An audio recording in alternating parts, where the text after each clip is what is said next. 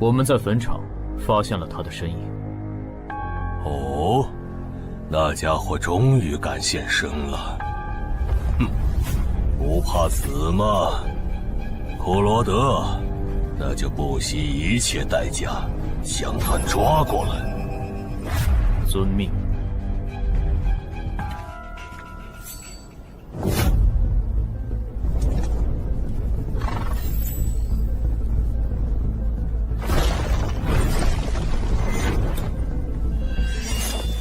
是不是打败你，才会放过我？那看来是没谈拢了。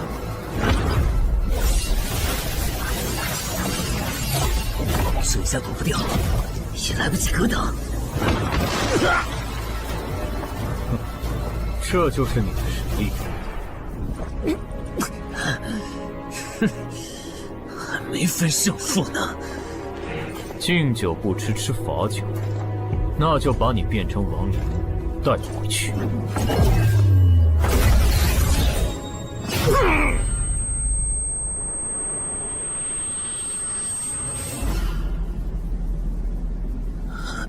认输吧。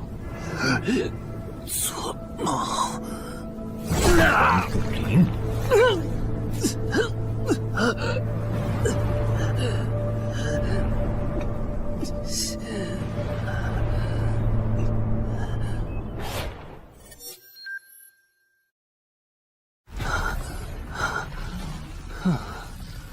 还好只是梦啊！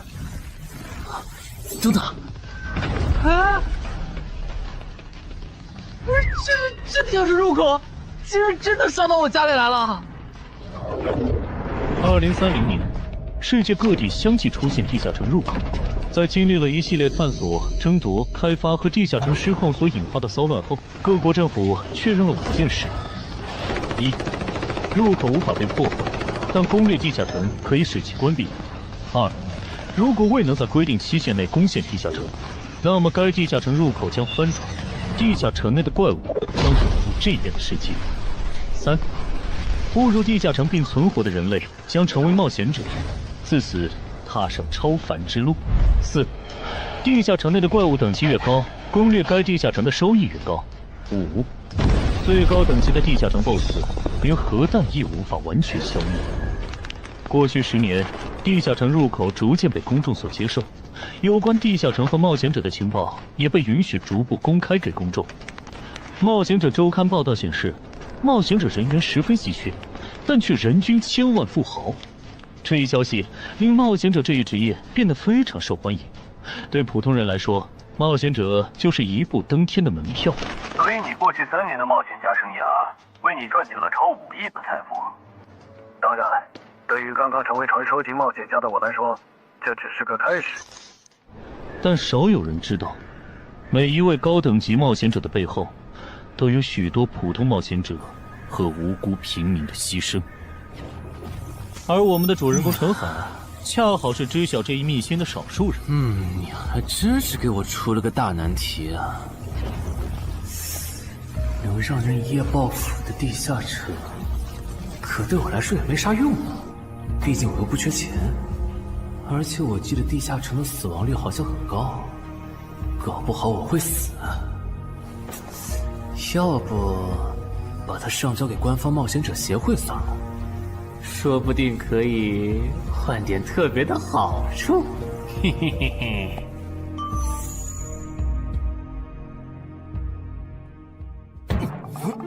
谋杀岛慢，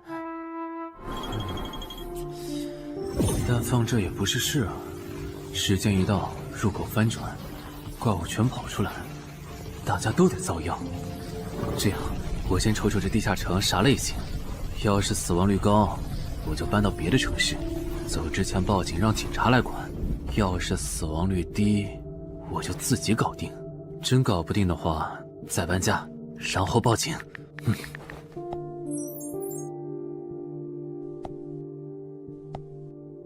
嘿，运气不错，是 Level 2的狩猎型入口。地下城入口的等级可以靠入口的规模判断。陈海家的入口太小，只能是入门级。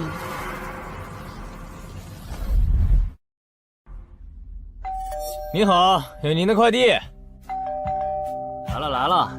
来了，是你的快递，在这签字。好的。说起来，小哥，你该不会是发现了野生的地下城入口吧？不然，为什么要网购锁子甲？完了，不会暴露了吧？我玩全甲格斗的，之前的防具换，打算换新的。怎么了？有问题吗？没问题，我就是随便问问。感觉这人很奇怪啊，难道是我虽然写多了？早就知道一般市民对成为冒险者这件事有多着迷，但是被人这么生硬的试探，还真是有够惊悚的。还好我伪装的不错。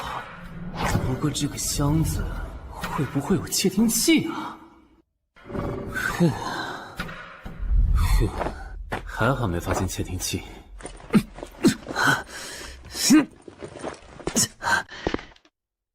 忍住，还有胸口也有一点点闷。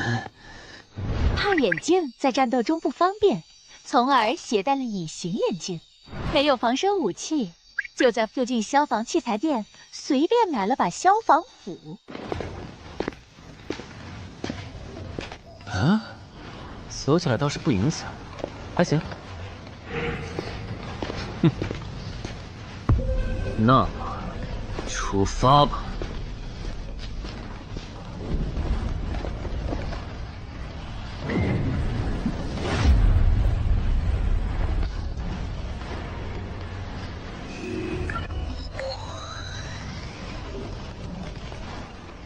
啊，不是地区地形吗？那看来我的首战对手大概率是豺狼人了。讨厌，这套锁子甲没白买。说起来，根据官方提供的情报，新人进入地下城后会激活冒险者面板，脱离条件也会出来。我的呢？来了。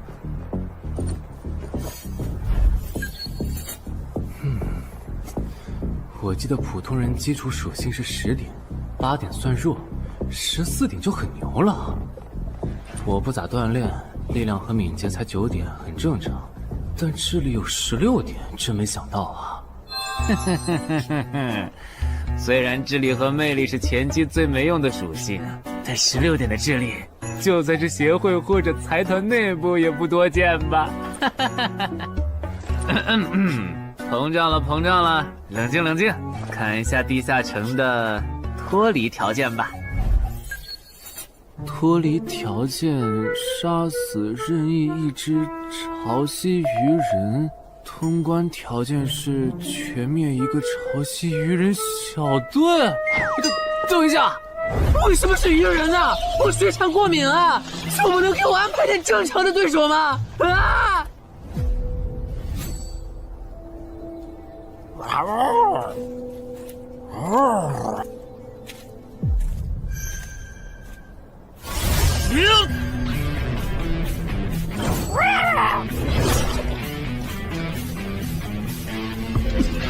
不是吧，这都被躲过去了。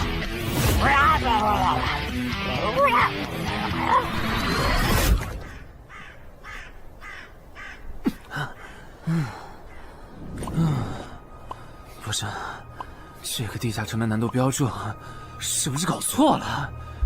一个落单鱼人就能把我打得差点翻车，如果遇到满编的鱼人小队，我岂不是要就地归西？啊，等级增加了 ，Level 2菜鸟，我的称号我与潮汐鱼人5-5开，这玩意儿侮辱人是不是？算了，今天就到这里。还是等我请个健身私教，把基础属性练上来了，再来挑战这个地下城吧。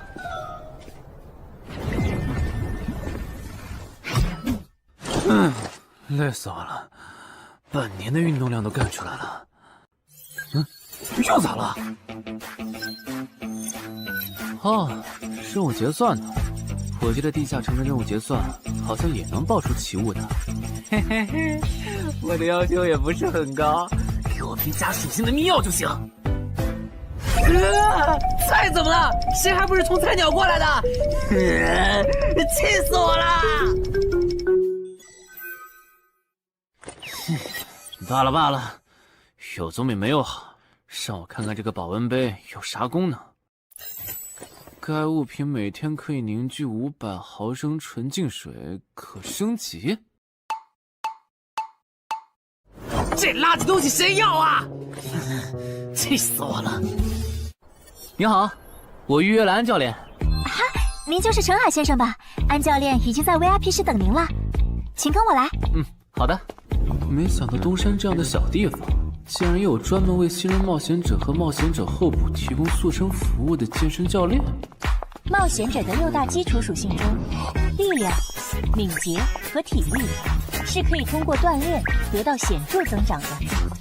这一年的健身费也太贵了，都和我一本新书的版税差不多了。不过只要能让我的身体素质在短时间内得到显著提升，陈海先生，这点钱就花得值。陈海先生，您之前有过健身经历吗？没有。那为什么要花这么多钱请安教练？新手打基础的话，请普通一点的教练就够用了。还是说，陈海先生，你已经成为了新人冒险者，比较赶时间？这旁敲侧击的，还真是够直接的。哼，有条件的话，那肯定要请最专业的，以冒险者为目标，普通教练不能算是好的选择。这样啊？我总不能和你说实话吧？那您应该能和安教练聊到一块儿去。东山市最好的健身教练会是啥样的？好紧张。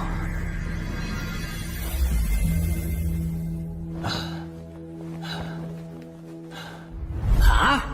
和我预想的完全不一样，我还以为会是个肌肉兄弟，结果到头来，这不是个小白脸吗？课程这么贵，竟然也能预约得出去？开玩笑的吧？就是你想成为冒险者，跟我来吧。3、4。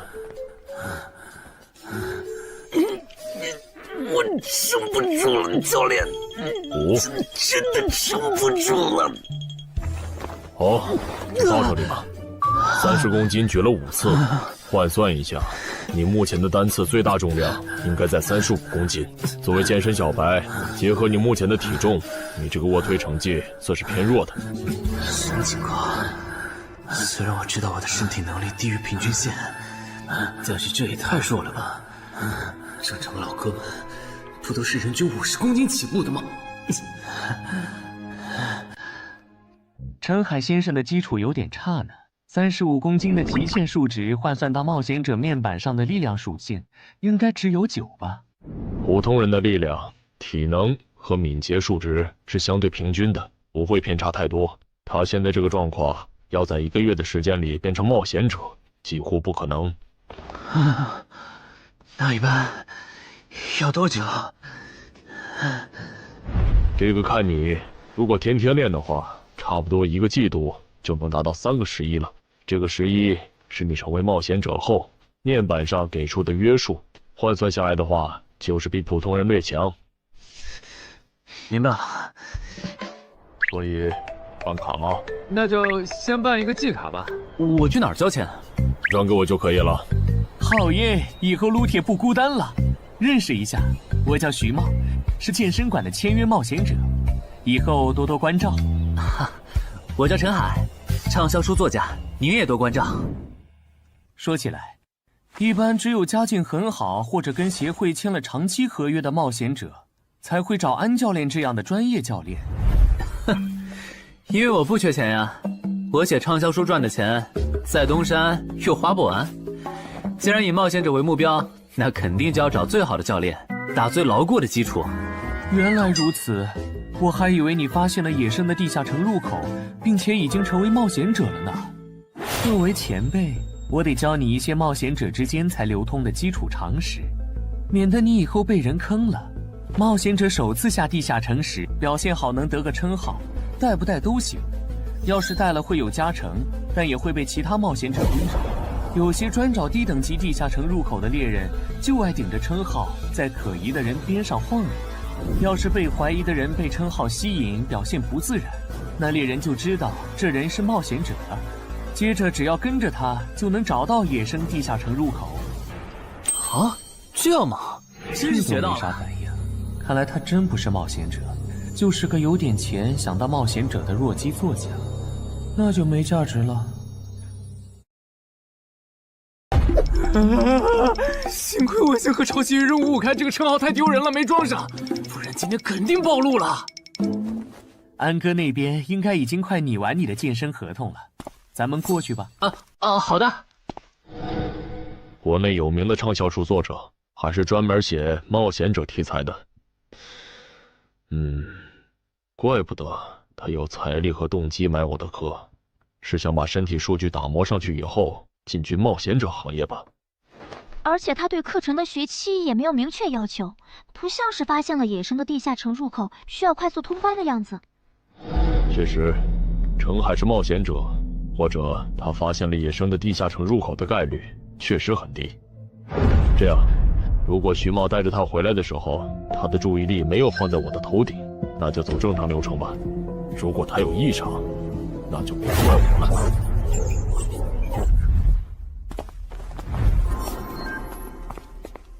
合同拟好了，你看完如果觉得没问题就签吧。好的。怪问，不是吧？连健身馆的3A 级教练也……这边。那小子刚才看我的时候表情正常，视线也没停留在我头顶的称号上，看上去不像是刚发现地下城入口的小白。徐茂，你没做多余的事吧？怎么会呢？我可是健身馆的签约冒险者。那就没有持续关注的必要了。签好了。这份是您的，请收好。等下安教练会带您做体能测试。好。行吧。和我判断的差不多，你的体能也偏弱，敏捷测试就不做了。接下来的1周，我们主要做力量和体能塑造。你一般什么时候有时间？什么时候都有时间。行，那明天上午10点来健身馆找我，早饭别吃太油的。没想到国内规模最大的健身机构竟然会干这种勾当，依靠对新人冒险者和冒险者候补的身体塑造业务来钓鱼。如果我今天的演技再差一点，就要被他们瞧出问题，吃干抹净了。怪不得东山这种小地方会有3A 级教练常驻，恐怕全国各地……等等，这样看，所有和冒险者沾边的服务应该都有坑，包括我买的锁子甲。还好我当时觉得在同一家店购买防具和兵器的行为有点不打自招，不然网购锁子甲的时候就暴露了。看来我还是低估了冒险者这个职业的潜在风险。得调整一下计划了。原本想着等锻炼的差不多了以后再来挑战这个地下城，但没想到现实世界如此残酷，针对低等级冒险者的坑到处都是。虽然今天运气好避开了一个坑，但我总不会每天都有这么好的运气吧。只能冒险来地下城提升冒险者等级了。这次的脱离条件是鱼人眼珠吗？对了，不知道昨天那只的眼珠可不可以？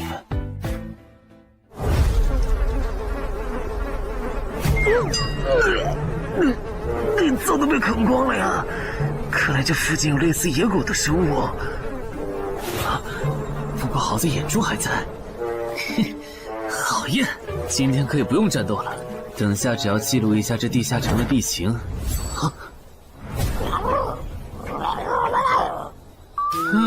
鱼人呢？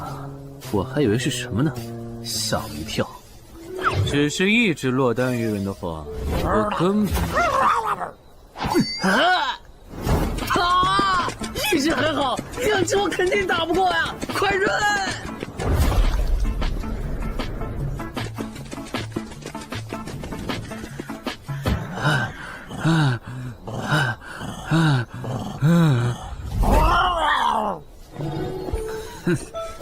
你都死到临头了，还这么嚣张，没发现吗？你和你的同伴跑散了。哼哼，现在换我来进攻了。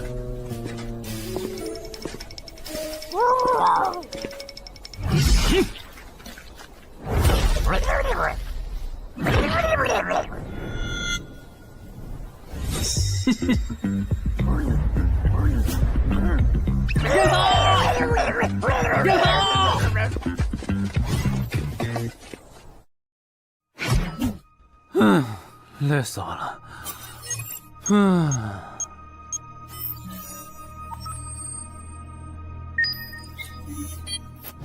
是吧？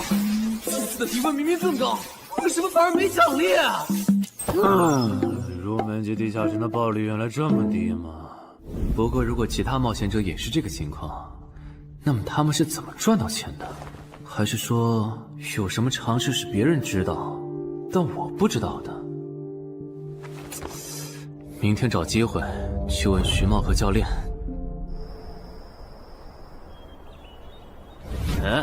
徐茂和安教练还没有来吗？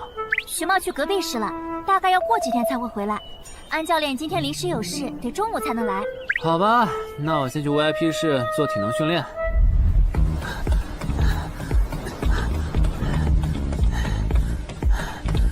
我外出的这几天，他都是这个训练强度。对，那可真够拼的。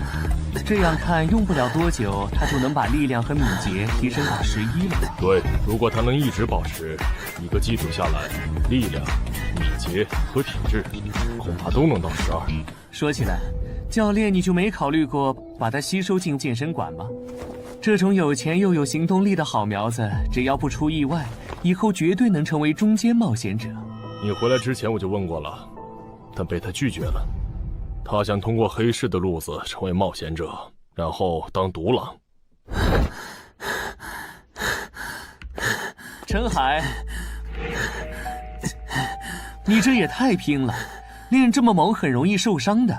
还是说你打算今年就成为冒险者？能尽早成为冒险者，肯定要尽早。拖久了，以我的财力恐怕就上不了车了。毕竟时间越往后，冒险者名额的价格也就越贵。倒也是啊。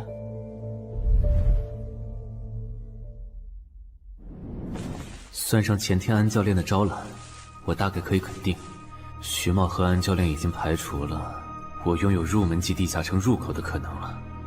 接下来可以找一个合适的时机。发什么呆呢？在想事情？没，可能是太累了，有点走神。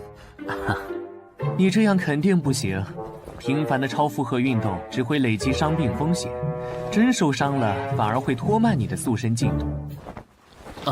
我也意识到了，后面应该会减少训练量。对了，截止到现在，你的前期投入都赚回来了吗？还早着呢，照现在这进度，起码得等我到11级才有可能回本。为什么是11级以后？因为1到5级的冒险者挺好混的，有老手带着，完成任务就能撤退，死亡率极低，没想法的就可以这么混等级。而6到10级后，任务变难了，怪物的情报就值钱了。上阶段的混子在这阶段就去收集情报，死亡率虽然变高了，但还能接着混。只有到了11级，地下城的难度提升到混都没法混的时候，才是我这种冒险者开始盈利的时候。这个阶段的冒险者对实力的提升最为迫切。装备、奇物、技能书，一切能提高生存率的东西，都能卖出很高的价格。不是，我不明白，11级后的地下城那么危险，为啥6到10级的冒险者不提前准备？不提升有很多原因。一是官方不管民间冒险者攻略地下城的事，好多冒险者到11级就想退回去过正常日子了。二是地下城的东西只能让一小部分冒险者在精英地下城混下去。11到15级赚得多，但风险也大，而6到10级有人光靠收集情报和做后勤就能回本了，所以他们也就没必要冒着生命风险去11到15级这个阶段打拼了。原来如此，所以冒险者在6级，不，在更早前就已经完成分流了。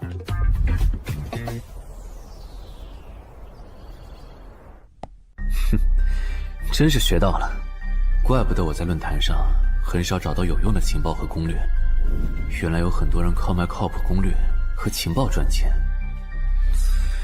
不过更让我惊讶的还是这件事。同一个地下城，冒险者就算反复刷脱离任务，也只能得到1次结算奖励。这样看，这个地下城入口能为我带来的价值，就只有通关奖励，以及将误入其中的普通人转化为冒险者这2点了。考虑到我本身并不缺钱，我还是尽量单刷这个地下城，然后再考虑要不要继续当冒险者吧。先用徐猫教我的方法，前期以收集情报为主，有10足把握了，再考虑通关的事。脱离条件找到湖？啊，这次的脱离任务竟然不需要战斗，还好买了一架无人机做辅助，不然纯靠人力搜索找湖肯定是个大工程。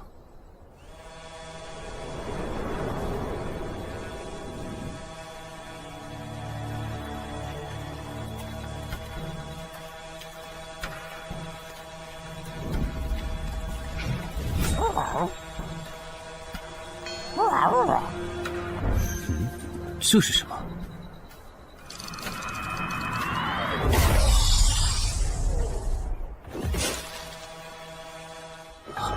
刚才那个应该是鱼人吧？虽然外形和气场和我之前遇到的鱼人有很大差别，但他应该也是鱼人，只不过等级应该更高。算了，先不管他。等我完成了脱离任务，再回来找那只橘红色鱼人。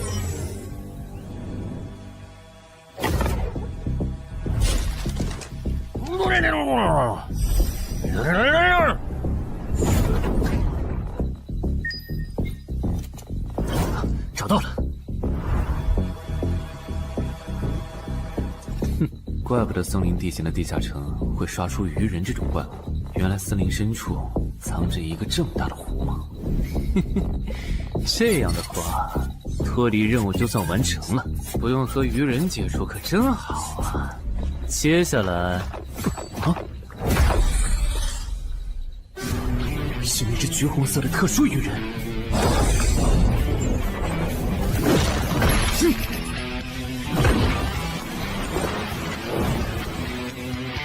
幸亏我刚刚反应快，不然可就重伤了。不过我新买的无人机的遥控器，我的心在滴血啊！不对，现在不是想这些的时候。这只鱼人的速度太快了，我必须慎重对待。啊！一只、2只、3只、4……哼！好险！这情况，这个人怎么还没死啊？如果不是穿了锁子甲，我这条胳膊估计就废了。这家伙真的是新手级冒险者会遇到的对手吗？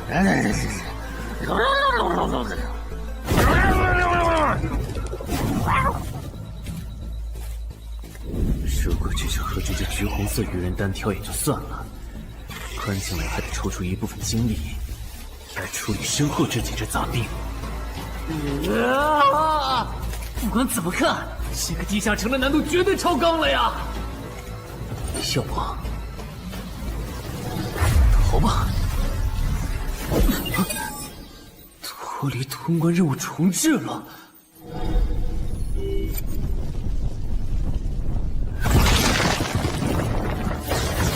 我说全岁，你这样很像是在虐尸出气，有吗？归根结底，还不是这只哥布林太弱了，扛不下我的拳头。能扛住才怪呢！明明只是 Level 5，却有着不下于 Level 9冒险者的综合实力。你这样的怪物，在入门级地下城里，怎么可能会遇到对手嘛？有的哦。如果我能遇到传说中的 bug， 那就能在低等级地下城里遇到下一阶段才能遇到的强力怪物。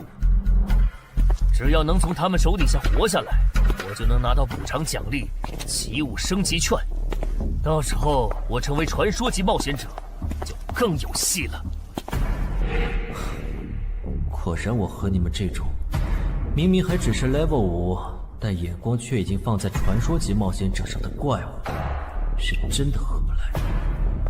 不过，奇物升级券和它的获取方式，无论怎么看，都只是博人眼球的谣言吧。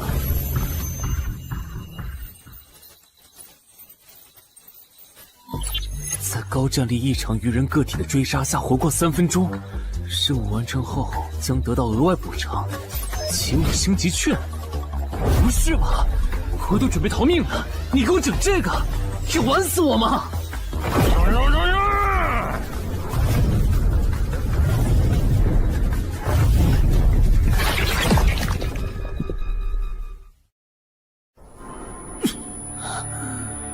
我这算是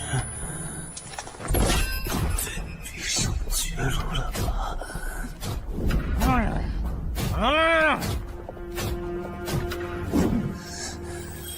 早知道当初就不该成为冒险者，好好当个畅销书作家不好吗？虽然嘴上这么说，但我其实很清楚，这些年因为写冒险小说的缘故，我一直对地下城有向往，向往自己成为冒险者，体验那紧张而刺激的冒险者生涯。是的，虽然我怕死，人怂又不能打，但我的冒险人生绝对止步于此。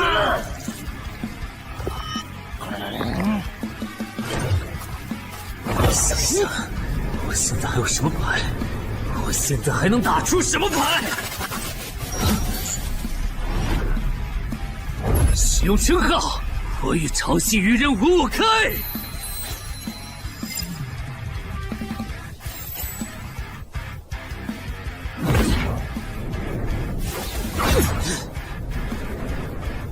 身体变轻盈，力量也变强了一点。不止如此，这些鱼人的动作也变得迟缓了许多。我的动态视力也加强了吗？能行，现在的我能行。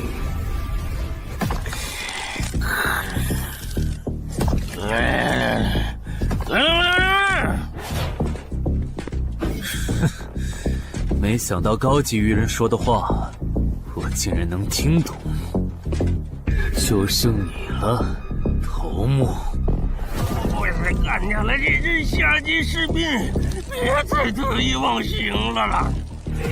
我知道的，即使身体能力获得了大幅度提升，穿上这一层锁子甲的我，依然不具备能和这只橘红色鱼人拼速度的可能。机会只有一次，利用鱼人直线攻击和我头部暴露的弱点，对方的进攻方式、路线和目标都已确定。我要做的就是舍弃头部的防御，用它做诱饵，争取到一次以伤换伤、重创对方的机会。如果这一次机会我没有把握住，那么吃到教训的他，必然不会再给我翻盘的机会了。这种生死皆在一瞬间的体验，真让人血脉喷张，沉醉其中，无法自拔。就是现在！我这不是技能干的吗？可能真的。开什么玩笑！我居然会被这种弱者可恶！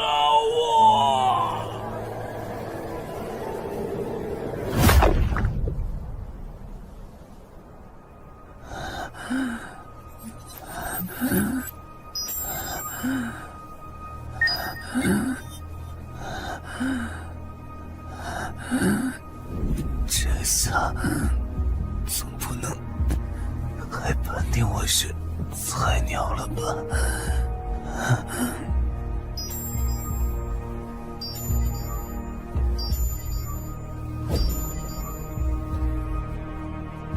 平平无奇的保温杯吗？对，平平无奇保温杯。使用起雾升级圈。啊！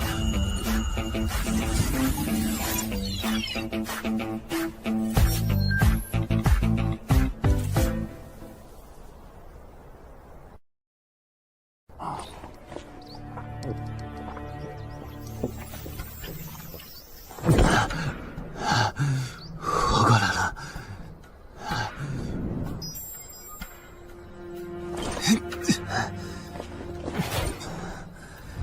已经愈合了。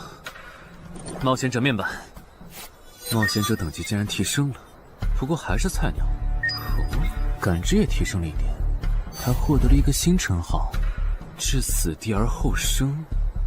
哼，倒是个意外之喜。再看一下通关任务重置后变成什么了。挑战等级上升了，脱离任务刚刚也完成了。不过这通关任务捣毁潮汐鱼人的孵化池吗？算了，这个通关任务明显不是现在的我能处理的。溜了溜了。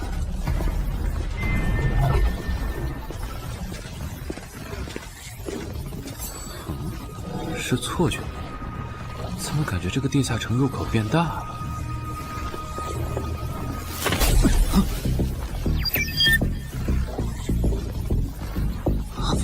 等级不足，这个地下城升级了。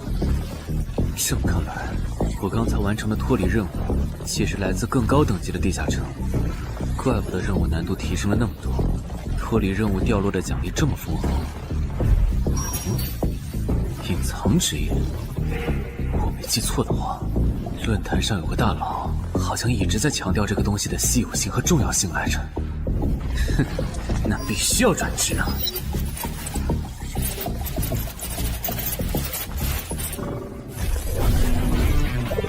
啊，什么情况？感知竟然提升了，死亡行者也算是新职业了。越接近死亡的话，属性点提升至越大，可以1至4点。啊，刚刚啥玩意儿？我家？这就是感知16以后的世界吗？即使闭上双眼，我的大脑依旧能够准确勾勒出客厅每一角。真不敢想象，20点感知的人类眼中的世界又会是什么样子。说起来，我与潮汐鱼人555开这个称号的效果，刚刚在地下城已经体验过了。这个至死地而后生的称号，效果又会是什么呢？被逼入绝境以后，就能得到力量、敏捷、感知，每个加4点的加成。这个称号的触发条件和死亡行者的触发条件差不多哎。等等，也就是说，死亡行者搭配至死地而后生，极端条件下可以给我带来8力量、8敏捷、9感知的提升。哈哈哈哈！这也太超模了吧！胆子再大一点，以后遇到打不过的敌人，我完全可以靠自残触发效果让属性提升。等干掉敌人以后，再用稀奇古怪的回血药水把状态拉回来。而且回血药水的用处也不止于此，有了它，我再也不用担心健身过度肌肉拉伤了。反正每天都能回一次血，完全可以想怎么练就怎么练。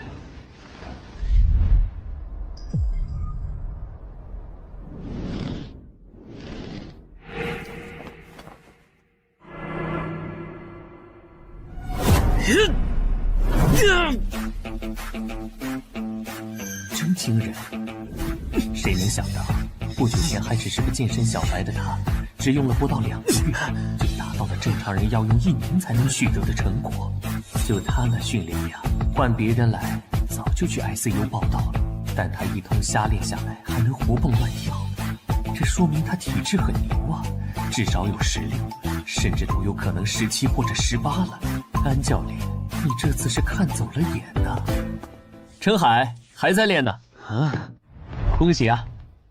你现在的力量、敏捷应该已经到达12点了。以你现在的身体素质，准备充分的话，是完全有能力完成新手级地下城的脱离任务的。真的不考虑加入健身馆，成为这边的签约冒险者吗？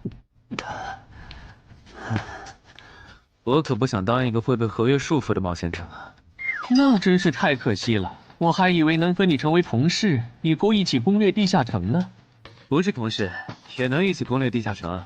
对了，我打算从散人手里购买冒险者名额，这方面你有什么忠告吗？忠告吗？不是同事，也能一起攻略地下城啊。对了，我打算从散人手里购买冒险者名额，这方面你有什么忠告吗？忠告嘛，那我推荐你去找散人联合。散人联合？我没记错的话，他们好像是国内最大的散人集团吧？对，如果你想走黑市的路子购买冒险者名额，那么我只推荐你选择由散人联合提供担保，或者他们自营的低等级地下城入口。为什么？我感觉找独狼冒险者明显更好啊，省钱又省力。因为涉及到冒险者名额买卖，无论买方还是卖方，其实都存在巨大的交易风险。卖家怕遇到伪装成萌新的入口猎人，买家怕交了钱对方不办事。但有散人联合的介入就不一样了，虽然他们的佣金很高，但是作为冒险者资格、地下城相关产出生意的龙头，他们为买卖双方提供的契约书还是很值得信赖的。原来如此。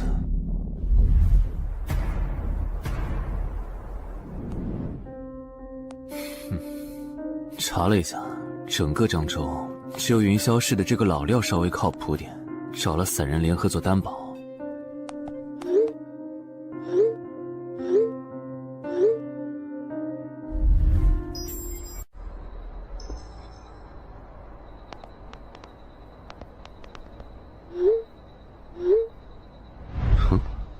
这边，云霄老司机。没错，你就是爱写作的东山市民吧？你好，就差你了，快跟我来。签完契约书以后，我好带你们去地下城。好了，契约的内容分3项：一，交易完成前尾款将由我方承担；2，双方都不能做出违反安全协议的行为；3，不能向任何人暴露此地下城入口的具体位置。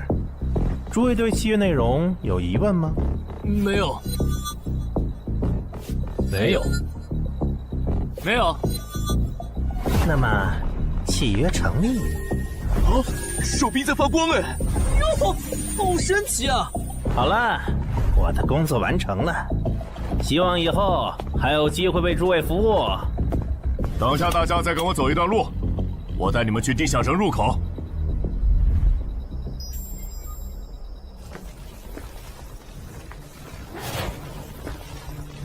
这个地下城入口的位置确实隐蔽，难怪没有被官方和云霄市的资本发现。好了，大家排好队，按顺序进入。我先走一步，给大家带路。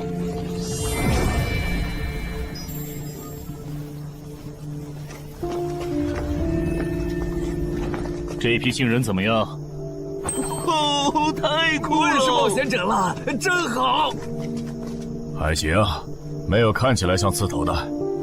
那就好，等会儿记得我们之前说的。卖家原来有2位吗？好了，大伙儿看向我这里，学着我的样子对空气喊：“冒险者面板！”冒险者面板。大家可以在冒险者面板的个人信息栏查看到自己的基础属性，往下滑动，可以在任务栏查询任务。不是吧？我的基础属性原来这么低的吗？冒险者面板上的内容只有冒险者本人才能看到，所以不用担心个人信息暴露的问题哈。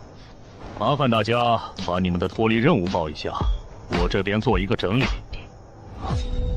任务？女妖，这个物种论坛的入门级地下城怪物图鉴里好像没有，这个地下城有问题。这个地下城该不会和我家里的那个一样，存在某种致命的设定吧？基于幸存者偏差，如果一个入门级地下城的怪物没有被收录进论坛的新手常见怪物图鉴，那只有2种可能：要么它确实很罕见，要么就是遇到它的冒险者基本都死在地下城里了。警告！警告！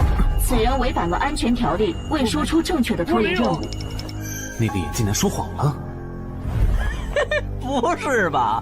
这才哪儿到哪儿啊？就有人触发安全条例了？你听我解释，肯定是他出 bug 了。契约式的契约当然不是绝对的，但对你这样的菜鸟来说，它是不会出问题的。你的脱离任务绝对不是采集高价值草药，你骗了我们。他刚进冒险者圈子，不懂规矩，做错事也情有可原。您大人有大量，再给次机会吧，是不是啊？对，再给我次机会吧。下不为例。大家再说一遍自己的脱离任务哈，这次别搞错了。我的任务是找到湖中女妖，我是聆听女妖之声，我的是凝视女妖10秒，我的也是找到女妖。接下来我会带大家去女妖出没的林中湖泊，大家跟紧一点，别掉队哈。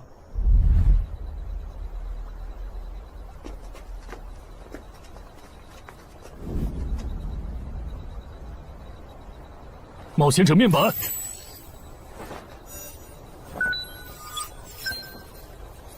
哎，他在干嘛？呼唤湖中女妖。他怎么知道这样做可以召唤湖中女妖的？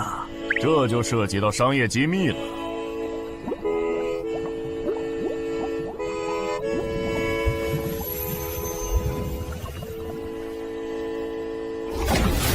女妖出来了！我的脱离任务完成了，我的也完成了。8、9、10。大家把耳塞戴一下，女妖马上就要唱歌了。不戴的话会怎么样？女妖的歌声会破坏你的大脑。刚成为冒险者的 Level 1萌新，一整首听下来，大概会当场暴毙吧。什么？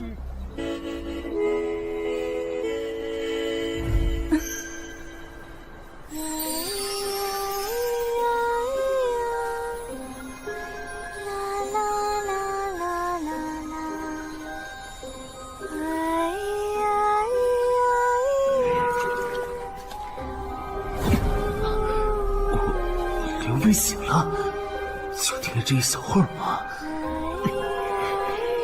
还好我戴了耳塞，歌声听得不真切，不然恐怕已经死掉了。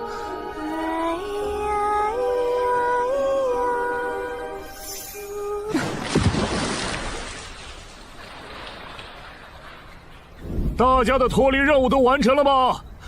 都做完了，那咱们就原路折返回去了哈。搞笑，让我们原路返回？来之前我已经查过了，地下城里的植物和矿产都是很值钱的。你这么急着赶我们走，不会是想要独吞这个地下城的产出吧？我们可是付了钱的，为什么不能在这个地下城采集高价值草药和矿产来回血？等一下，咱们的契约书里可没有这条。但也没有不准我们完成脱离任务后采集高价值草药和矿产的条例吧？原来冒险者还可以在地下城内采集草药和矿产的吗？你不知道吗？其实大部分冒险者并不具备通关能力的，他们主要的盈利方式就是搬运地下城内的物资和收集怪物情报。你是觉得脱离任务已经完成了，我们又碍于契约不能对你出手，所以可以发难了是吗？不然呢？真是笨蛋！但有一点你没考虑到，那就是我并没有和你们签订契约啊。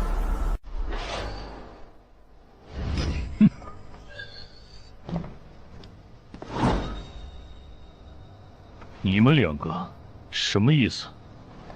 没什么，单纯看不惯而已。我觉得这位朋友的理由其实挺合理的，只是一些药草和矿产，没必要那么计较吧。但是基于契约文书第1条的话，如果有人死亡，我们就拿不到尾款。你可以保护我们，作为回报，我们可以将采集到的一部分物资分给你。不好意思，我们并不想冒这个风险。真的只是因为不想冒这个风险吗？难道不是因为这个地下城藏着别的秘密，你们怕我们发现它吗？我明白了，你不是新人冒险者，你是奔着通关任务来的。老六，你应该能感受到吧？咱们之间谁更强？可恶！地下城让给他们，我们走。啥？你等等我呀！他们为什么就这样走了？这不很明显吗？这2位帮我们说话的朋友，其实是比那2个人更强的冒险者呀。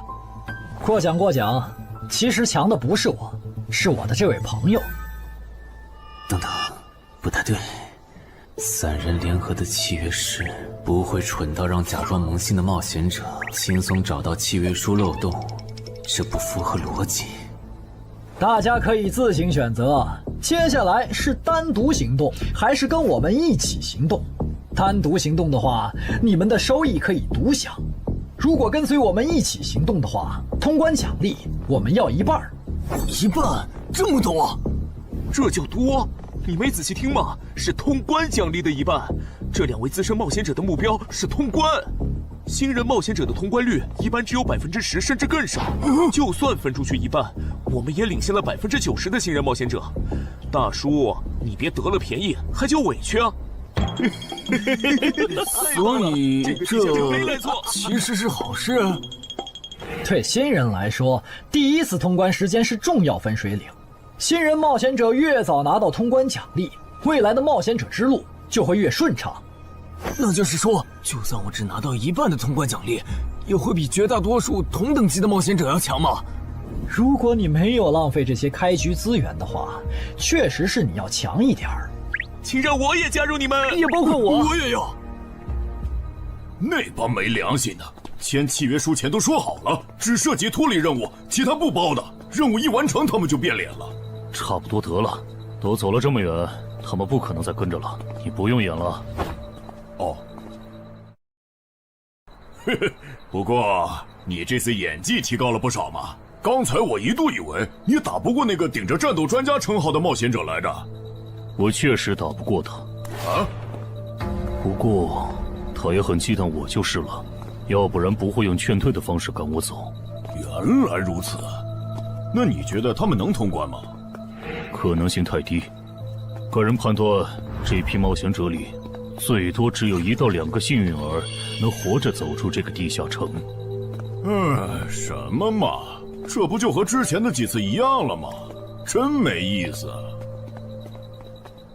哇，酷哎！既然大家已经决定联手通关，那我也不藏着掖着了。我能够为认同我、信赖我的队友带来一点基础属性的随机增幅。他说的是真的，我的力量加了1点，我加的是感知，我的也增加了。体力涨了1点。原来团队领袖这个称号是用来提升自己的队友啊，还怪好用的。我这边还有一个问题，我们现在只知道口琴声能召唤女妖，并不知道其他的召唤方法。女妖要是一直躲在湖里，大家的通关任务就没法完成。这不是问题，我的称号可以让我强制激怒指定目标，被激怒者将减少2点智力，变得冲动易怒。他也是冒险者吗？至于建立强制对话的方法，只要引起对方的注意就可以了。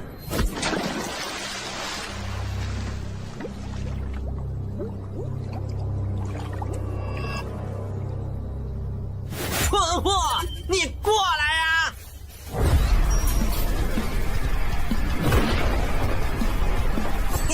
成功了，把被我激怒了。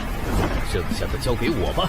大家散开，让战斗专家来先是女妖，其他召唤兽比赛，在外围找机会。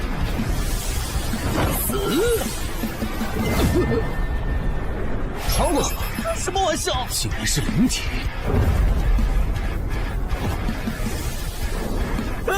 等一下！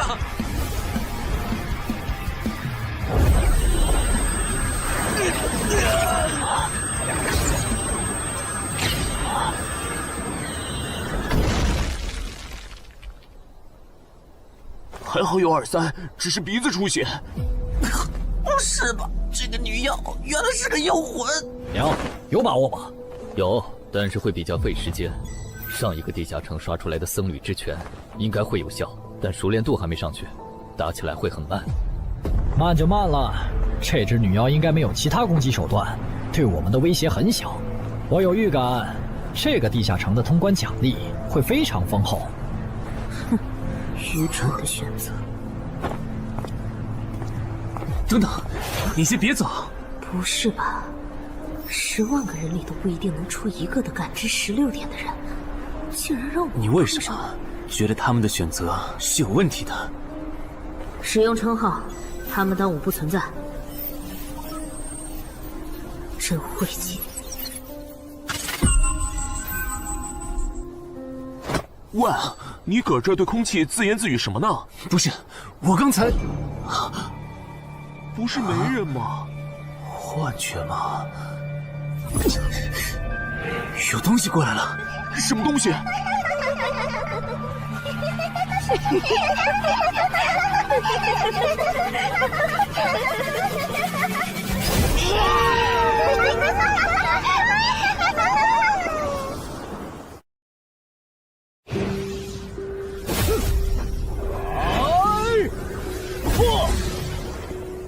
有效果了！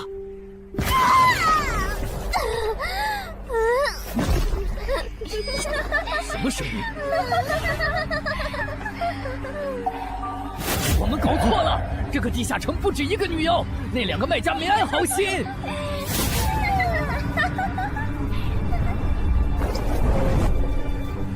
不是吧？这也太多了！不行，这个数量2-3已经没用了。还傻站着干什么？跑啊！为什么总是让我遇到这种事？天和子爷那时候是，现在还是。看在你老婆和女儿的份上，我觉得应该放过你。谁叫我最喜欢看别人抱憾终身，活在憎恨和痛苦中的样子呢？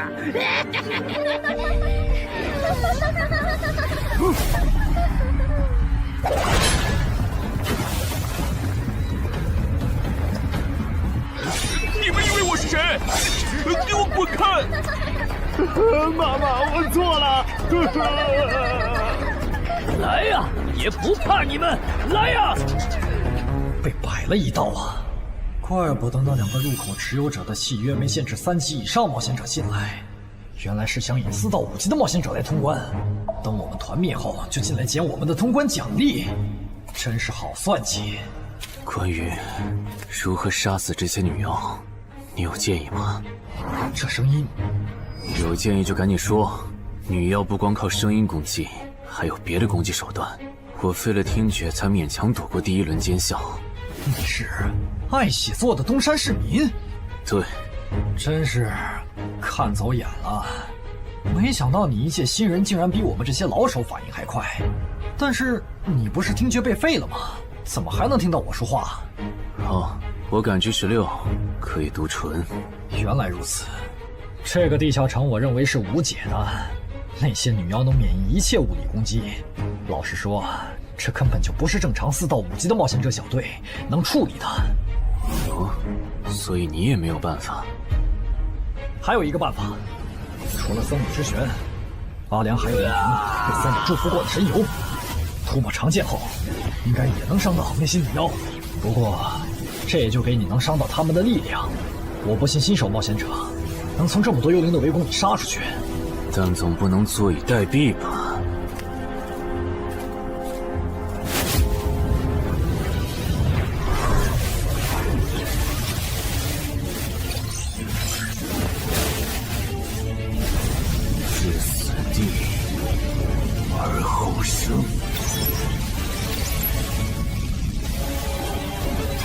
能听到吗？我问过你的同伴了，他跟我说，要通关必须从你那里拿到被僧侣祝福过的神油。通关吗？能帮我拿一下吗？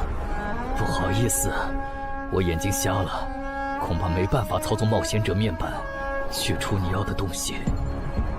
这样吗？不过我还有一个办法可以让你得到它。什么办法？你干什么？就是以死后掉落的形式让你获取。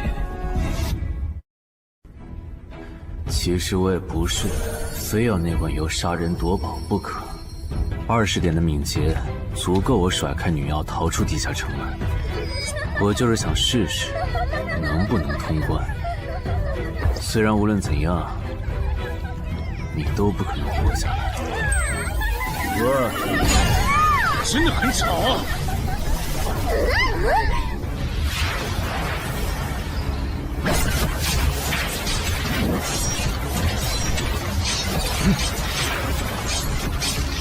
对邪恶生物伤害加0点，那么开始反击吧！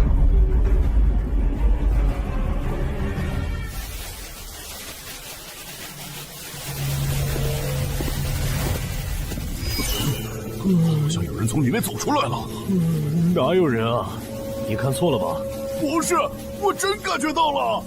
果然，他们那不能攻略的地下城设陷阱，引同等级冒险者来做通关任务，把人坑死在里面，接着捡掉落的东西，或者等冒险者重伤出来就杀人夺宝。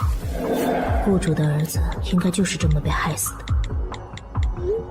食府秃鹫是指利用高难度地下城坑杀同等级冒险者，然后拾取对方掉落的堕落冒险者。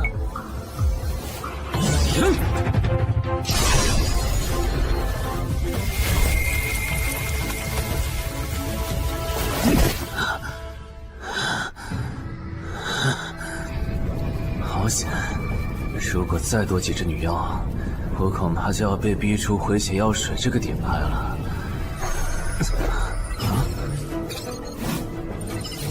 您的绝妙操作取悦了路过的死亡主宰，得到其恩赐，亡灵亦不能杀死我。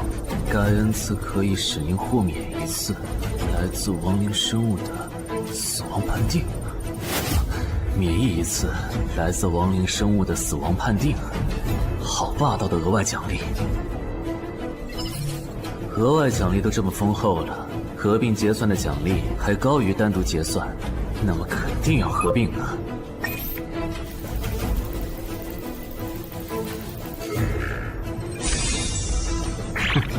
果然，除了稀有级奇物和新称号以外，还给我报了2个专属技能。这个地下城的奖励太丰厚了，难怪它的难度如此超标。爱写作的东山市民，你还活着吗？怎么没声音了？差点把他给忘了。你现在感觉如何？能站起来吗？有点难，那只能扶着你了。其他人是不是都死了？胖子、四眼、大叔，还有你的2位同伴，都死了。你应该不是第一次进入地下城吧？哼，我还以为你不会主动说破呢。如果我说我能保守秘密，并将我得到的奖励作为酬劳全部送给你，你能不能不灭我的口？但你死了，同样可以保守秘密。那你就得不到我的通关结算了。而且，云霄老司机和他的同伴肯定在地下城入口附近蹲幸存者，我可以帮你吸引他们的注意力。相信我，让我活着走出地下城，对你来说是最有利的选择。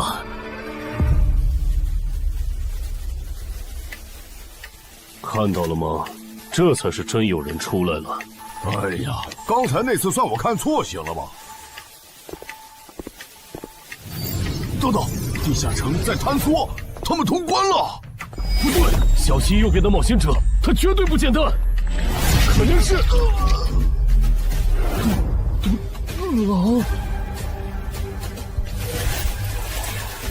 先干掉一个弱的，接下来到你了。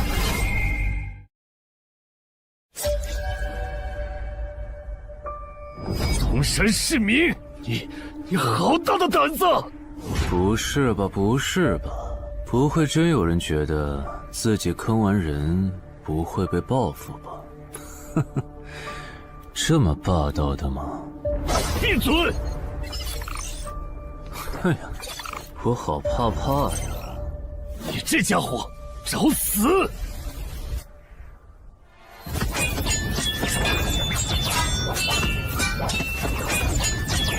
这俩人相互厮杀的程度，有些7级甚至8级的冒险者都没这么夸张的速度。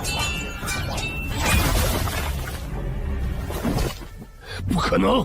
带上这个称号以后，我的速度竟然还是没你快，真是离谱他妈给离谱开门，离谱到家了！你的敏捷难不成有17，甚至18？可，你猜？冒险者面板，哼，不比速度了。不比了。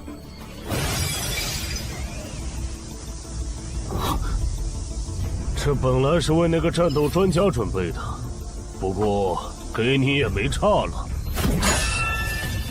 来好好感受一下我从黑市高价购买的变种蜘蛛毒素吧。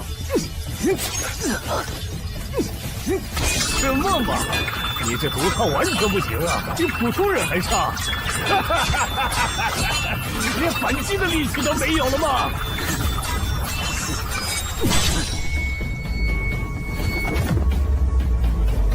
太慢了，太慢了！你这样是伤不到我的。哼，蜘蛛毒，这就是你为我们准备的手段？怎么样？喜欢吗？作为7级地下城蜘蛛地穴的特殊产出，可以极大的削弱低等级冒险者的力量、速度和体力。迄今为止，因为他而败在我手上的5级冒险者已经有4个了，而你将会是第5个。然后呢？你应该不只准备了这点手段吧？全都亮出来吧！哼，不会吧？难道这就是你的全部了？当然不止这些。佩戴了毒素携带者称号的我，呼出去的气体、身上的汗液和血管里的血都是带毒的。和我相持的越久，你中的毒就越深。这战术太吓人了，在6级以下几乎是无解的。我明白了，是我高看你了。我还以为你藏着什么大招呢。关闭技能，与死亡共舞。不可能！怎么还有这么快的速度？你猜？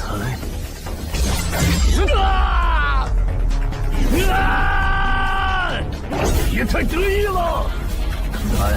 太慢了！你这样可是伤不到我的。不可能，绝对不可能！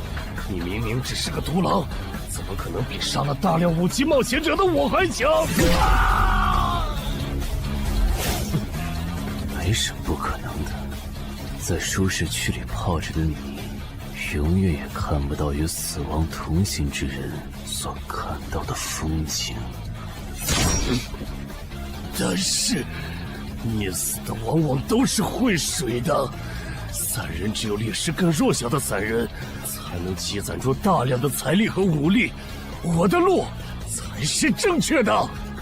对普通人来说，或许你才是对的。不过，在我看来，与死亡同行之人，如果走到了极致的话，未必不能超越死亡。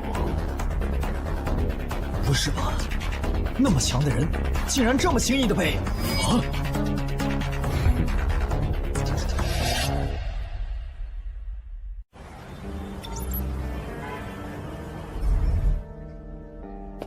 你这运气也太差了吧！啊，徐茂，你怎么来了？来看你啊！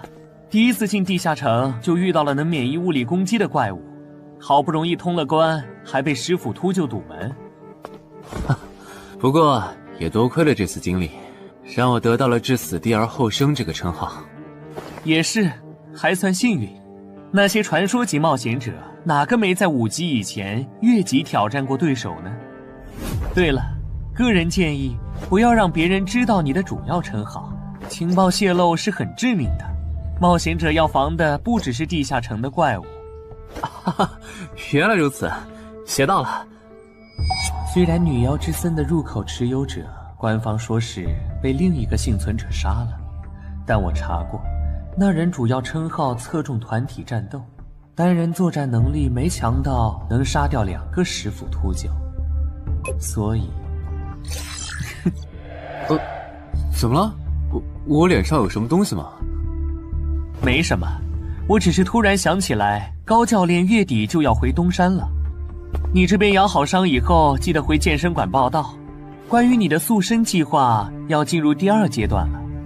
好的。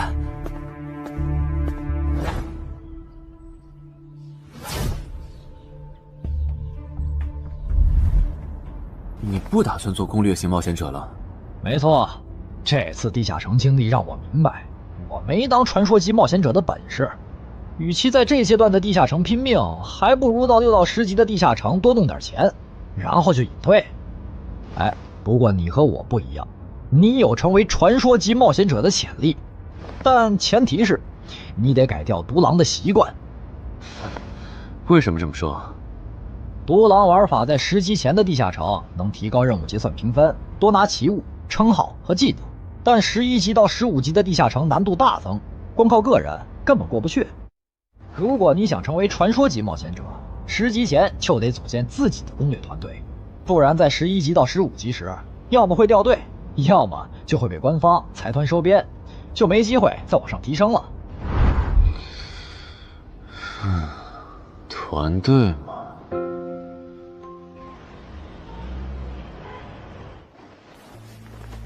害死我儿子的秃鹫们已经死了，杀死他们的人就在这2名幸存者之间。你认为谁才是帮我儿子报仇的恩人？他。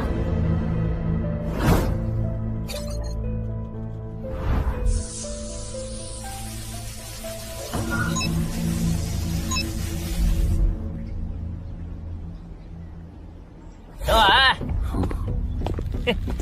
你就是女妖之森的通关者程海吧？我们对你在女妖之森得到的通关掉落很感兴趣，你开个价吧。不卖。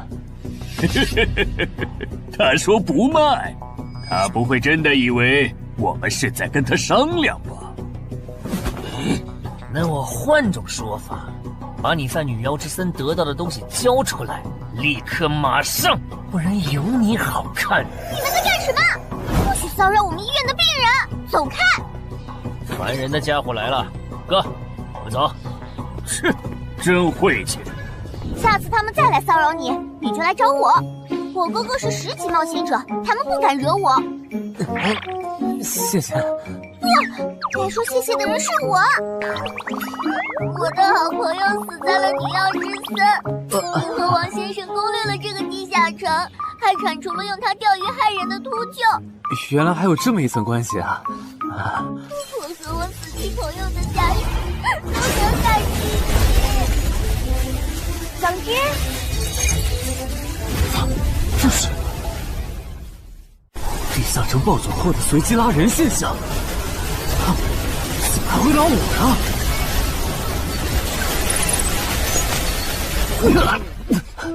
突！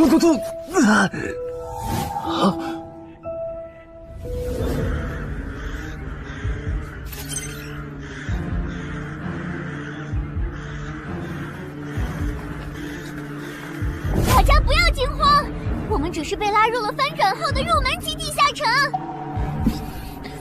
不是吧？我就来医院看个牙的功夫，怎么就被拉入地下城了？请大家跟我一起打开冒险者面板，确认你们的脱离任务。扯开面板，5级的生存类地下城，哇，这次可能要死很多人。么？云霄市医院发生入门级地下城翻转现象，有20人因此凭空消失，周德也在这20个人里。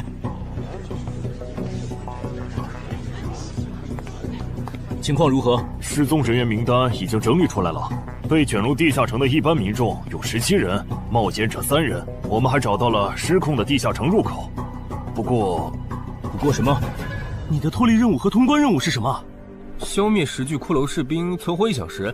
你的呢？我的也是。那看来大家都一样。老弟，咱们的脱离任务难度和他们的不一样啊。还有那个叫陈海的小子也被拉进了这个地下城。正常，生存类地下城的脱离任务是根据挑战者实力的强弱划分的。至于那个叫陈海的，等咱们做完了脱离任务再去找他。那个，大家听我说，这个地下城非常危险，请大家捡起地上的兵器，3到5个人为一组，凑齐脱离条件以后，尽快离开吧。完成脱离任务以后赶紧离开？你算老几啊？在这指挥本大爷？说不定是人家想把咱们忽悠走了以后，独吞地下城的宝藏呢。不是，这个地下城真的很危险。是他蠢货脑子有坑吧？对地下城的危险没有认知也就算了，还在这带节奏。这位先生是非常强大的冒险者，他前几天刚通关了一个难度非常高的地下城，还和同伴联手除掉了10府秃鹫。真的假的？就是锦城家园那栋烂尾楼，听说害死了好几10人。哦，想起来了，请大家相信他的判断。这个护士干嘛一直夸我呀？好烦呐！不过好在效果还行，能引起这些新手的重视就好。等一下，如果这个地下城真的那么危险，那你觉得就凭我们这些普通人，真的有能力完成脱离任务吗？先不说消灭骷髅士兵有多难，就按你说的，3到5人一组去猎杀骷髅士兵，最后肯定是青壮年组队，老弱被抛下。请问，你考虑过被剩下的人的死活吗？有道理。分开行动的话，士兵听起来就赚了大批骷髅士兵，那就死定了。很多人就是因为单走，才被地下城里的怪物杀死了。姐夫说的没错，被拉入地下城后，一定要拉拢人心，来拿到话语权，再利用话语权来强迫冒险者当我的保姆。能通关高难度的入门级地下城又如何？当你开始在意这些渔民死活的时候，你就注定得当我的保姆了。你们能信任我吗？那跟我走吧，我带你们去完成脱离任务。好的。谁允许你们走的？作为在场唯一一个有地下城攻略经验的冒险者，你难道不应该留下来保护我们吗？对呀，能力越大，责任越大。我看他就应该帮我们把脱离任务给做了。对，送佛送到西嘛。第一，我不是官方冒险者，我没有义务来保护你们的安全。第二，不要对我道德绑架，不然我真的不介意走之前打断你的腿，把你留在这里自生自灭。这人怎么这样啊？保护老弱不是最基本的道德吗？活该他不是官方冒险者，看来道德品质不过关。你们干嘛去？我觉得那个人说的很对，既然通关任务是存活1小时，那肯定是越往后越危险。对普通人来说，早点完成脱离任务离开这儿才是最优解。不走留着被你们道德绑架，免费当保镖吗？我们又不是傻子。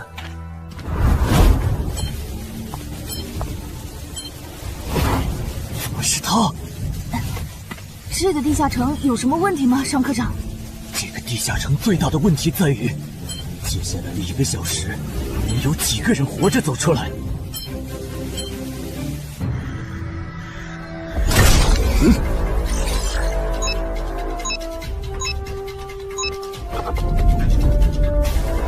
你们就学我刚才做的，用剑去砍那些骷髅士兵的颈椎。那你呢？又来了！我嘛，就用我的老伙计和他们练练。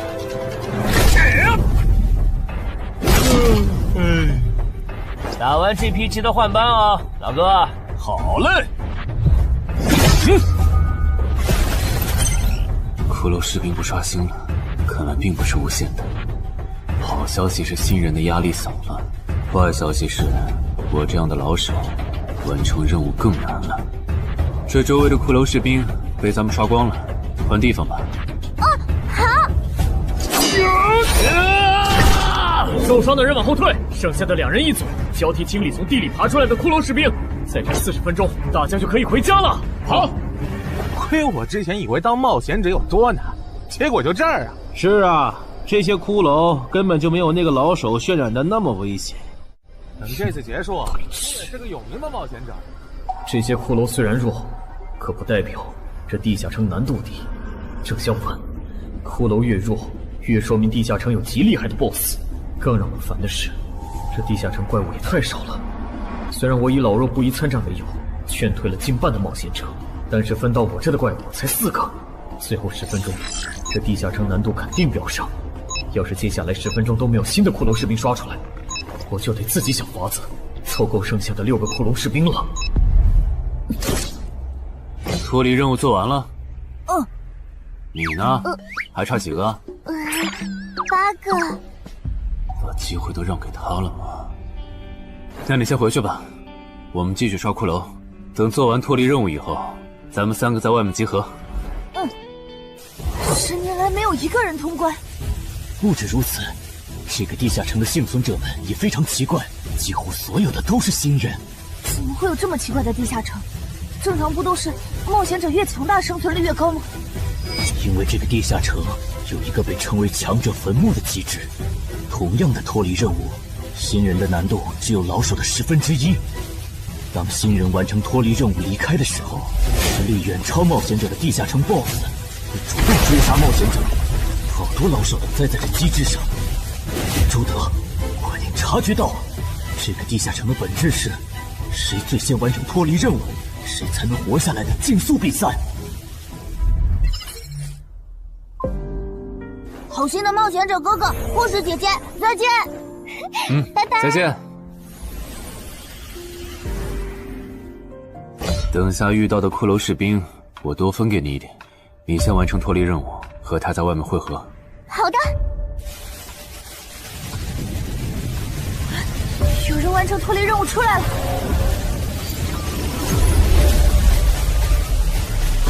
怎么是小孩子？有人离开这个地下城了。这个第2阶段是什么意思啊？原来是这么回事吗？这个地下城的本质是竞速。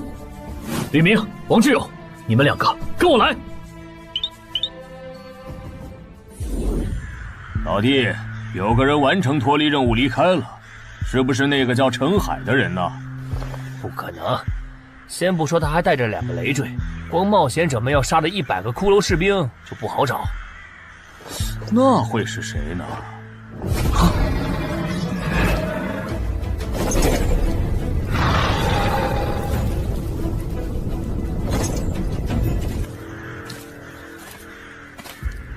叫我们跟着他出来，都走这么远了，也不解释一下。如果遇到大群的骷髅士兵，咱们3就完了。闭嘴吧，他这么做肯定是有原因的，你没注意到吗？他是看到任务栏变更以后才叫我们出来的，恐怕他比我们更清楚这个地下城发生了什么。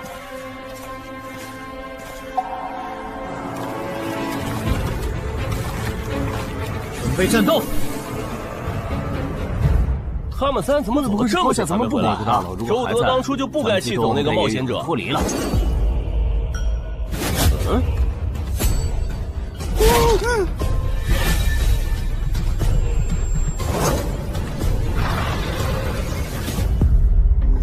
周德、吕明，你们2个王八蛋，竟然拿我当挡箭牌，用完就丢！你们这2个小人！你还差几个？3个。那快了，我们再找些小股的骷髅士兵杀，应该能赶上。等等，不对劲，幸存者的数量在减少，营地那边出事了。说什么？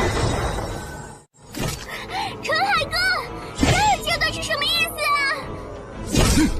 可能是难度提升，接下来会出现更强的怪物的意思吧？这个你别管。你的脱离任务做到哪儿了？我看看啊，陈海哥出事了，其他人都死了，现在只剩4个幸存者了。什么左2，右2，去左。都说了，是这个地下城的 BOSS 降临了，要想活命，必须就地折返。在 BOSS 找到我们之前，完成脱离任务。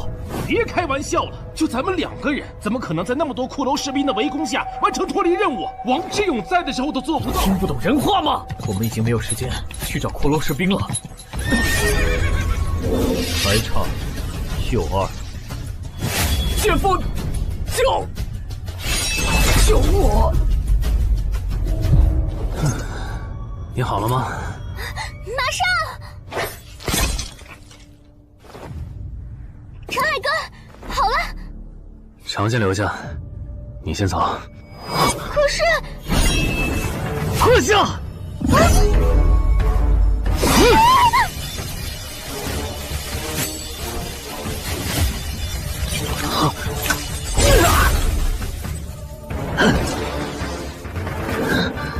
好强！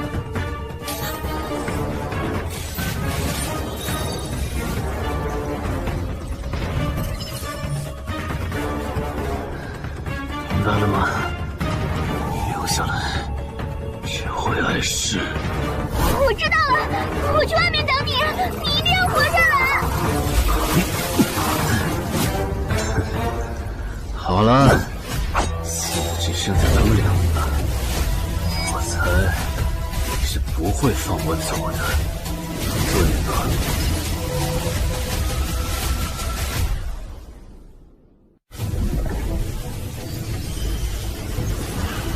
是护士姐姐，对面还有幸存者吗？有，但是陈海先生他……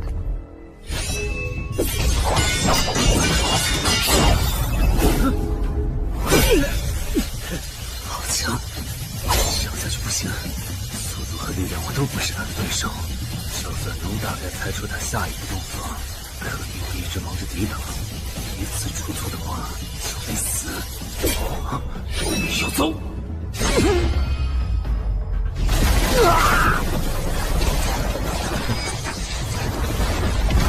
这么巨大的实力差，你还能跟我过几招？在我这儿撑这么久，了不起。好像在跟我说话。不对，现在不是该思考这些的时候。想一想，再想一下，到底该怎么做，我才能活下来？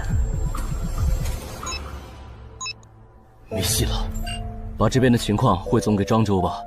就说云霄市医院地下城暴走事件，17名普通市民卷入，仅2名幸存，3名低等级冒险者卷入，无一生还。你在说什么？不是还没到时间吗？这才过去5分钟。就是。我能理解2位的心情，但是请不要再做不切实际的幻想了。这个地下城里的 BOSS， 就算是9级的我，也没有把握面对他能存活15分钟。你要等的人，哪怕是5级冒险者中的佼佼者，最多也就能坚持5分钟。你从地下城出来到现在都过去5分钟了，他还是没有脱离地下城，这意味着什么？你应该清楚吧？怎么这样？如果不是因为我们拖累了他的进度，护士姐姐，陈海先生肯定能活着离开这个地下城。都是因为我们。是啊，全都是因为你们。如果没有那个多管闲事的冒险者帮你俩完成脱离任务，周德才是最有可能活着离开这个地下城的人。我出去冷静一下，这2个新人的登记工作交给你了。那这个地下城入口怎么办？人都死光后，入口会在半小时内关闭，接着随机出现在世界某个地方。当然，如果你实在不放心，也可以盯到最后。好吧。你合格了。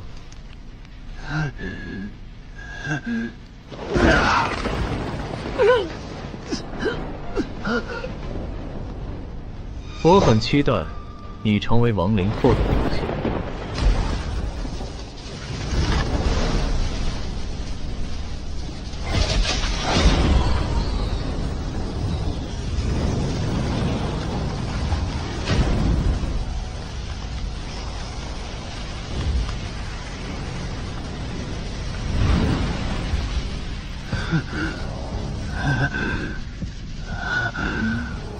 都赢了。对这个 BOSS 来说，完整的我更有价值。在他回来之前，是死亡主宰的恩赐。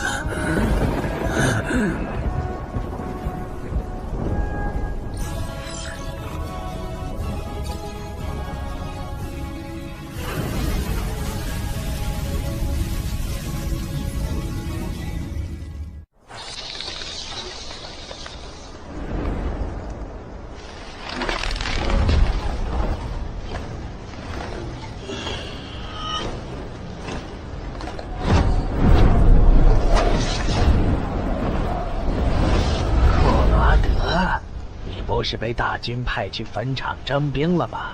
怎么回来了？切，白跑一趟！我还以为是谁激活了骸骨大军发出去的万念邀请函呢。我发现了一个有资格成为我同僚的新人，让他从零开始太浪费了。我打算让大军把他变为预备役。同僚，坟场的冒险者最高才5级。这阶段的新人连合适的职业和称号都没确定，你就肯定他能跟咱一样成为传奇？他已经找到了合适他的职业和称号。这次真的太险了，如果不是那家伙主动走了，就算再给我一条命，我也完全没机会。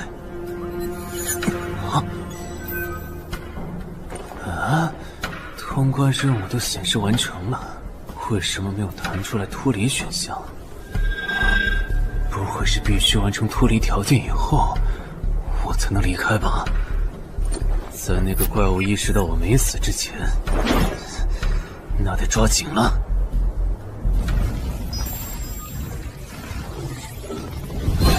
没有关闭，这个地下城的入口还没关闭。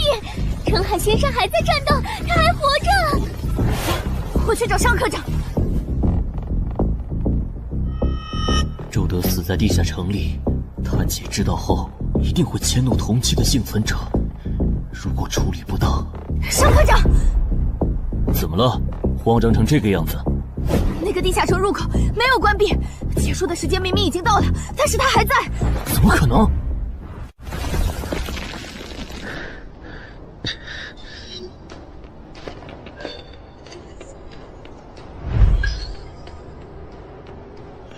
合并结算。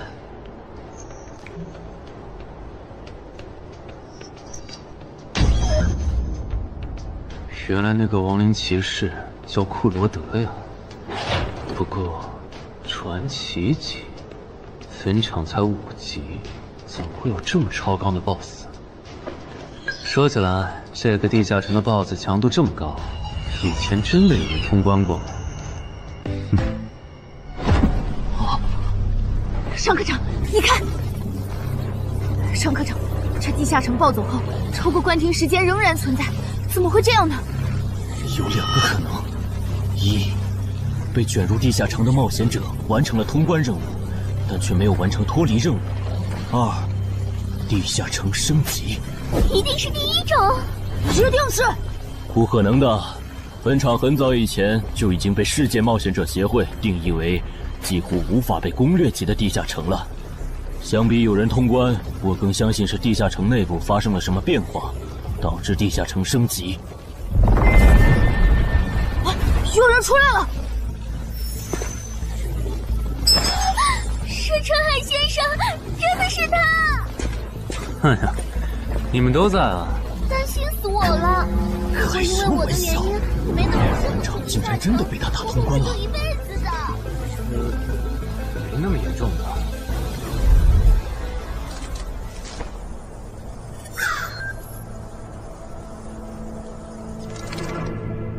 吴王，这是你驻守坟场以来第一次主动觐见吧？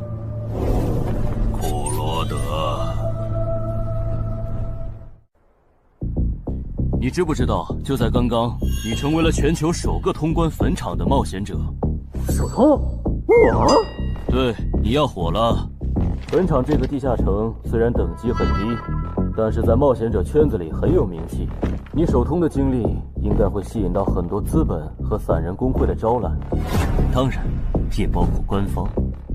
啊，所以现在是招揽环节？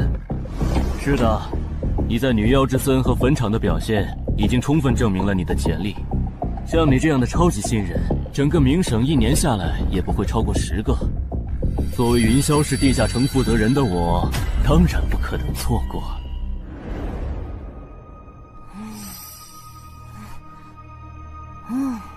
恩姐，你说那个叫双李的，是不是想抢走陈海哥的通关奖励啊？要不然他为啥要拉着陈海哥单独谈话？应该不至于吧？我可不会那么没品。而且5级地下城的通关奖励，我根本看不上，好吗？哼，那可不好说。你不需要，不代表你家亲戚不想要。这死小鬼！啊，别乱说。我们在里面聊的久，是因为在谈加入冒险者协会以后的待遇问题。不是吧，陈海哥，你要当公务员？哈哈，感觉你好像对冒险者协会意见蛮大的。那倒没有，我就是觉得像陈海哥你这样强的人，完全可以像王自健那样自立门户，没必要受协会的规章制度束缚。王自健是谁？是不死冒险者里的男主。不会吧？你明明是个冒险者，竟然没看过这个吗？我是冒险者，和我看这书有什么必要联系吗？这个死小鬼！要不要告诉他们，这本书其实是我写的？你是陈亥？你真的是不死冒险者的作者陈亥？不会吧，不会吧，不会吧！如假包换，不信的话，我可以给你看我写到一半的《不死的冒险者2》的小说原稿。真的吗？啊，你怎么了？怎么感觉你受委屈了？陈海先生，你能不能不要加入冒险者协会？为什么？我以前听我哥和他朋友说过，那些加入官方的冒险者很多都后悔了。你哥有说是什么原因吗？没有，但我还记得他们谈话时的表情，非常的严肃，甚至还发生了激烈的争吵。这样吗？我会慎重考虑的，谢谢你为我考虑这么多。不，我才应该道谢。那个杀千刀的对我弟弟见死不救，你还把他放进来？少李，你是不是成了云霄市的负责人以后飘了，忘了自己是怎么上位的了？我没忘，我请他进协会不是为了护着他，他通关的地下城很特殊，过不了几天他就会被财团或大工会拉拢，好多事就不好办了。要是有潜力的成了官方冒险者，等他们跨过15级大关以后，到时候他们面临未知的危险，你是知道的。不行，那样太久了。他虽然有潜力，但不一定能突破15级变成传说。我要他下周就死。好吧，我知道了，那只能借刀杀人了。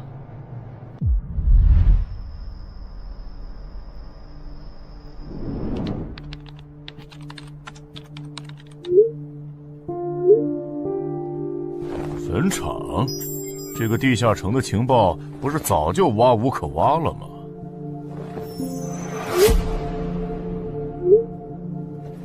这样就可以了。你确定？5级地下城的首通奖励对普通人来说不算什么，但对6到10级的通缉犯来说那就不一样了。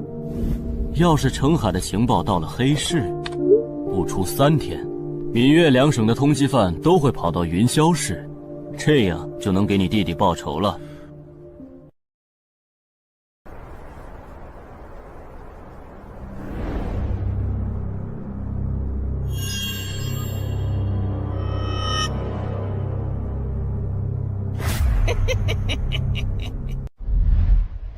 我的个人信息要3天后才能录入官方的冒险者系统吗？是的，我记得程先生你是东山人吧？要不我这边先给你安排一下暂住的酒店，这样你这几天就不用两边跑再折腾了。不用，刚好我要回东山办点事，那我3天后再来云霄。好的好的，那咱们3天后再联系。前提是3天后你还活着。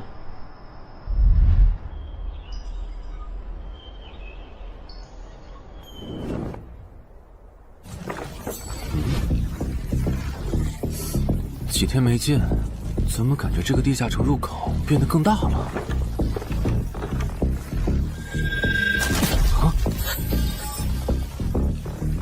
准入等级6级，也就是说，这个地下城的等级现在介于6到10级之间了。我现在是5级，按照之前的升级速度，只需要再打1个到2个5级地下城，就能升到6级了。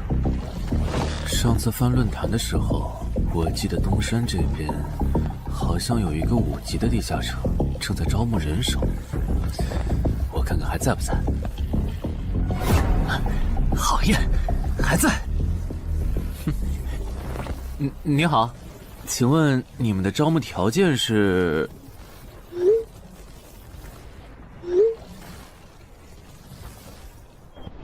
黑市金币？你问这个干嘛？我闲着没事翻论坛，发现论坛上的冒险者彼此之间做交易时，使用的货币不是现金。冒险者之间做交易，除了用地下城入口和掉落物，就是用黑市金币当货币。黑市金币有什么特殊之处吗？为什么不能用现金交易？黑市金币是挑战10级以上地下城的主要收获。我以前问过安教练，他说这东西10级后有大用处，可具体咋用没跟我细说。原来如此。对了，等级没到10级的冒险者，一般是从哪儿弄到黑市金币的？我也想搞一些。新手的话，你可以试试把不用的掉落物拿到鬼市去卖。你要卖吗？要的话，我晚上可以带你去东山的鬼市。要，谢谢徐哥。东山这边的鬼市只有每周一的凌晨2点到4点有。你别看这边人很多，实际上只有1/10是冒险者，甚至更少。这些摊贩也是卖的东西真真假假，很容易上当受骗。听起来有点像古玩市场。差不多吧。总而言之，东西先别急着卖，多转转，弄清楚物价后再卖东西。我这边还有点事，就不陪你继续逛了。好的。看不出他这人还怪好的。好了，到我来扫荡了。小哥，来看看这件，可都是宝贝啊！瞧一瞧，看一看喽！精品装备，仅此一天，价高者得。小哥，来看看我的矿石啊！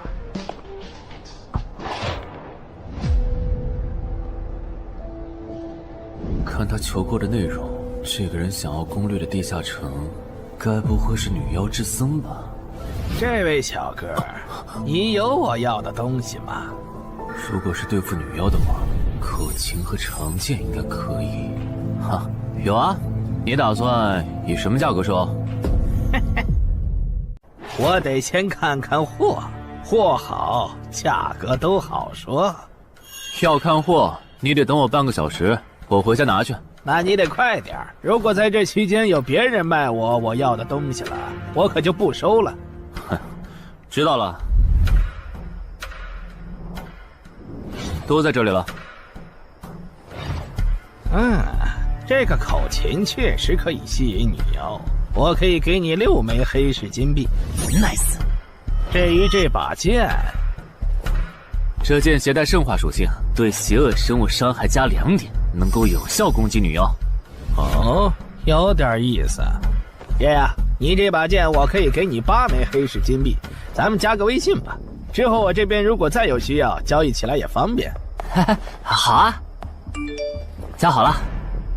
慢走啊，赚大发了。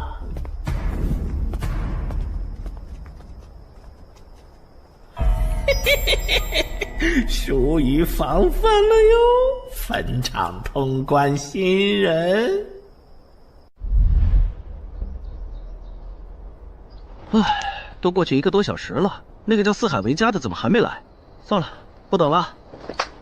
各位新老朋友，大家好，我是5级哥布林地穴地下城的入口拥有者搬砖小 C。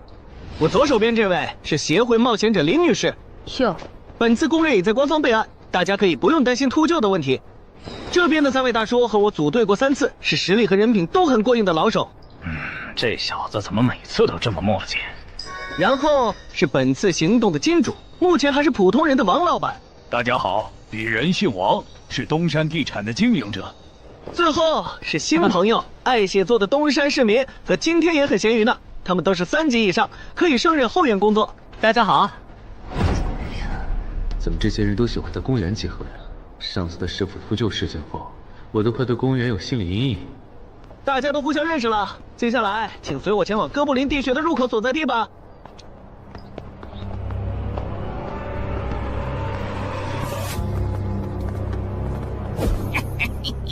我就知道，他没用黑市金币购买装备，一定是用来换东山这边的低等级地下城的攻略门票了。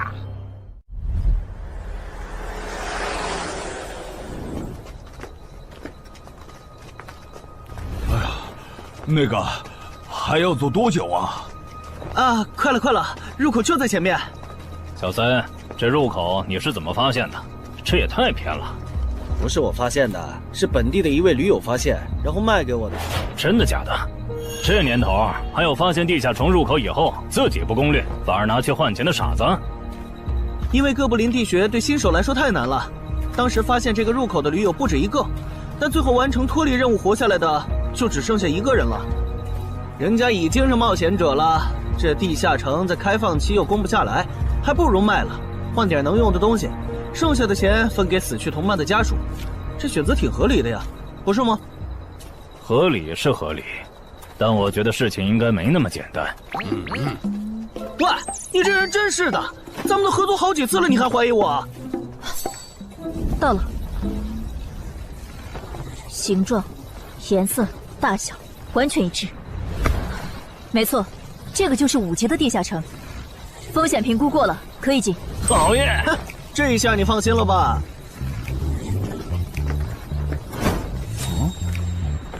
喂，我再跟你们说一遍啊，进了地下城，里面的哥布林归我们管，你们就负责保护王先生，都没意见吧？我这200斤肉就交给2位了。脱离任务呢？通关任务大家都一样，但如果我的脱离任务是狩猎哥布林，那我们会优先满足你的脱离任务，然后再考虑通关。这么容易就能拿到通关奖励，那我更没意见了。我也是。你们脱离任务是什么？杀死2只哥布林。哦，我的也是。看来咱们的任务类型都一样，只是数量上有差异。王老板，你放心，脱离任务是按冒险者等级来的。2到3级冒险者得进入地穴，4到5级冒险者要干掉一些哥布林。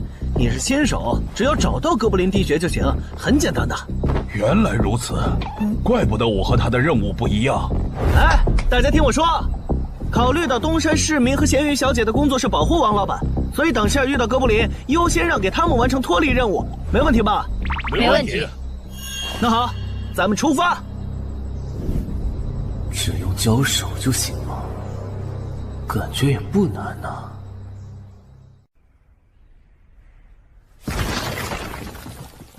这个你不要吗？不要，你杀了吧。这就是5级地下城里的怪物吗？感觉也没多强啊。那是因为现在遇到的都是小怪，真正难搞的 BOSS， 得深入地穴以后才能遇到。一般情况下，哥布林地穴的 BOSS 哥布林勇士得3、5个老手一起上才能干掉。哦，原来如此。那如果这个地穴里有2只甚至更多的哥布林勇士，咱们能对付得了吗？那肯定是对付不了的。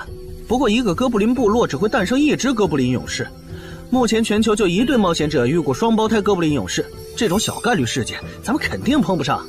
哦，那我就放心了。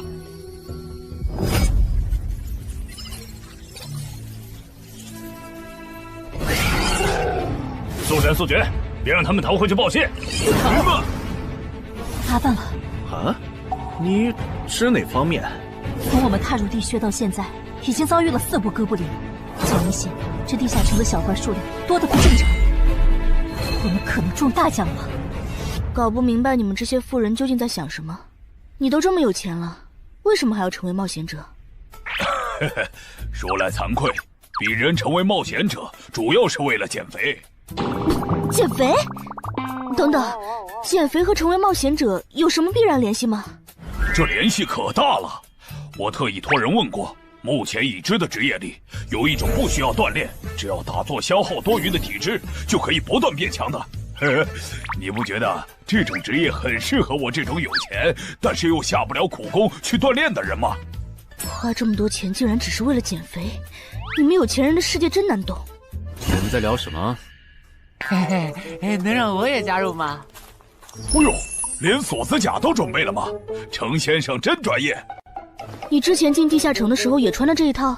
对啊，如果没有这套防具，我早就死在地下城里了。相反，我倒是很不理解，你们为什么不穿防具？搞定！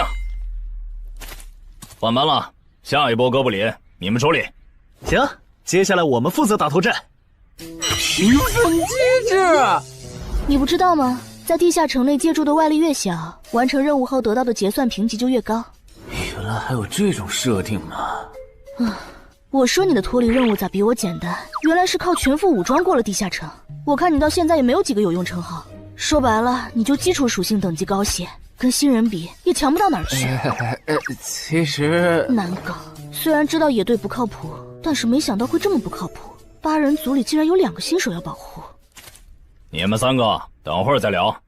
拦路的哥布林小队已经清理掉了，可以继续前进了。好的。怎么有3个岔路？正常的5级地穴不是最多只有2个吗？看来我之前的担忧没错，咱们遇到了 bug。这是还不能透露给大众的地下城情报。平均每50个低等级地下城就会有一次实际挑战难度比当前等级高，甚至高很多的特殊情况，也就是 bug。bug 主要分3种情况，第一种是小怪数量的提升，第2种是 BOSS 数量的提升，第3种是 BOSS 强度的提升。比如我们现在遇到的按照他这个说法，就很接近第1种。我之前经历的地下城好像多多少少都有点问题。请问，出现 bug 的地下城，结算奖励会比平时多吗？这个要看地下城的实际攻略难度提升了多少。听说运气好，能出14、15级冒险者都眼馋的宝贝。所以，我们如果继续深入，可能会遭遇更多的哥布林。是的。听起来有点危险呢。要不这次就算了，咱们回去吧。反正我也成为冒险者了。不能回。这个地穴的哥布林数量虽然变多了，但 BOSS 的强度没变化呀。我们只要把 BOSS 解决了不就行了？只要速战速决，在大多数哥布林发现我们之前，找到并杀死这个地下城的 BOSS， 其实和正常通关没多大区别。BOSS 的强度没变化，只是你的猜测。要是 BOSS 强度大幅提高，无法快速击杀，等他的援兵一来，咱恐怕就得被困死在这地下城了。所以就要放弃啊？这点风险都不肯担，那还不如尽早转职当后勤算了。这是一点风险，情报不足就去挑战等级比自己高的地下城，简直就是找死。那个，要不这样好了，咱们举手表决，想要继续的留下，想退出的就原路返回。这主意行啊，2不耽误。来去自如，这你满意了吧？现在开始举手表决，要留下的举手。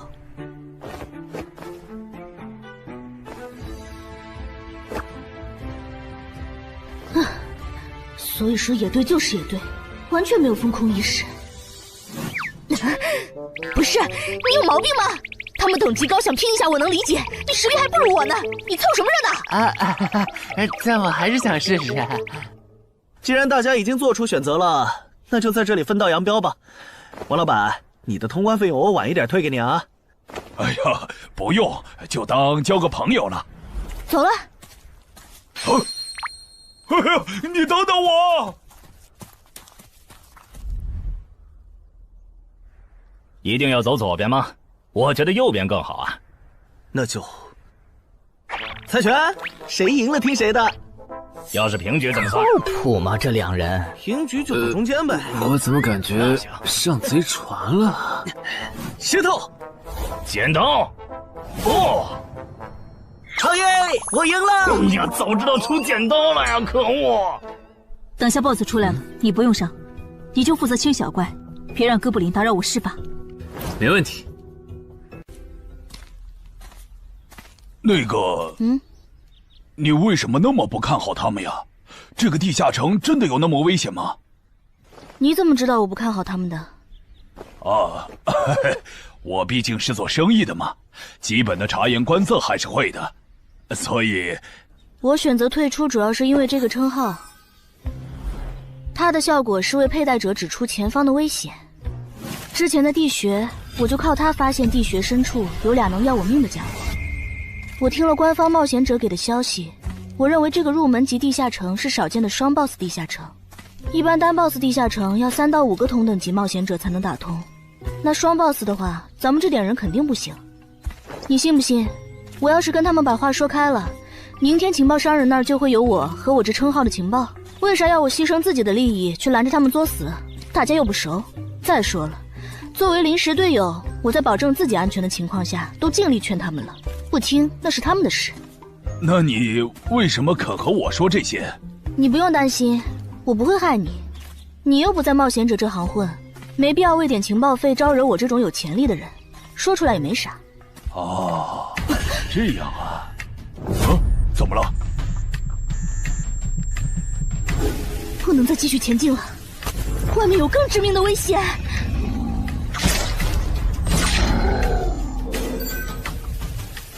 2级速能法术，烈焰爆！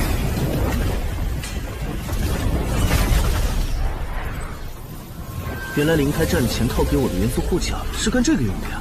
不愧是官方冒险者，虽然同为5级，但他的称号、职业、技能和装备都已经毕业了，而且还是最难凑齐的一套法系职业。干得漂亮！换班，下一波哥布林你们来处理。好的。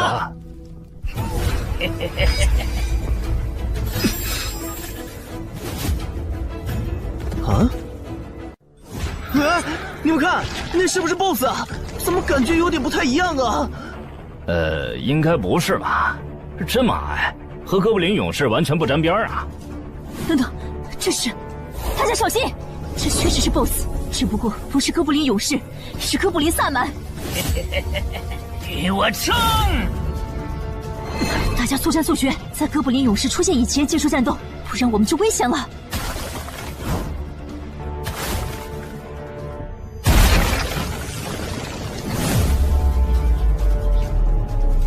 开什么玩笑？哥布林怎么也开始讲战术了？这地下城到底发生了什么？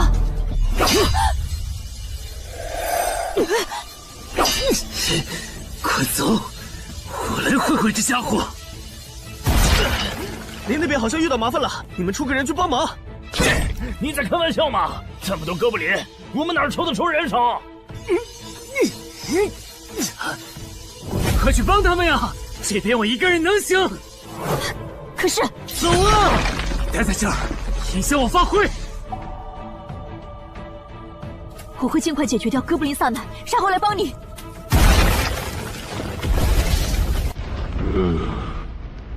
可不，现在没人能打扰我们了。来。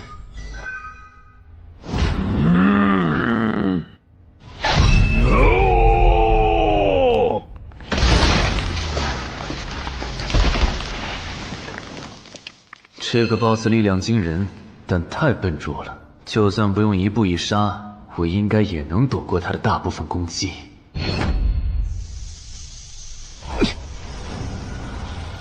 不怕了吗？太简单了。虽然你同化后的速度和力量涨了，可出招没个计划，反而更容易躲了。所以。这就是5级地下城 BOSS 的强度吗？说实话，有点扫兴。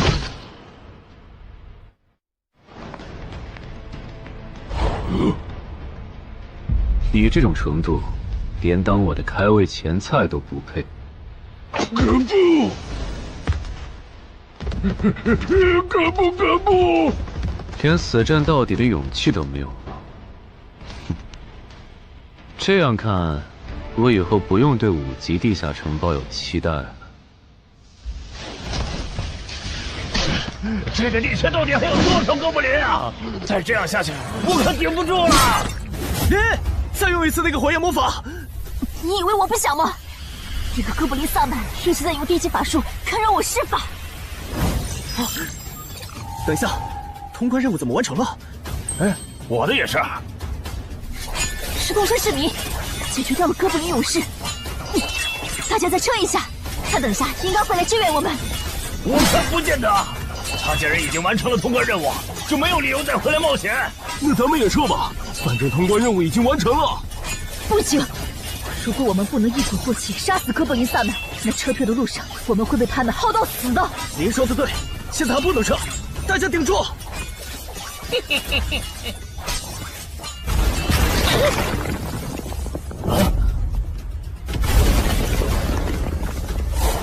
石头山市民，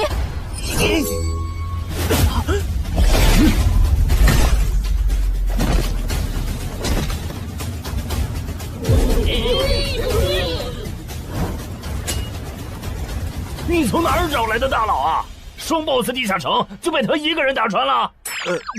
不是我找的。关于我的事情，麻烦大家帮忙保守秘密啊！明白。你这种有潜力的新人，容易被人盯上，等级没升上去前，确实不能太张扬。理解万岁。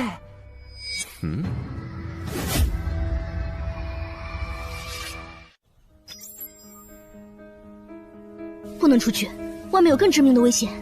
啊，更致命的危险？就是有一个危险程度远比双 BOSS 大的冒险者守在外面，我们出去就会被杀。那怎么办？回去找其他人，说服他们一起抱团冲出去。你们竟然把2个 BOSS 都杀了！这俩可都是他一个人干掉的，我们都没出多少力。怎么是他？我之前明明用称号确认过，他威胁不到我。等等，你怎么知道这个地下城有2个 BOSS 的？难道你刚刚一直躲在我们身后偷看？那倒没有，在你们遇到 BOSS 以前，我们就已经走到出口了。之所以知道这个地下城里有2个 BOSS， 是因为我的这个称号，他能帮我找出前面对我有威胁的存在。我就是靠他才知道这地下城有2 BOSS 的。不是吧？你有这么好用的称号，你之前不提醒我们？我是没有直接提醒，但我有劝过你们不要继续深入地穴吧。那你为什么又折返回来？因为出口那边有一个比双 BOSS 更强、敌意更浓的高等级冒险者在堵门。外面有高等级冒险者在堵门，你确定？确定。先是地下城难度超标，再是高等级冒险者堵门，可疑的地方太多了。说，是不是你搞的鬼？不是我，不信咱们签单项契约确认。等等，堵门的高等级冒险者，不会是那个爽约没来的四海为家吧？那个，我想问一下，你的称号可以预知危险，那如果我对你流露出杀意，你能判断我和堵门的人谁更强吗？能。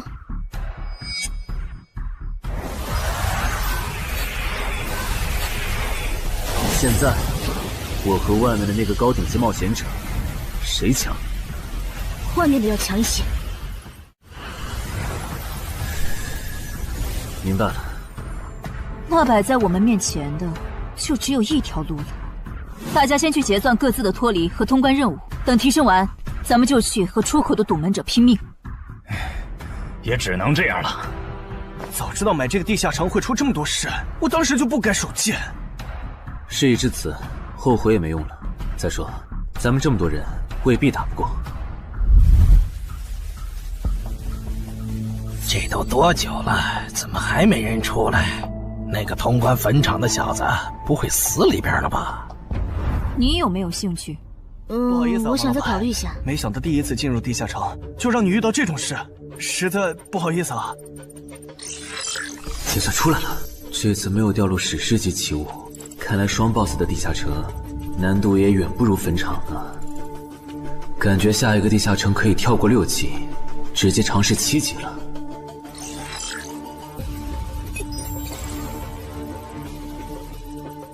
不算置死地而后生的话，能在一会的战斗中派上用场的，应该就只有扮猪吃老虎、奇迹生还者与传奇过招、自适应、暗行艺术和守护者。与传奇过招这技能比置死地而后生差点，能让我状态拉满，但要扣4力量、4敏捷、2感知。至于暗行艺术，应该适合扮猪吃老虎搭配，靠扮猪吃老虎走到目标的视野盲区，然后换暗行艺术逐渐接近目标，最后再切到置死地而后生，从而打出完美的偷袭。至于守护者，最合理的应该是依靠与传奇过招的感知加2，提前确定目标的下一步动作。要是目标跑去攻击别人，就切换称号守护者去阻拦他。围绕这2个称号展开的战术，感觉都还可以，但如果硬要选一个，还真不太好选。先瞅瞅新得的职业技能和奇物有啥效果，再决定下一步吧。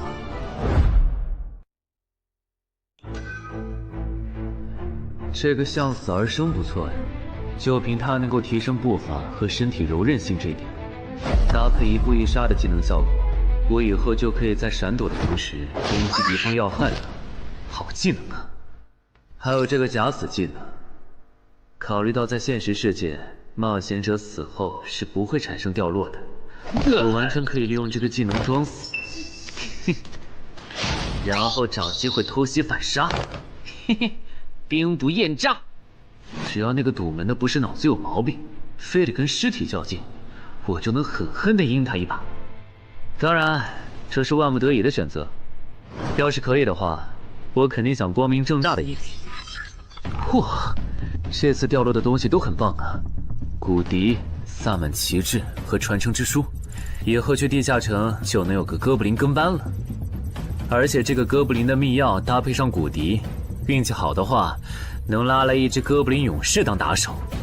保险起见，我就不继续囤升级券了，先把战斗力拉到最高再说。我目前持有的奇物中，等级最高的就是这家伙了。把奇物升级券用在他身上，肯定是最优解。就这样，对传奇亡灵库罗德的头盔使用奇物升级券。只能升到史诗级。那算了，先用装备熔炼炉把这几个用不上的给熔炼了，看能出什么好东西，再决定奇物升级券用在哪儿。不是装备型的奇物不能熔炼吗？那我手里没用的装备，估计也熔不出啥好东西。没办法了，用奇物升级券提升被污染的名剑吧。使用奇物升级券。好酷的剑！头盔和武器确定了，那装备祈愿券就用在防具上吧，正好替换掉我买的锁子甲。厉害！这套铠甲穿起来比我之前用的锁子甲还轻便。东山市民，你那边完事了吗？差不多吧。你们整理完了吗？完事了，再给你们上一轮 buff， 就可以出发了。你的装备好酷啊！这些都是你在这个地下城那再等我一下，我招个怪物随从。啊！喂，别无视我呀！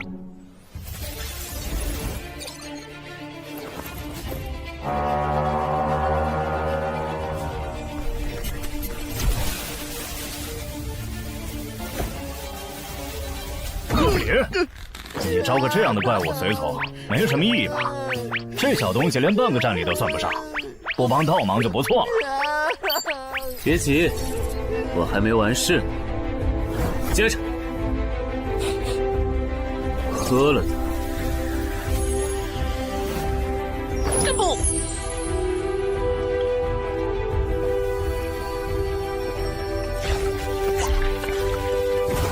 妈呀！这你给他喝啥了？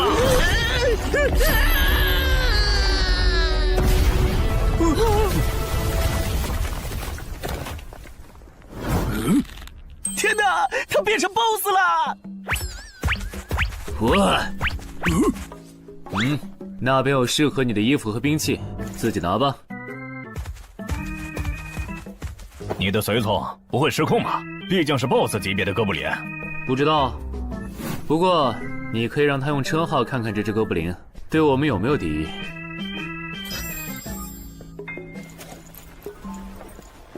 看了，他对我们没有恶意。那就好。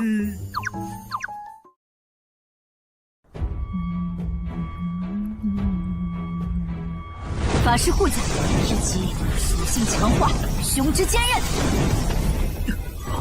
好厉害，体质竟然加强了2点。属性增益只有1个小时。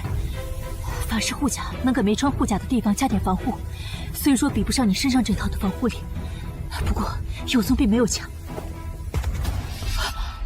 我呢？好耶！你没事吧？没事，休息一会儿就好。嘿嘿，终于出来了！啊，怎么还混进去了一只哥布林勇士？说好的有人在出口堵门呢，这也没有啊。估计是藏起来了，你用称号看一下他在哪儿。好。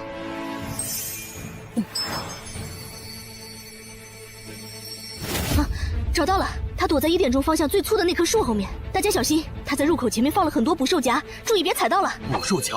哪里有捕兽夹？有探查类的称号吗？真是够讨厌的。原来是他，这么一来就全明白了。女妖之森刚通关，他不去那儿的黑市买通关物资，却来东山碰运气，肯定有猫腻。知道我在东山的没几个人，团队领袖跟我签了保密协议，肯定不是他。那个戴眼镜的护士也不太可能，所以是商礼还是徐茂？这个人好像有点眼熟啊！等等，你是高成勇？对方很有名吗？何止有名，他可是明广一带最臭名昭著的通缉犯。别看他只有7级，死在他手上的冒险者，光是已确认的就有上百号人了。他不光是想抢别人的通关调度，还想刷出针对人类的称号，说不定现在已经刷出过量杀戮人类这个称号了。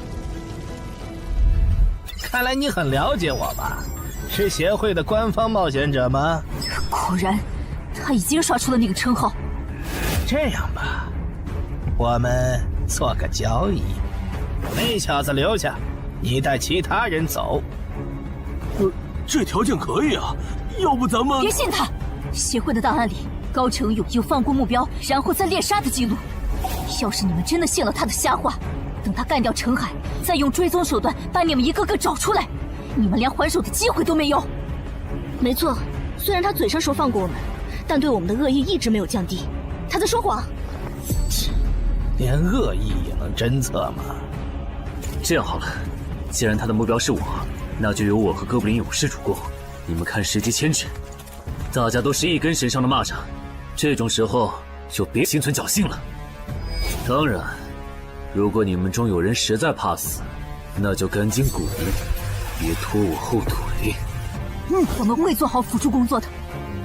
看不出来你人还挺好的，要是我绝对逼着他们一起上。打你，我们俩足够了。哼，我就知道你们这些走大运拿了 S 级评价的新人，就会自命清高，觉得别人都是你们成长的垫脚石。但现实可不是这样的哟。新人在1到5级时很难搞到成体系的称号、职业、技能和装备。你的武器和铠甲这么豪华，我猜大多是装备吧。不巧哦，我的技能天克你这类新人。可是，迟缓术。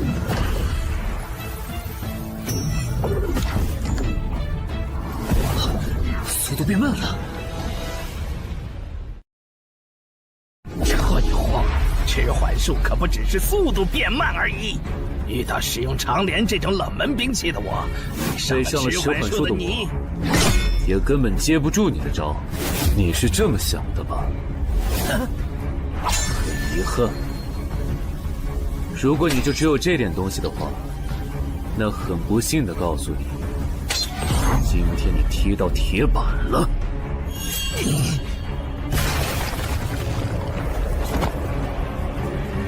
开什么玩笑！我百试百灵的组合技，竟然被他这么简单的破了吗？这真的是只经历了3个地下城的新人该有的水平吗？嘿，那个高成勇也没有你说的那么厉害啊！一上来就被澄海大佬没收武器了，感觉澄海大佬都用不上咱们了。不是高成勇不厉害，是澄海太强了。现在的他，恐怕和明省分部重点培养的那位超新星是一个水平。如果我说我认栽，那把长镰我也不要了，能放我一马吗？换位思考的话，你会吗？说的也是。消失了，历经披风的效果是隐身。唉，一想到超新星要死在我手里，我就感到惭愧呀。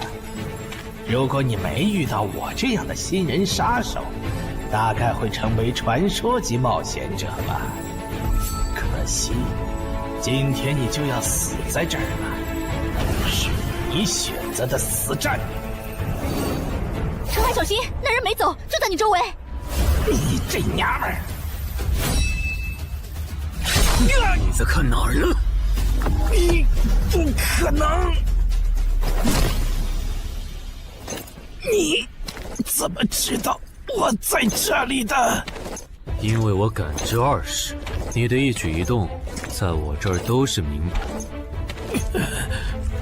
蛮感知吗？这个人你来上。好嘞。老天，真是不公平！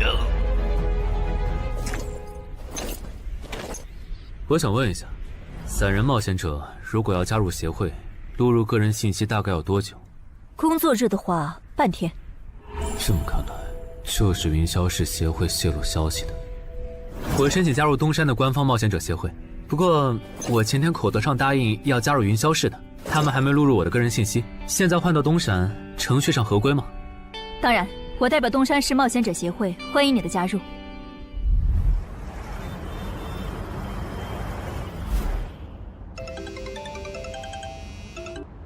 喂，我考虑了一下，还是决定不成为云霄市的官方冒险者了。为什么？你的个人信息明天就能录入进系统了，怎么又变卦了？哈，因为我刚刚除掉了一个 A 级通缉犯，叫高成勇。东山的冒险者协会知道后，邀请我成为本地的官方冒险者。这样嘛，也挺好，成为家乡的官方冒险者，做事会更方便一些。对，我也是这样想的。那我挂了。以后常联系。废物，都是废物！你那边说完了？说完了。哎，你怎么还没走？因为林姐也邀请我加入东山的冒险者协会了，等下要和你一起录入个人信息。这样啊？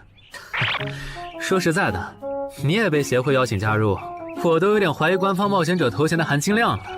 我不就是在地下城的时候嘴了你几句吗？至于这么阴阳怪气吗？小心点。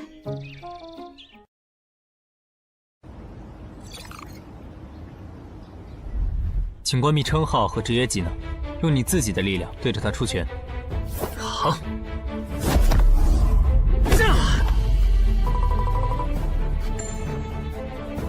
不愧是官方，测技出属性的工具比变身馆的强太多了。12点，那我呢？他们测完了吗？测完了，他的力啥玩意儿都是12。17点，只有12吗？这跟他之前的表现差太远了，我以为他至少14甚至15呢。只有12点却能杀掉9级的高成勇，主流的职业称号肯定够大。等我激活了职业和称号，再测一次，肯定压过你。澄海先生，你的个人信息已经录入了，这是你的证件。这么快？特事特办，你可是以一己之力打穿了双 BOSS 地下城，还单枪匹马完胜高成勇。另外，6到10级官方冒险者每年得通关2次协会指定的同级地下城，不然就得从攻略组调走去情报或资源采集组，把时间花在身体塑造和实战训练上。半年通关1个地下城就行。没问题。还有就是，总部时不时会有借调任务，借调时你表现出色就有奖励，奖励能换协会里的称号线索、转职证书和奇物。不过一般只有9级以上的冒险者才会被借调，你暂时不用考虑这些。有一个问题。你说。称号线索是什么？称号线索是总结好的称号获得办法，你回去用证件 UID 登内网，看看协会称号图鉴里有没有你喜欢的。要是手里有没用的奇物或图鉴里没有的称号线索，就卖给协会，换自己想要的东西。了解。对了，你打算什么时候遣散你的随从？不能在这边养吗？我这只哥布林骨笛是随机召唤哥布林啊，送回去的话，下次召来的可能就不是这只了，那我不就亏了一瓶秘药吗？这你不用担心，除非你的哥布林勇士在那边的世界战死，或者你打算随机召唤别的哥布林。原来如此。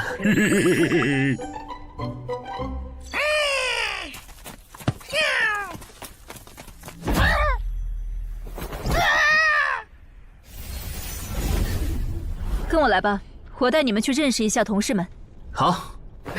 大佬好，我叫梁家坤，是东山这边的冒险者候补，目前的力、米分别是。哎，你别每次见到厉害点的冒险者，都跟报菜名似的，把自己的力米数值甩出来啊，这样很得罪人的。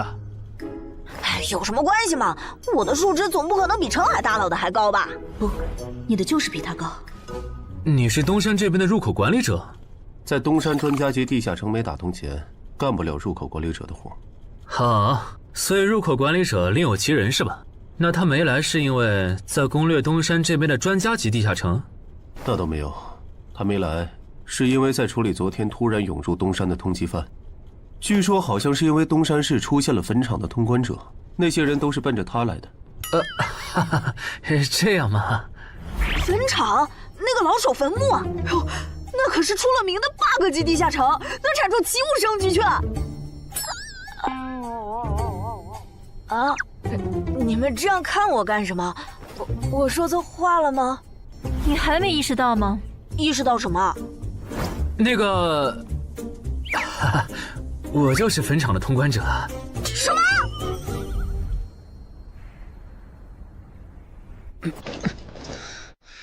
虽然已经说好这段时间把精力用在属性提升和恶补地下城知识上，但家里这个入口，我还是想有始有终，一个人单刷的。我全力以赴的时候，大概相当于10级，完成脱离任务应该也没什么难度吧。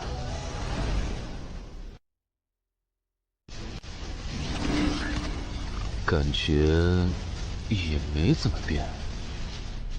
咦？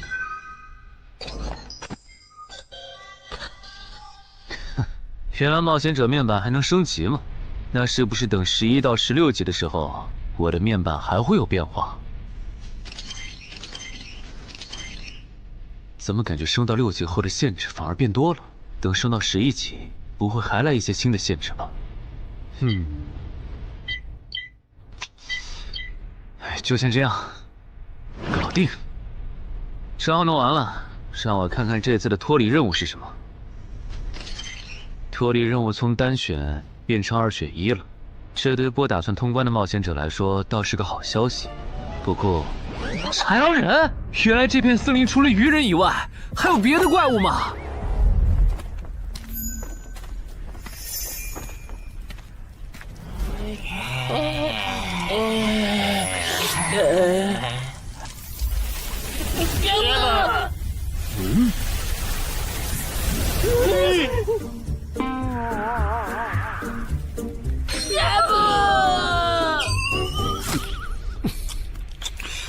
所以在你看来，那些豺狼人阴险狡诈，并且还特别喜欢欺负弱小，是吗？没错没错，就是这样。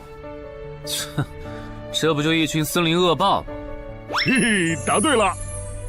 那这一次就不做和豺狼人有关的轮换任务了，先找到潮汐鱼人的孵化池，然后试试能不能通关。好了，我要问的问完了，你可以回去了。什么？我不要！你不想回去？是的。好吧，你留下来也行。好耶好耶！但我先说好，这个地下城的挑战等级是7级，你悠着点。放心吧，我很强的。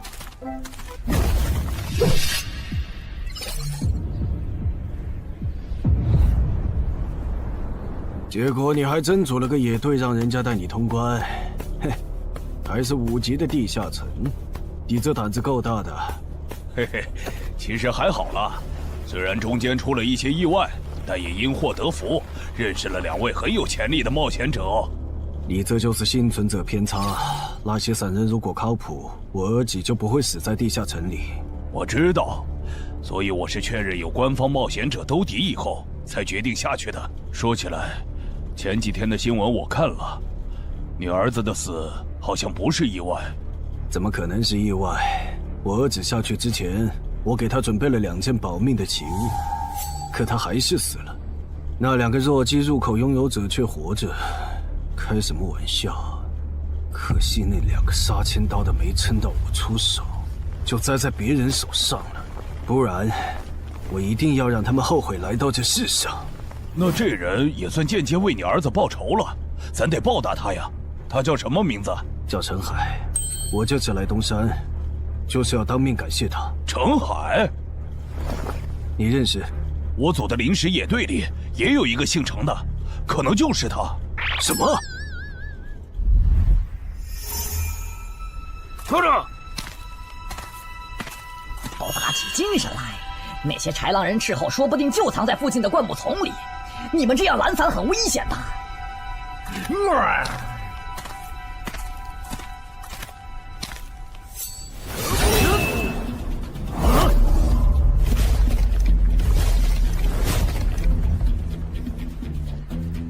话说，你会说他们的语言吗？当然，需要我帮忙翻译吗？先不，我有一个能在这种场合上派上用场的奇物，如果它不好用，我再找你。你们的孵化池在哪？告诉我，我可以留你们一。你以为我会出卖我的族群吗？绿皮傻大个的小跟班儿！你以为我会出卖我的族群吗？绿皮傻大个的小跟班儿！有种你们就杀了我！队长死了，别得意，领军大人会为我们报仇的，咕噜。在湖底有一个水下洞穴，穿过洞穴会抵达一个天然的地下洞窟，我们的孵化池就在那里。你叛徒，咕噜！这只留他一命，挂树上，之后咱们去找湖。你跑那么远干什么？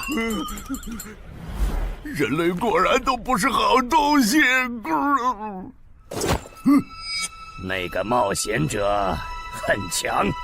不好，是白战的霍格。去通知游击队，把湖里的鱼人引出来，给这个冒险者创造破坏孵化池的机会。好的，霍格老大。至于你，哇，这湖比之前用无人机航拍的时候感觉还大。得先找到水下洞穴，然后游好久才能到孵化池。就这要求，能把99%的冒险者都给淘汰掉。不过好在我有海之炎能水下呼吸，虽然不会游泳，但头盔里有库罗德水下战斗的经验。老大，我不会游泳，我可不可以先回去啊？你不会游泳？行吧，那我先送你回去。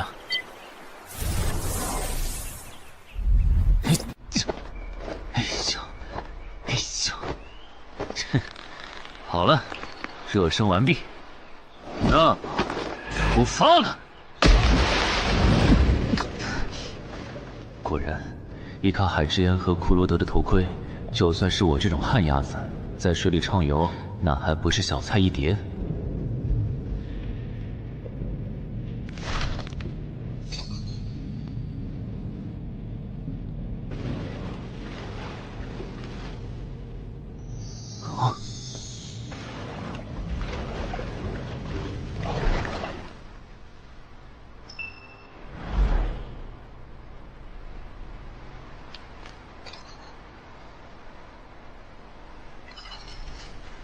常驻脱离任务完成了，看来这里就是鱼人的孵化池。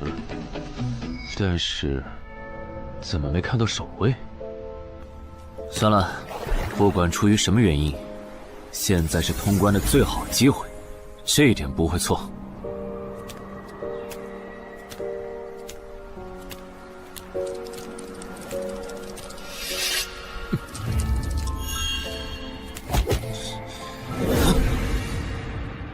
就一个咕噜，有点不够分呐，咕噜。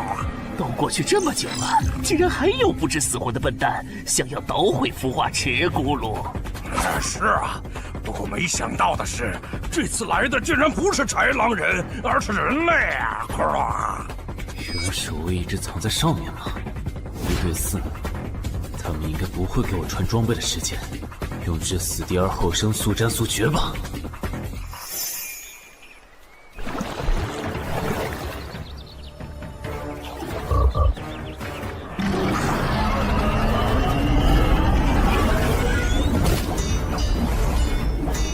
人类闯入孵化池，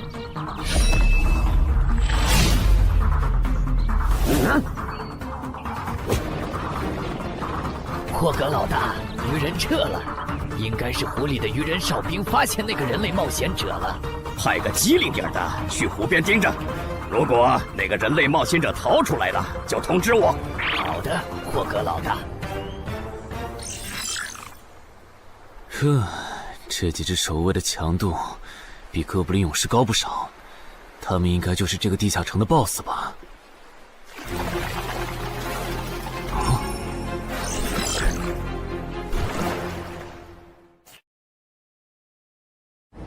6到10级这个阶段的地下城 BOSS， 通常可以划分为团队增益型和个体高战型2类。前者实力一般，但可以为同种族个体提升综合实力。独狼面对这种类型的 BOSS， 几乎很难靠一己之力通关。每次上我的课，你不是翘课就是打哈欠，怎么？我的课有那么无聊吗？但你今天讲的内容之前不是讲过吗？你要是说点11级以后的常识，我说不定会认真听。你以为我喜欢讲这些？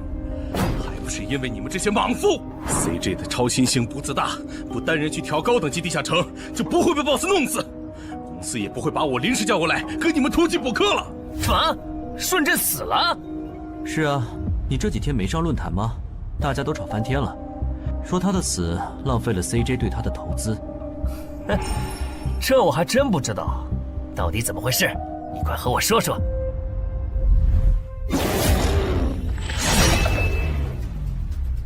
小心，这个人类是极其罕见的高感知个体，偷袭对他没用，大家一起上，咱们耗死他！这个鱼人 BOSS 什么情况？都被我杀了这么多精英鱼人了，他怎么还在旁边观望？难道这些实力比哥布林勇士还强的鱼人，在他眼里都是小喽啰吗？这个人类的实力和霍格好像差不多，好在他是一个人来的，可以用数量耗死他。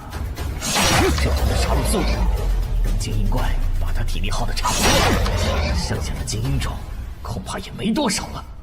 到那时，霍格如果察觉到我方兵力空虚的话，恐怕……算了，还是冒一点险吧。终于感到心疼，要亲自出马了吗？奇迹生还者，这个很久了。邻居大人小心，这个人类冒险者和霍格一样强。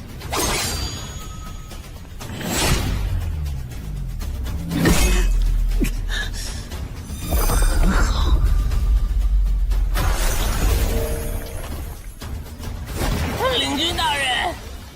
别管我，他伤得更重，还不擅长水下作战。就算没我帮忙，你们也能轻松杀掉他。把脑袋给我带回来。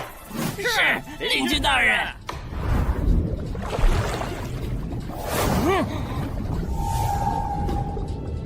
那个人类不是重伤了吗？他咋能这么快逃到这儿，还迅速干掉鱼人哨兵的？他是被人潜到身后，然后一招毙命的。那个人类很擅长水下作战，所以领军大人的判断可能是错的。什么？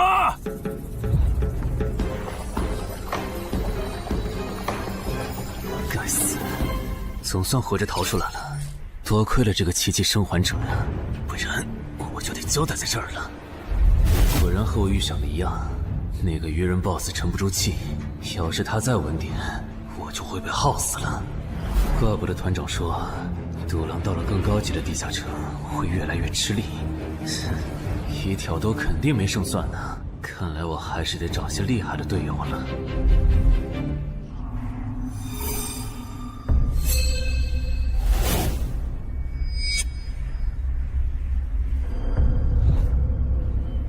那个人类冒险者活着回来了，他现在是什么状态？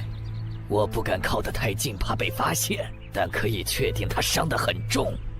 嘿嘿，重伤的冒险者嘛。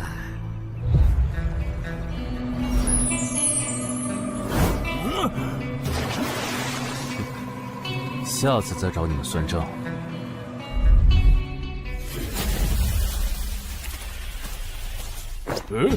已经结束了。失败了，孵化池里的鱼人太多了，我一个人杀不完。我刚才翻了下你们的传承之书，如果你的战斗累积到一定场次，会升阶为更高等级的百战哥布林。以后你就用这把剑斩杀和你实力差不多的地下城怪物。等你成为了百战哥布林，这剑对你没啥用的时候再还给我。那您用什么？哼，我用这个。啊，对了，你以后得练一下游泳了。后面我还要再打一次这个地下城，到时你得出力。好吧。这一定是豺狼人干的。激活技能，与死亡共舞。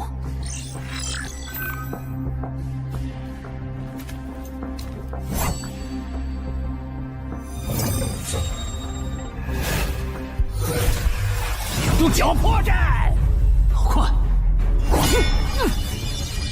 切！豺狼人，还好为了以防万一，把感知拉到20，不然刚才这只豺狼人就得手了。切！这个人类不是受重伤了吗？可他刚才的动作根本就不是重伤之人能做出来的。他不会是在钓鱼吧？他跑了。不一定是逃跑，也可能是在示弱，引诱我们过去。那咱们还追吗？如果追过去的话，感觉很可能会进了他们的包围圈。算了，不追了。等找到足够强的队友，做了充分的准备以后，咱们再回来和他算账。好的。哎呀，没想到6到10级的地下城的难度会比5级的高那么多。下次得提前掌握好情报再去通关，不然风险确实太大了。是任务结算呢。哼，说起来，这一次我虽然没有通关，但宰了那么多鱼人，怎么说也该有个 A 吧。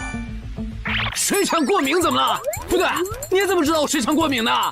还有啊，我是人，你给我一袋动物口粮是什么意思啊？就算他吃不完，这会难吃。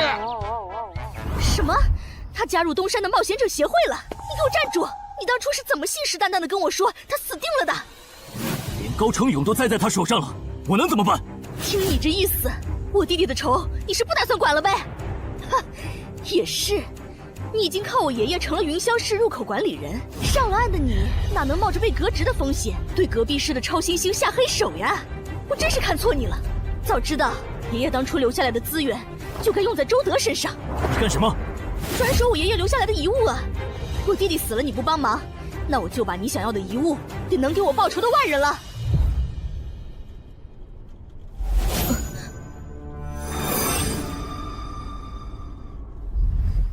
361、362、363。安然，黑市上出现了个你可能会感兴趣的悬赏。内容。有人用传说级冒险者的遗物作为奖品，悬赏东山市某位超新星的命。徐茂又惹到谁了？不是徐茂，但这个人咱们都认识。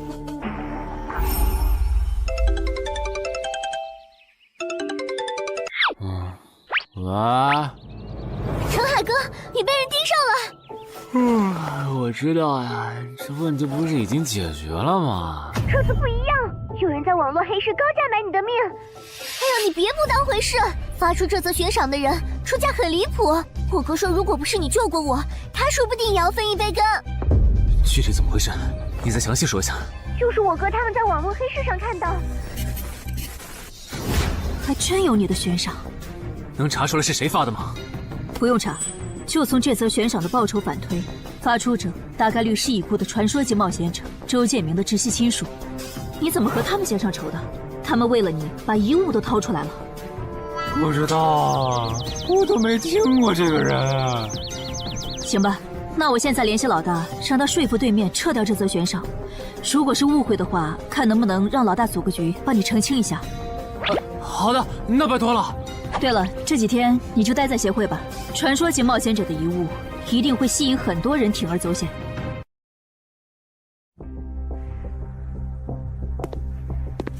被人捷足先登了？不对，这里似乎没发生战斗。看来那个叫程海的，当时应该在攻略自己家里的地下城。真不知道他是幸运还是不幸。虽然因为家里的地下城躲过了第一波袭击，但被堵在地下城里的话，他连逃都没地方逃。除了我和目标以外，这个地下城还有4个人，不知道是敌是友。你卑鄙！哪有你们人类有病？我不就派了个斥候守在出口吗？至于让你们杀过来吗？搞得我现在受伤不说，手底下的兵也被消耗的差不多了。如果昨天那个冒险者又回来了，不行，留得青山在，不愁没柴烧。这点不能待了，得赶紧走。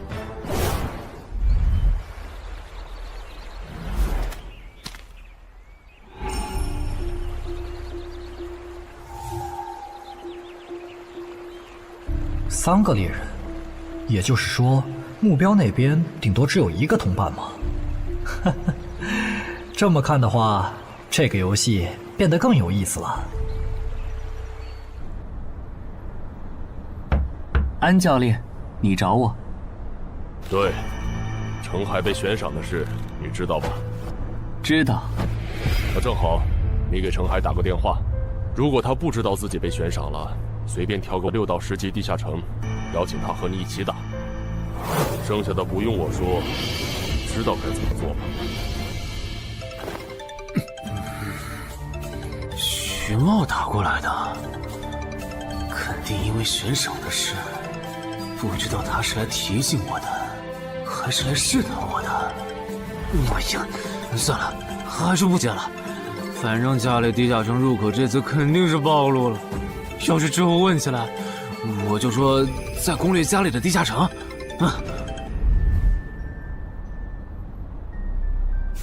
咱们来晚了，那个叫程海的，应该是被前面的人逼进这个地下城里了。我们还进去吗？进。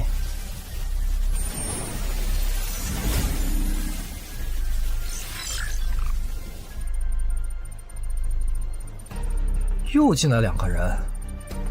等等，这个轮换脱离任务怎么变得无法完成了？难道说这个地下城的精英豺狼人已经被杀到不足5匹了？你好，那边的人让我问你，要不要一起开个会？那边的狂战士好像有事要跟咱们商量。也就是说，你和你的同伴是最先进入这个地下城的，程海不在这里。对。那我不明白了，你们没堵到人，为什么不离开？反而在这儿扎堆守着湖呢？因为我同伴的主职业是海兽祭司，他因为职业特性的原因，发现这个地下城刚刚诞生了一只英雄级鱼人，他想趁着对方还未成长起来，和他签订主仆契约。那你们呢？你们为什么不去做轮换脱离任务？因为我们进入地下城用无人机找程海的时候，只发现了守在湖边的他。等我们赶过来以后，他既不承认程海在湖里，又不肯交代他守在湖边不走的理由，那我们能怎么办？只能陪他在湖边耗喽。这不能怪我呀，我总不能说我的同伴下水了，但我不会游泳，只能在岸上等他吧。你这家伙！啊，我怎么了？先等一下，你们的事情我大概了解了，但这应该没有商量的必要吧？有必要。刚刚我的同伴死了。啊？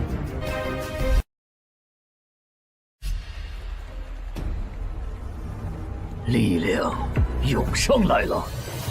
这样的食物外面有很多吗？除了偶尔出现的人类冒险者，附近的森林里还有一批豺狼人。很好，把他们带过来。现在恐怕不行，因为昨天和今天的冒险者已经把我们的兵力削弱到无法和豺狼人抗衡了。那需要多久？50个日升和日落。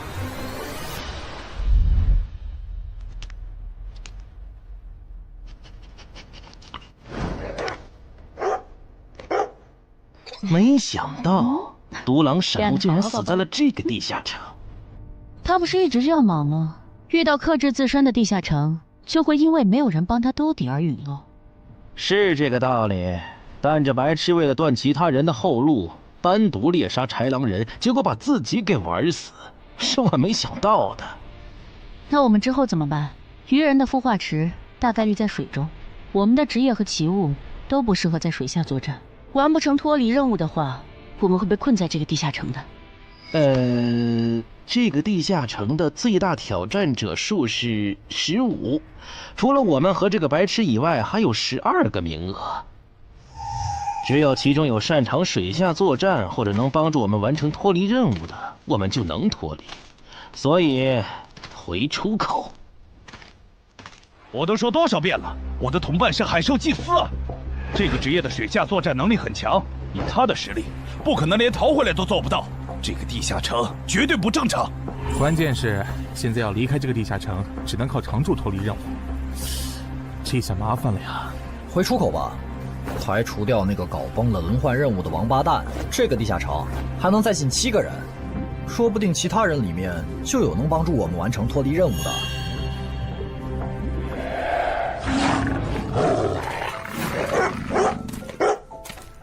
自杀者王二，他不是去月省了吗？怎么会出现在这里？你们得手了？没，目标可能根本就没进来，咱们被耍了。可以啊，海哥，我还是第一次听说有6级冒险者的悬赏金能和史诗级奇物挂钩的。这又不是什么值得骄傲的事，而且不管从哪个角度看，官方冒险者被公开悬赏这件事都太奇怪了吧？你这么一说，倒确实是。虽然冒险者适用的法律和普通人不太一样，但官方冒险者被公开悬赏这种事，我也是第一次见。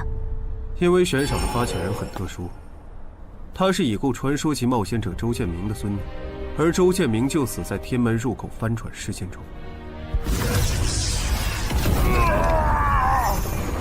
好痛啊！上吧！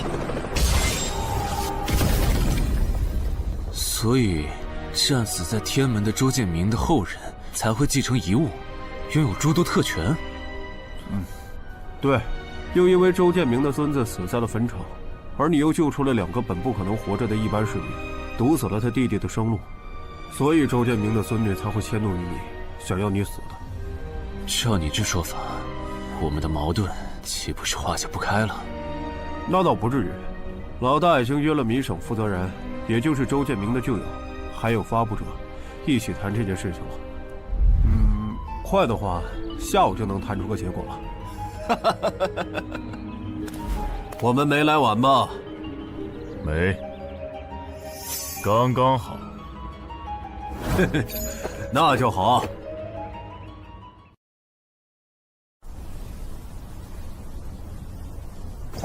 啥情况？怎么进不去？刚刚那个人还可以的，不会刚好到我就满员不让进了吧？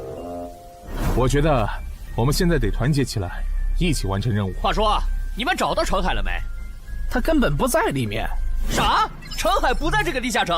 脱离任务需要下水才能完成？对，本来轮换任务不用下水的，现在任务推进不了，只能等入口翻转以后再进去了。关键是这片森林里的物资，可能不够我们撑到入口翻转的那一天。那怎么办？有人的物品栏里带了足量的食物和水吗？我可以高价收。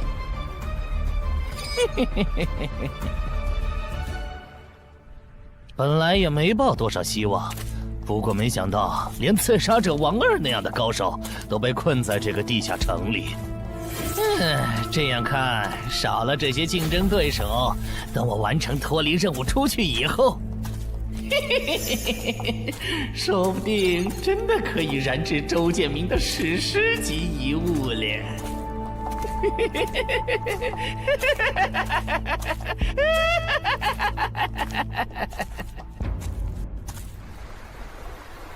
什么？有远方的鱼人部落派使者来拜访我们？是的，对方自称是寇涛鱼人的大祭司。大祭司？吞噬者大人，要和他见一面吗？见，不过以防万一，把放出去的鱼人都叫回来吧。寇涛鱼人吗？我还真挺想知道他是怎么找到我这里的。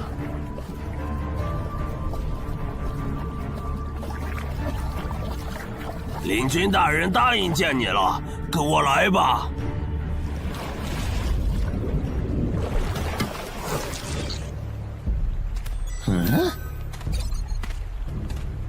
这就完成脱离任务了，真是得来全不费工夫。你在看什么？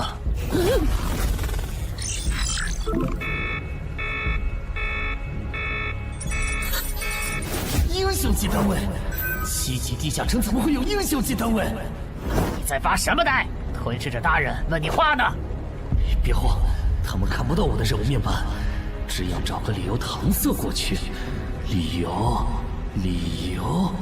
有了。本祭司拜访过很多鱼人部落，但像你们这样能把孵化池放在地表生物完全无法到达的部落，我还是第一次见，一时有些惊讶。这样啊，那不怪你，毕竟不是哪一只鱼人都能找到这样的风水宝地。嘿嘿，不对，他有问题。天赋不会说谎，打他出现在我视野里的那一刻开始，我的天赋就一直在提醒我，吃掉他，我还能再升一级。我的天赋是不会对同种族的鱼人同胞生效的，他根本就不是鱼人。如果不是那个叫程海的圣母心泛滥，我弟弟才是最有可能完成脱离的人。官方冒险者应急预案操作手册第4条，被卷入生存类地下城翻转拉人事件，需优先帮助弱势群体完成脱离任务。嘿，程海的操作完全合规，不是他的问题。但他那个时候还不是官方冒险者。周畅，你先别说话，我就问一个问题。您说，如果一切顺利，你觉得程海能成长到哪个程度？优秀的中间，独当一面的地区负责人，还是传说？以散人冒险者开局，1个月到6级，还单杀了新兴猎手高成勇。不管从哪个角度看，程海都比同期的我要强。再结合他在坟场的表现，我觉得他至少都能胜任地区负责人，甚至有望冲击传说。好，那这事儿就这么算了。我这边稍后会督促华东委托集市的负责人下掉那则悬赏。黄伯伯，差不多得了。我之前看在建明哥的面子上，一直纵容你和你弟弟，但再怎么照顾也是有限度的。我们这一边的传说种子，可不能因为你的一己私怨而夭折。程凯哥，好消息！你的悬赏被撤掉了。好耶！哎，澄海的悬赏没了，这才24小时不到吧？谁这么效率？看来只是悬赏被撤回，不是有人有事。他刚微信回我了。所以是郑仁君出面私保了吗？没想到他这么看好这个新人。黄伯伯，那则悬赏是您点头了以后我才发的，为什么那个郑仁君说几句您就改口了？他郑仁君的面子有那么大吗？如果只有东山方面的施压，我其实还能帮你扛几天。但现在是除了协会内部，还有别的方向的压力也给到了我这里。那个叫澄海的人脉比你想的要广。别打了，我知道的我都说了，给我个痛快吧。大人，已经审完了。哦，森林里有12名冒险者，实力和豺狼首领差不多，他们不擅长水下作战，不用担心会打过来。现在被困在森林里，无法撤离，森林里食物少，撑不到50天，有点意思。这位就是东山市的入口管理者邓仁君，你的事就是他出面说和的。谢谢郑哥。客气。虽然华东委托集市已经撤掉了针对你的悬赏，但保险起见，未来2个月你还是别出这栋楼了。外面指不定会有高等级通缉犯冒险来杀你，然后找悬赏发布者领赏。有道理，那我不出去了。等一下，那悬赏澄海哥的人呢？这种坏规矩的事儿，他难道就没有处罚吗？发布者毕竟是周建明的孙女，官方不太好处罚的。不过对她丈夫伤礼的处罚，过段时间会下来。她应该当不了云霄市的入口管理者了。周建明遗物的保管权现在归民省负责人黄雪了。虽说所有者还是周畅，但以后交易赠与都得在黄选监督下进行，这样他就没法再给你使坏了。对了，我家有一个7级的地下城入口，距离反转还有50天。既然未来2个月我都要住在这里，那我用不上了，我选择上交。什么？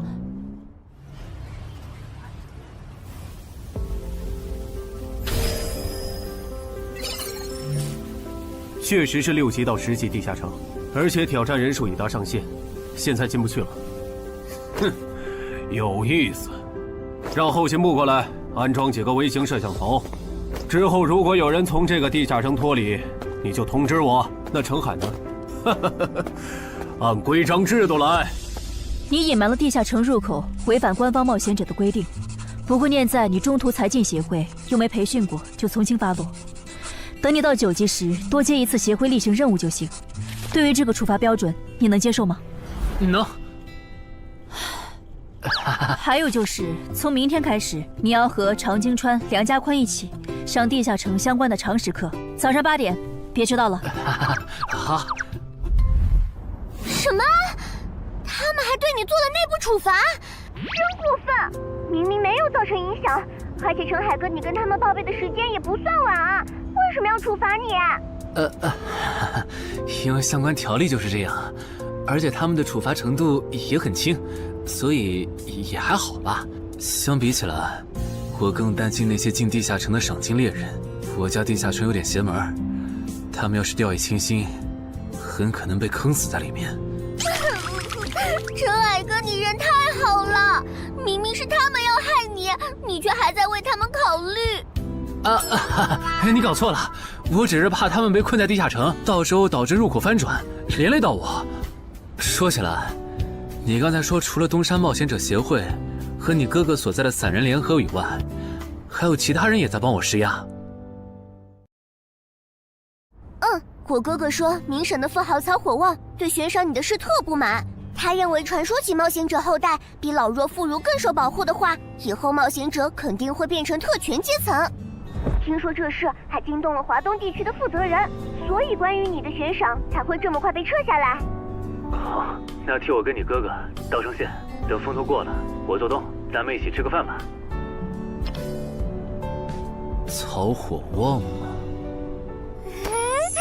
一起吃饭。啊，小妹真是的，为了个不知道从哪儿冒出来的野小子，竟然让大哥你用掉了这些年积攒下来的人情。人家毕竟救了咱们妹妹，我这个做大哥的不能就这么看着。怎么又有电话？喂，我是小火王。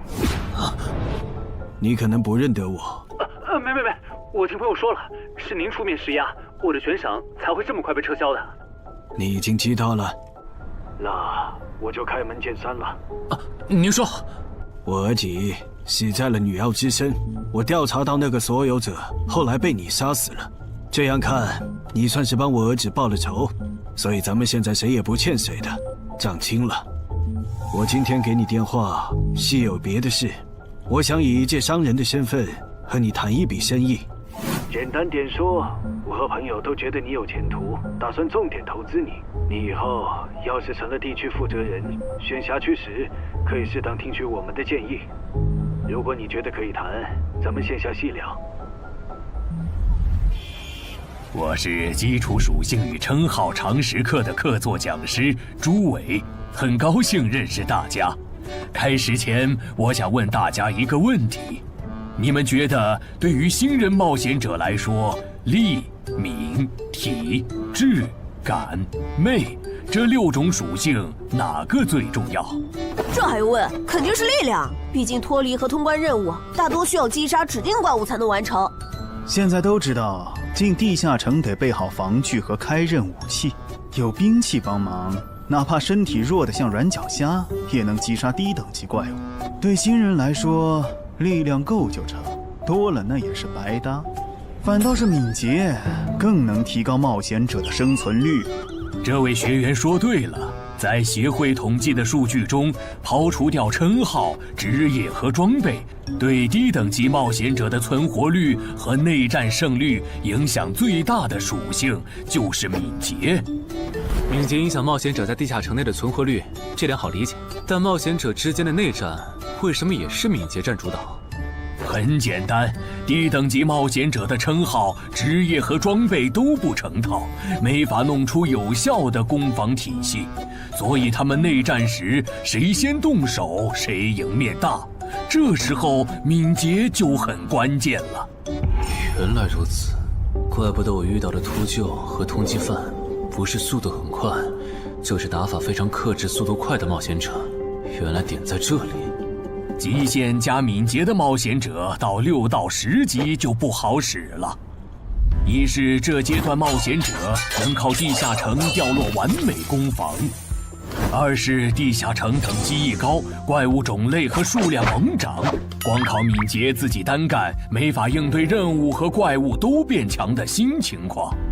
那6到10级这个阶段，哪种属性收益最大？6级之后，除了必定作为攻略组核心的超新星以外，其他冒险者都得按团队需求调整自己。这时候别管啥属性收益高，得看团队要你咋发展。原来如此。但不同属性之间多少会有一个模糊的价值差吧？比如同样是1点属性，加在感知和加在力量上，谁更划算？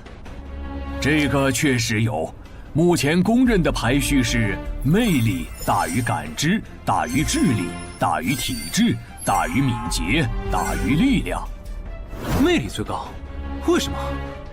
我也不知道，不过这个排序是传说们公认的。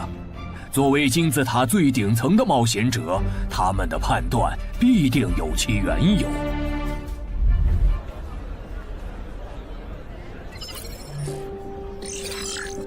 这英勇骑士转职成功，加1点魅力，还是隐藏职业。可我主职业就是近战，副职业再选同类，会不会最后效果1+1小于2啊？想什么呢？没什么。不想说就算了。对了，林姐让我问你，下午的冰击课你来吗？啊？这次好像有越省来的武术大师指导我们。停！第7局，长经传胜。枪的优势这么大吗？算上大人绷带的效果，我等于是被14-0了，关键他的速度没我快，体力也没我好啊。你已经连输7把了，还打吗？打，我还没累呢。你呢？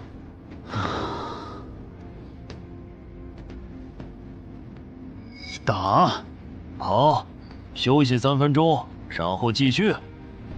怎么感觉不用称号和职业技能的陈海哥表现还不如我啊？你说的没错，他做了个基础身体塑造就去女妖之3了，靠着地下城和坟场暴走事件成了华东新星。要是光论基本功，他确实比不上你。啊，这样吗？哼，不过作为冰姬的门外汉，他的表现已经足够出色了。他现在已经能一步步跟上常青川的节奏了。我估计5局之后，他应该就会开始赢了。停，第8局，常青川胜。开什么玩笑？这才10局不到，他就变得比梁家坤强了。他的智力到底有多高？感觉不是打法的问题，如果我的爆发力再强一点，刚才那一局说不定能赢。陈海，啊，下一局你用称号和职业技能吧。你确定？哼，确定。我想更直观的感受我和超新星的差距。常青川亮称号了。什么？他们好像要来真的。行吧，老爷爷，您往旁边站一点，我怕待会儿打起来会碰到您。不用顾及我。好吧，那我尽量快点结束。置死地而后生，看起来好像是增加爆发力的称号。我准备好了，你先攻吗？不用。好，来吧，让我领教一下超新星的含金量。那你不要眨眼哦，现在的我可比之前快多了。好快！我出手更快！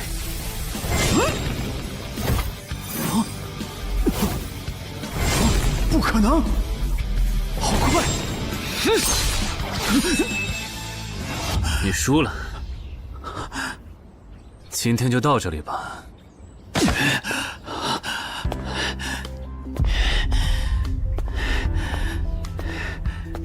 喂，我完事了，换班换班。我和他的差距原来这么大吗？其实你枪练得不错，出手的那一下，就算是我年轻那会儿，也不见得能躲掉。别灰心，你只是运气不好，遇到了能阅读你下一步动向的特例。阅读下一步？展开来说就是，人在出招时破绽最大，能抓住这个瞬间的人，轻松就能无招胜有招。使用者必须要在对手出招前阅读到对方的下一步动作。有这份眼力的武术家呀，还在世的不超过5个人，所以你输得不远。陈海哥，你刚才那招叫啥？好酷啊！没想到一个没练过武的门外汉，竟然也能掌握这一招。他真的只是个普通的冒险者吗？陈海哥，你也太牛了吧！你是没看到败给你以后，常青川的臭屁男的脸色有多……臭屁男？常青川，我可以坐在这里吗？当然可以。其实，我原本是把你当做我的竞争对手的，但现在看来是我没眼力见了。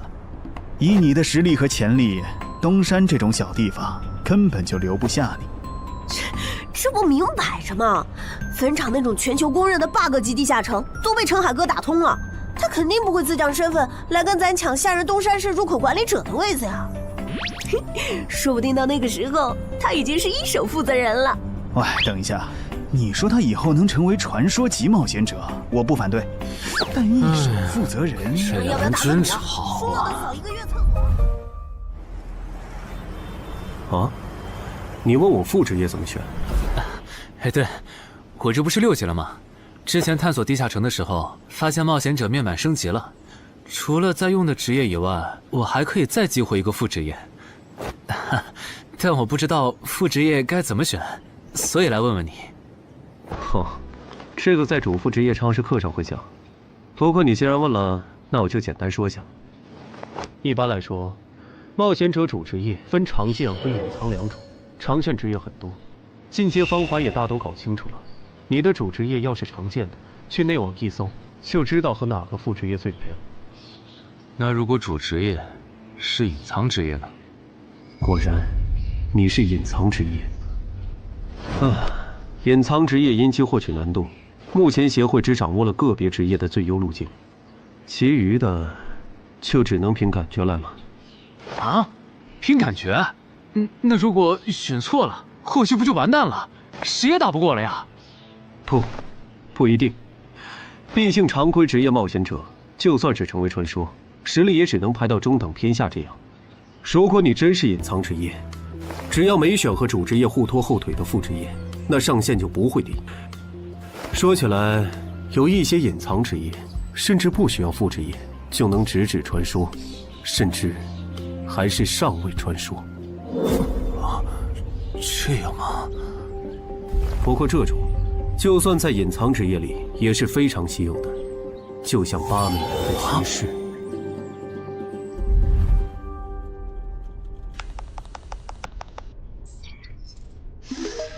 内网竟然没有死亡行者的相关资料，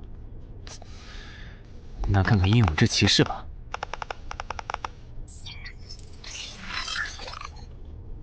没想到我手痛坟场得到的转职道具，竟然在全球冒险者圈子里被无数人追逐。看他们的评论，这个转职徽章除了挑战难度高的离谱以外，没有别的缺点，而且挑战次数也没有限制。那么只要转职成功，就必然能成为上位传说。嘿嘿嘿。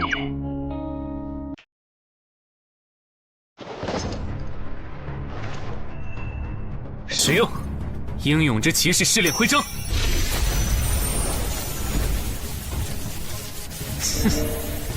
那么，出发吧。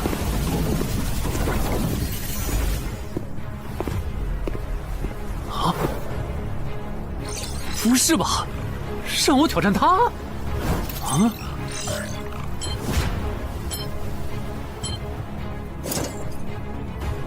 直接开始了这个任务描述啥意思呀？是要撑过10分钟吗？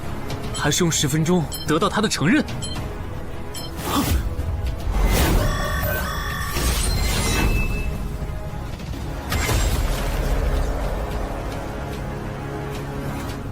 这家伙该不会比库罗德还强吧？完了，第一把先试试水，先弄清楚我和他的差距。这谁能撑过10分钟呢？我这种配置都3分钟嗝屁，10级以下，我不信有人能完成试炼。感觉得换个能保命的称号，但那样感知就不够18点，没法开一步一杀的隐藏效果。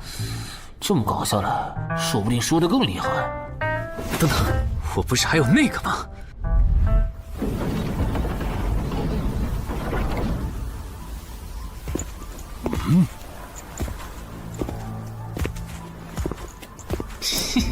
讨厌，这个傻大个的弱点是感知，他看不到穿了隐身衣的我。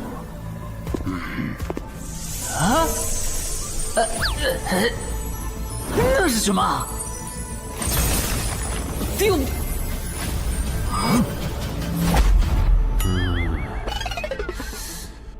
他怎么能有看破隐形单位的技能啊？不行，我就不信邪了。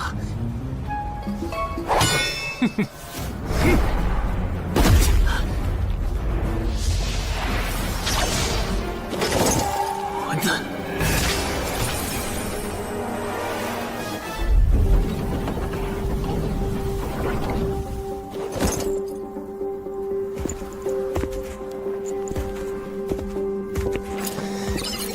再来！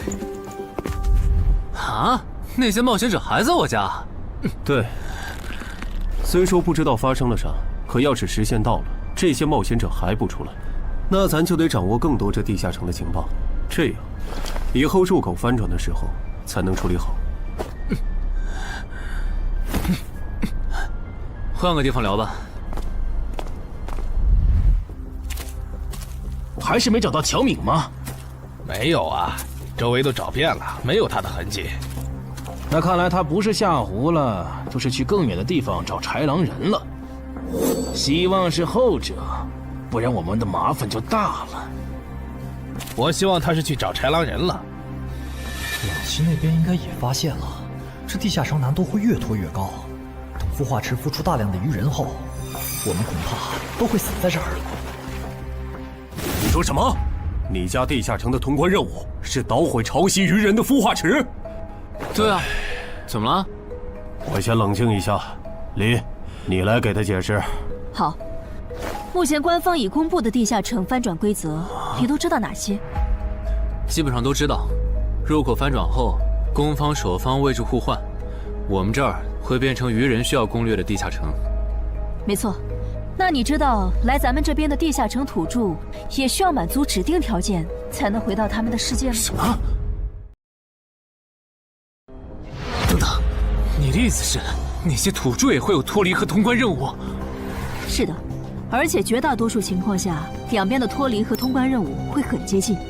比如捣毁潮汐鱼人的孵化池，换算到咱们这边，恐怕是破坏人类的重要设施。快，你再听吧，这下摊上大事了。他已经吓傻了。你说东山市下个月会有一个7级地下城翻转？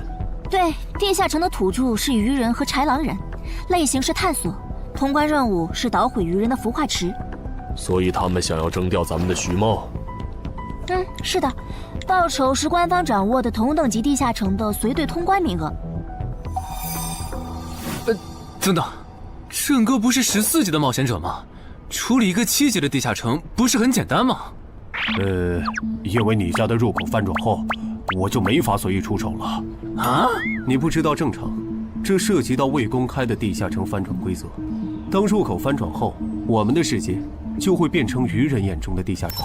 因为入口翻转前后规模不变的铁律，所以在有鱼人完成脱离任务之前，等级高的正人军不能动手。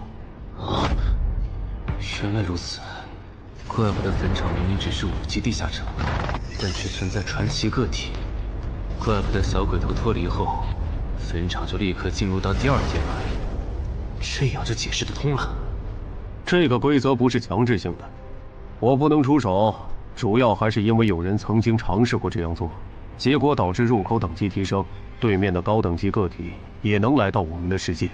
简单说，用同等级处理同等级翻转问题，是各国冒险者协会试过好多回后得出的最优方案。那军队呢？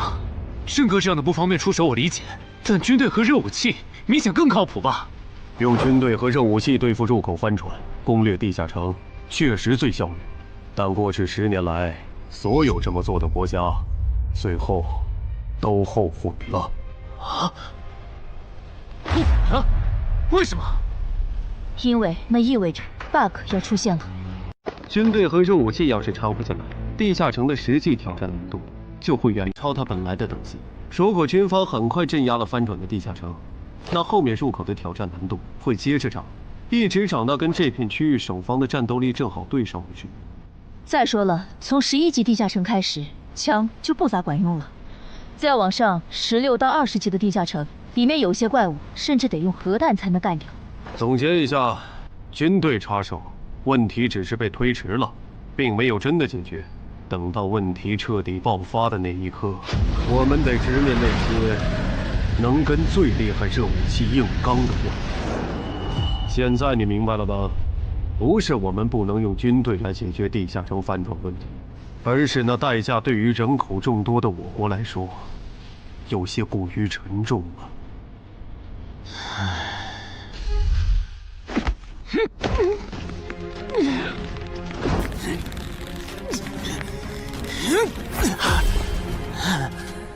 陈海哥这也太拼了吧！天天这么练，他身体遭得住吗？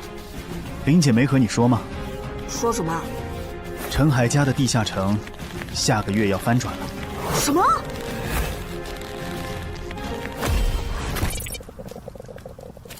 你那边怎么样了？老样子，湖里的鱼人不肯上岸。我猜这个地下城的 BOSS 已经察觉到我们被困了。正常发展的话，那些鱼人应该会在最后几天发起进攻吧？其他人呢？他们怎么看？都蛮乐观的。小敏的失踪并没有引起他们的警觉。唉，那这下不好办了。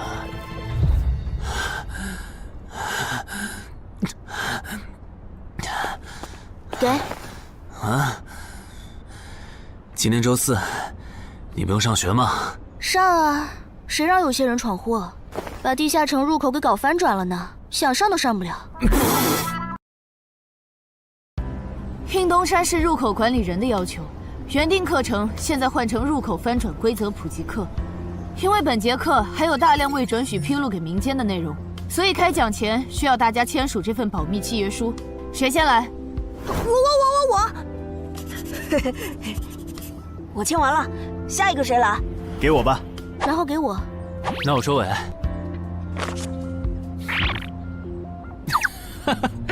原来你叫苏玉啊！哎，你爸是不是三国迷，喜欢荀彧啊？闭嘴，快点签！最后重复一遍，我接下来讲的内容，你们不可以透露给协会外的人。一旦违例，协会的档案师和守密人就会针对违反保密协议的人进行内部处罚。相信我，绝对会让你们后悔泄密的。下面开始正式上课。官方已公开的入口翻转规则，你们都看过吧？看过。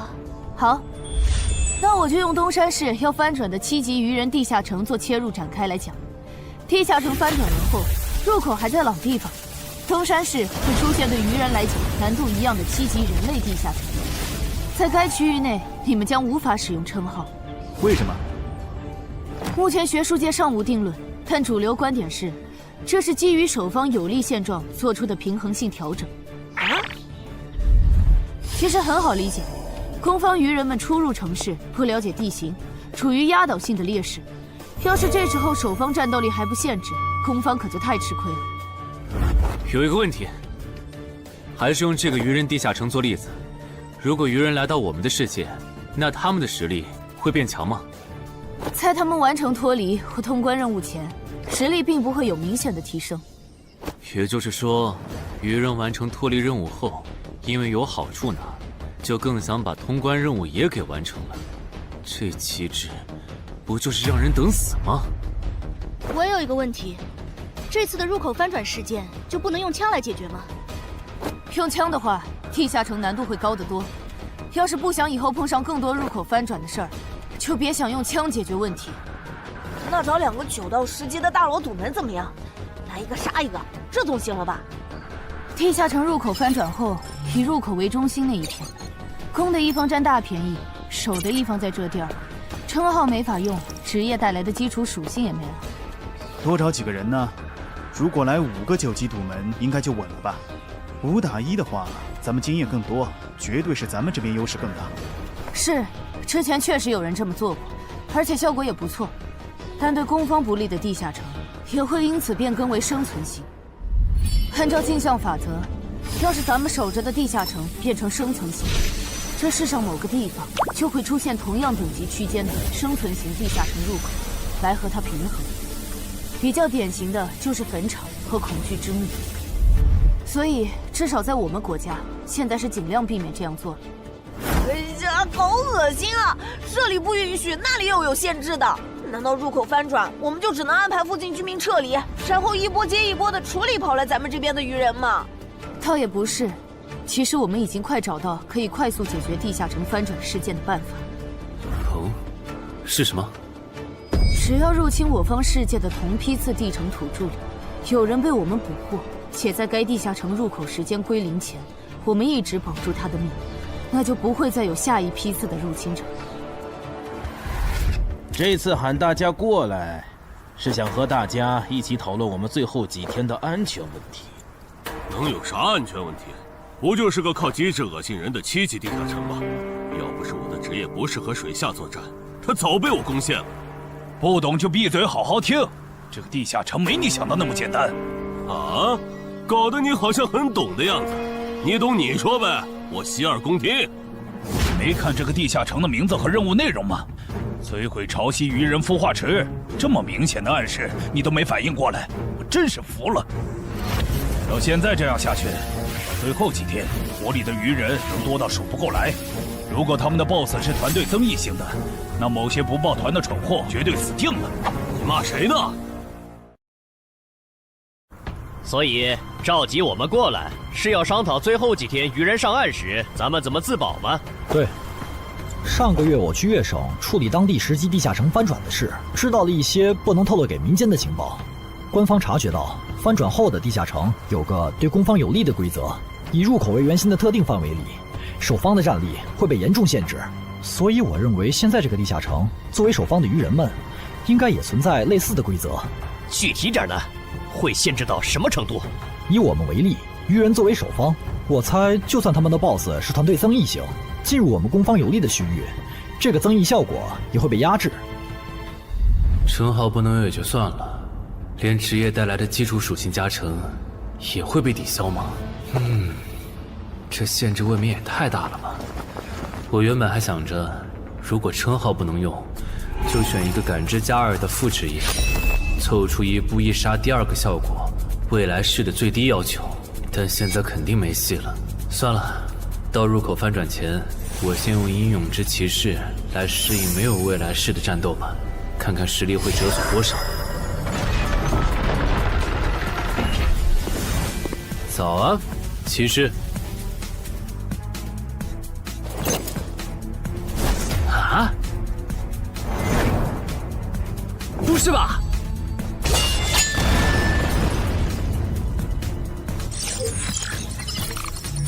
没了未来式和称号加成的我，实力原来会下降这么多吗？这么看的话，我还是得找个能加感知的副职业，至少要把未来式点出来。你找姚文忠？对，我想找一个能加2点感知的副职业，想问他有没有推荐。还有，协会内部是可以用贡献点兑换副职业的转职道具的吧？能是能，但这种和智、感、魅有关的副职业转职道具，所需要的贡献点有点多。你除掉高成勇得到的贡献点肯定不够。我知道，我来之前已经查过了。我有2个称号未被收录进官方的称号图鉴，我可以提交他们的获得线索来换取贡献点。行，那我叫姚文忠帮你整理一下。你现在就要定副职业，不再等等吗？距离你被强制征召进地下城还有半年呢，没准过几个月，新隐藏职业的最佳升级路线就能搞清楚了。不等了，我家地下城翻转后，我主职业的核心技能就会没了称号加成，得再加2点感知才能开启。这2点属性对接下来的我是刚需。行吧。这是协会掌握的能加2点及以上感知的副职业，你看一下吧。寻物师，你确定就要这个，不改了？啊，就他了，寻物师。行吧，那我现在就去联系福州的冒险者协会，让他们派评估师来东山看一下你手里的称号值多少贡献。如果价值大于寻物师的职业证书，我就向总部打申请。那麻烦姚哥了。您就是陈海先生吧？你可以叫我蔡吉，我的副职业是评估师。接下来由我为您评估至死地而后生和与传奇过招这2个称号的价值。好的。算完了，这2个称号虽然效果惊人，但他们的获取难度和激活所需要的前置条件太苛刻了，所以价值相比于同等级称号会有很大的折损。具体会折损到什么程度？请你放心，足够您兑换寻物师的转职证书了。和上次一样，别用称号和职业技能，对这个设备来一拳。好。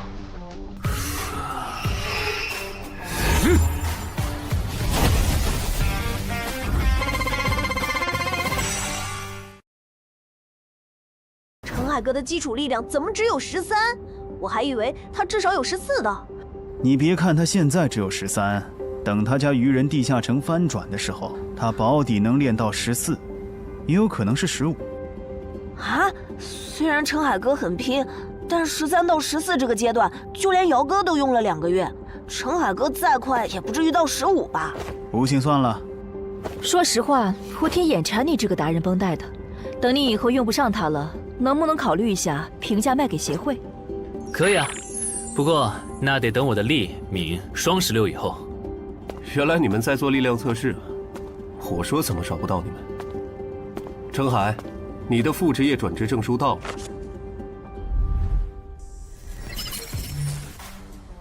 这还用问？当然是选是啊。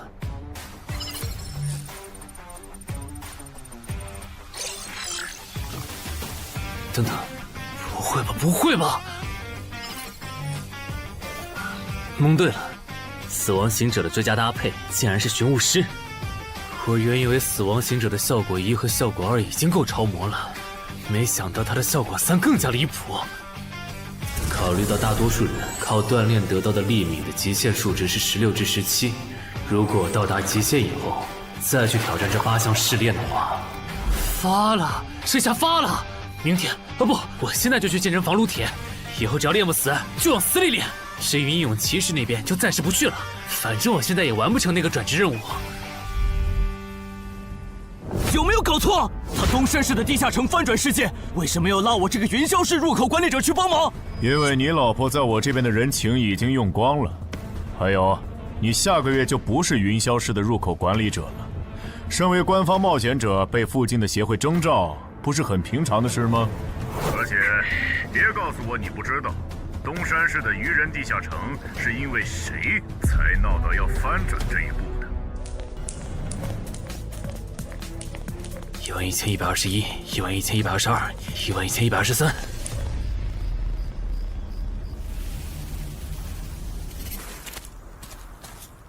大家再坚持坚持，最后一天了，扛过去，咱们就能回家了。曼哈努斯大人，巢穴现在有守卫24只，精英鱼人69只，哨兵队长和士兵共800。很好，我要用他们来提升我的等级，杀死森林里的冒险者，把他们的尸体拖回来。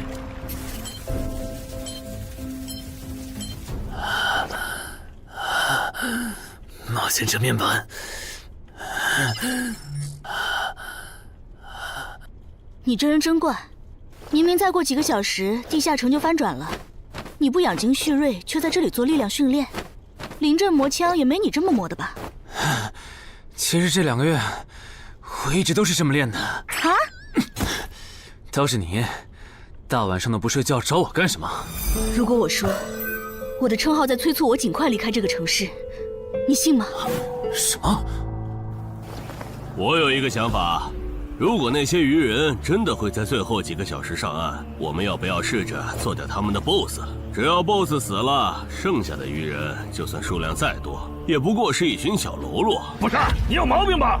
明明已经说好了，大家守在出口，等任务时限到了就一起回去，你加什么戏啊？而且任务没完成，你杀 BOSS 也没奖励啊！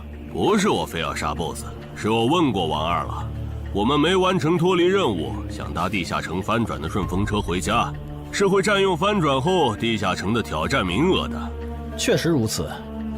那么基于镜像原则，翻转后地下城的挑战人数上也会是15。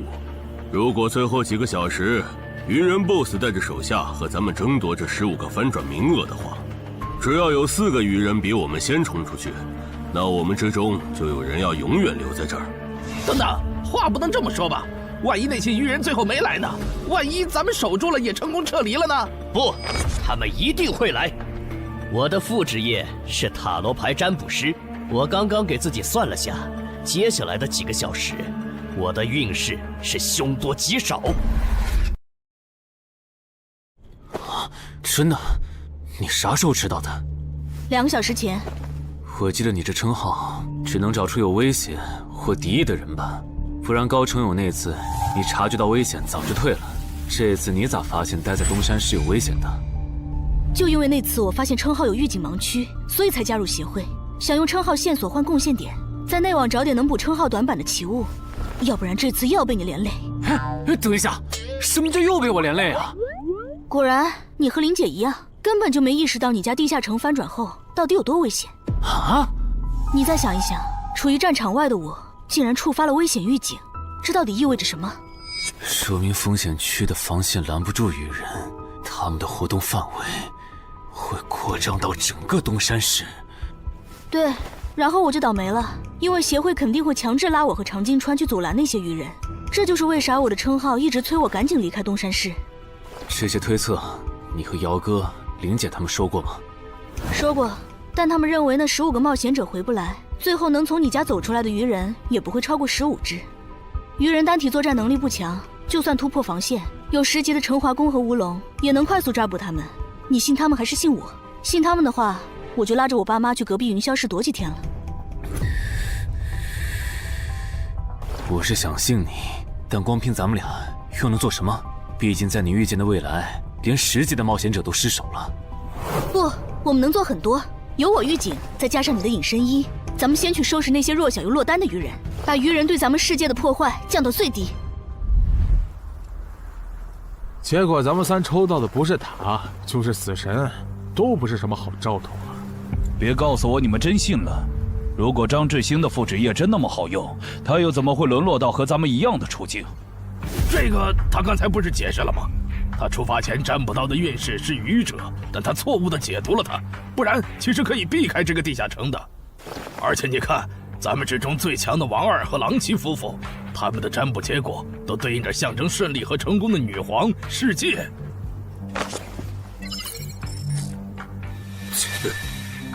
我抽到的牌和你一样，也就是说，如果我保持现状，最后下场也会和你差不多，对吧？对，咱们很有可能走不出这个地下城。那你再占卜一下，如果按我的计划，大家合力干掉 BOSS， 把剩下的鱼人赶回湖里，我的运势会不会好转？行，等一下，先别占卜。你的计划还有完善的空间。这地下城里的鱼人，现在估计已经繁殖到好几百甚至上千了。如果他们的 BOSS 是团队增益型的，那我们和他们贸然开战，绝对会死很多人。所以你的意思是，咱们干脆什么也不做，就在这儿等他们打过来喽？也对，反正你们俩抽到的都是安全牌。不，你理解错了。我的意思是，普通 BOSS 按你说的来，团队增益型 BOSS 就得先引走大部分鱼人，再集中精锐力量斩掉 BOSS。前期侦查、辨别 BOSS 和发射信号弹也得有人做。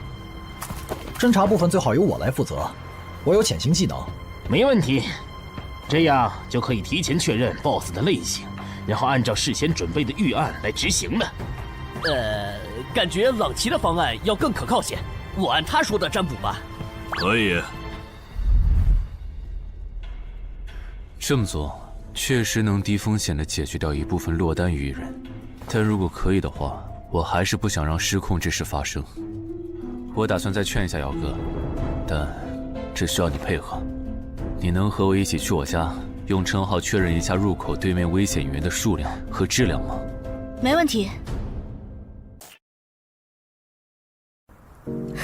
没事的，我们大家都在呢，最后肯定都能出去。那个女生好像又抽到死神牌了，连续2次了，看来她大概率会死在这个地下城。愚者牌怎么解读？眼下这个情况，抽到它，意味着你将利用你和你身边的力量来达成你的目的。目的嘛。大家听我说，占卜的结果出来了，除了个别人抽到死神塔牌，大家整体的运势其实是变好了的。这说明主动出击会带来好的转变。既然这是让大多数人都受益的决策，那我的建议是执行。至于抽到死神和塔牌的，就麻烦身边的人分精力照顾一下了。王二，了解，我现在就出发。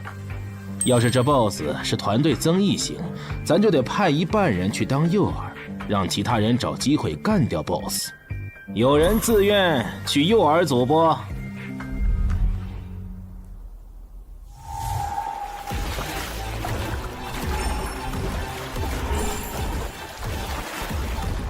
坐镇后方，身边还有同种族精英保护，是团队增益型 BOSS 没错了，得赶快把这个情报同步给朗奇他们。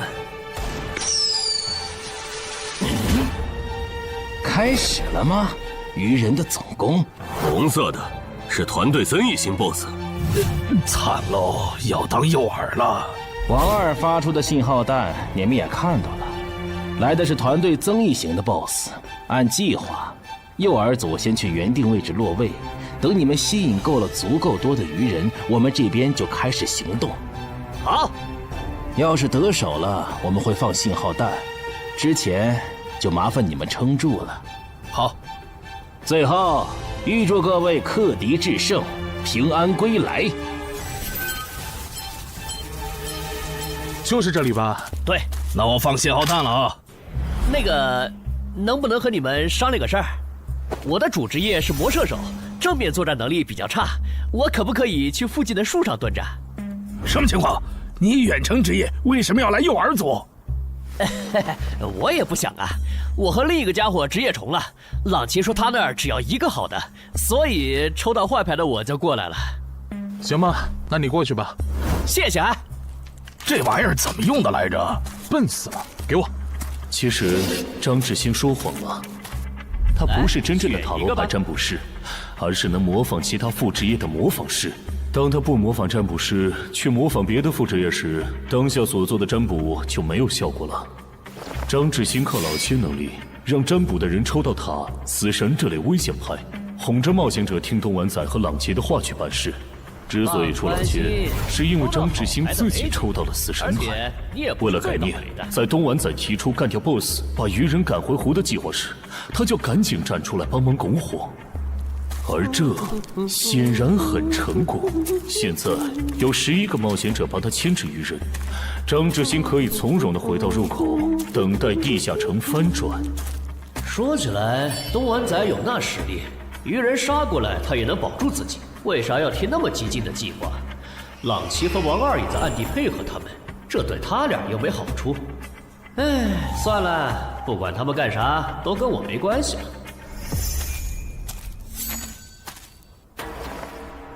这好像是个一次性的异世界奇物，林军。这个就是刚才发送红色的发光物的武器，其作用8成是提醒他的同伴们我们上岸了。领军大人，你看天上，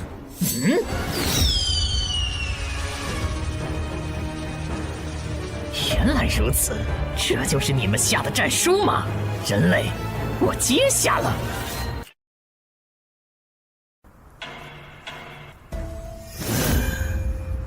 过去这么久了，怎么还没有冒险者的尸体被带回来？可能是因为那些冒险者藏得很深，领军大人光是找到他们就要费一番功夫。您再等一下嘛。那就再等一下，如果还是没有，我就亲自上岸狩猎。愚人怎么还没来？你说他们会不会没看到我们发出的信号弹呢？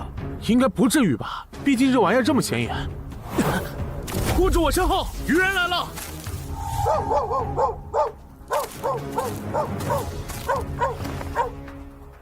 ！BOSS 呢？沿着这个方向走5分钟就能看到他。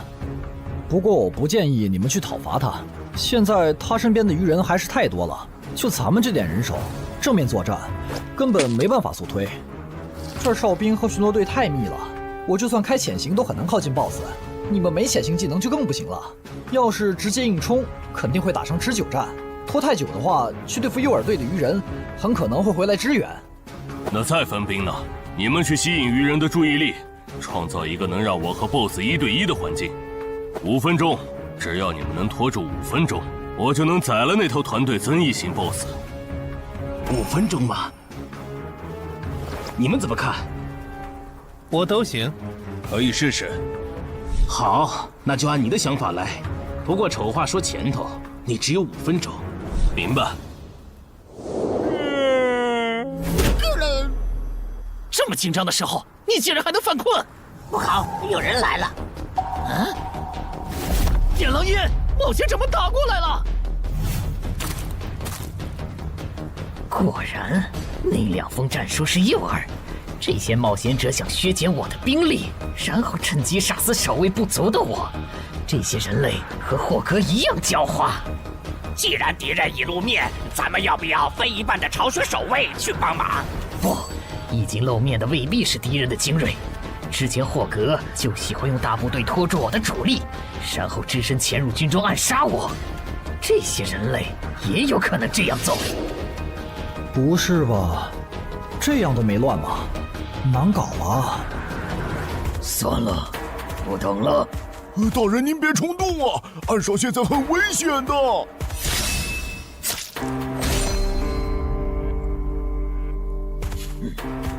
危险？难道你认为我不如那些冒险者吗？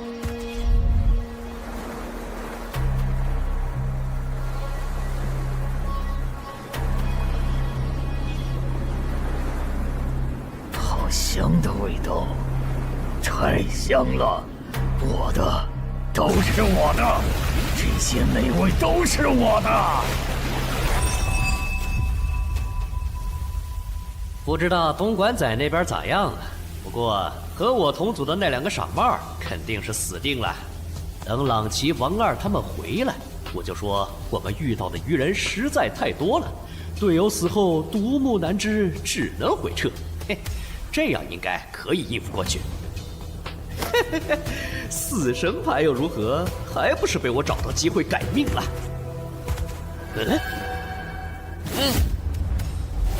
那个鱼人怎么回事？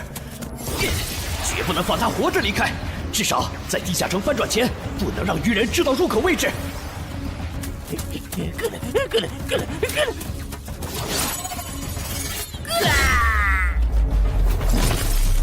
有没有搞错？这样都没死，这鱼人该不会再次吃到团队增益的 buff 了吧？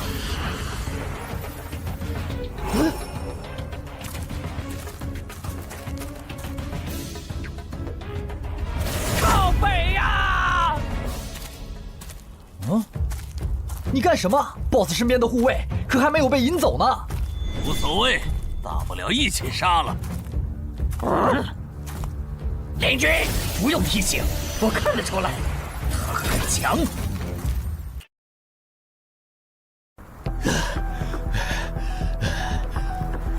靠北，被摆了一道。这些鱼人跟谁学的诱饵和埋伏？我差点被他们给阴死了。不会吧 ？BOSS， 虽然咸吃你有点浪费，但没办法，谁让你落单了？而我又需要快速提升等级呢。这个地下城的 BOSS 怎么会出现在我这儿？东莞仔和朗奇他们到底在干什么呀？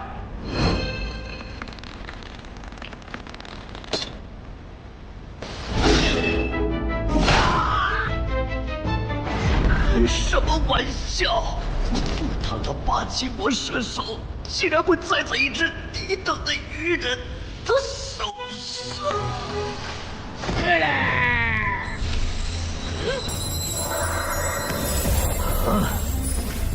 竟然还可以这样！原来低等级的鱼人击杀高等级的人类冒险者可以升阶。小子，大人，你把发生在你身上的事一字不差的去说给鱼人领军，然后让他分一点鱼人来我这边。我需要新的炮灰，还有我的战利品也催一催。好的，曼哈努斯大人。有没有搞错？这是个7级地下城，为什么会冒出这么多怪物？别藏了，王二，来帮我！这只 BOSS 身边的护卫太多，我攻不进去。林军，看那个人类冒险者的反应，他好像不是一个人来的。我们要不要别上了他的当？之前霍格刺杀我没成功，就假装还有帮手藏在周围，我只能留些护卫警戒，结果让他跑了。我可不想再碰上这种事。被骗了吧？正如已故的冒险者张志新隐约察觉到的，东湾仔、王二、朗奇确实各有算盘，区别在于东湾仔主职业是狩猎大师，他想要杀掉2个不低于自身2级的不同 BOSS 完成进阶；王二的野心更大，他想要得到传说中的奇物升级券。不是吧？他怎么又变大了？有什么问题吗？你怎么看起来表情怪怪的？啊，没，总感觉心里毛毛的，好像有什么事情要发生了。王二经常和闽粤两省合作，处理过不少地下城翻转事件，所以知道很多不能向民间公开的情报。这里面有2条情报，一是 bug 级地下城能产出奇物升级券，2是精英级地下城只要出了英雄级 BOSS 就会变成 bug 级地下城。可惜后面进来的人都不擅长水下作战，王二也不擅长，只能眼巴巴看着奇物升级券没了。暗杀者王二，我记得你好像也接 BOSS 相关的委托是吧？你有需求？我打算独立狩猎这个地下城的 BOSS， 想请你压个阵。独立狩猎 BOSS， 这个人该不会也知道奇物升级券的产出机制吧？你有水下作战的能力，你刚才没跟我们说实话。不，我是旱鸭子。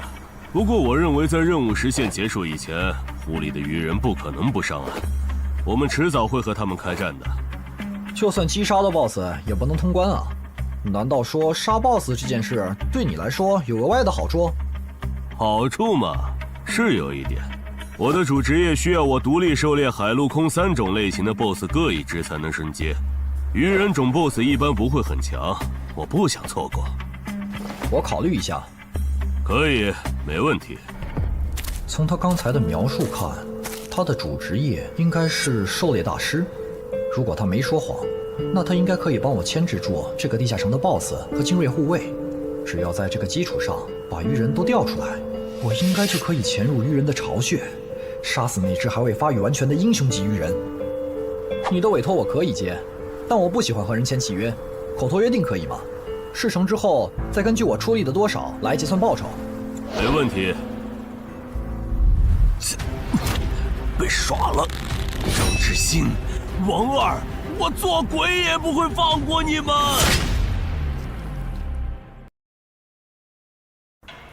这就是你说的杀死人类的冒险者后会进化？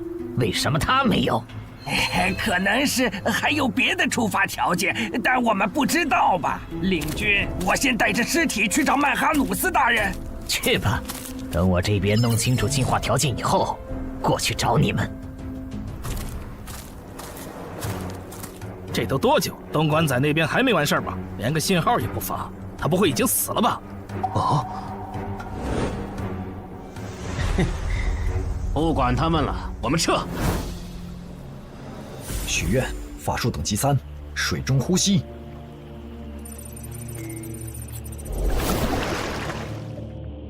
啊！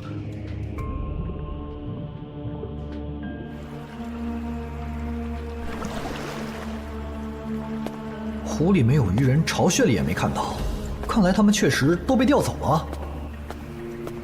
啊！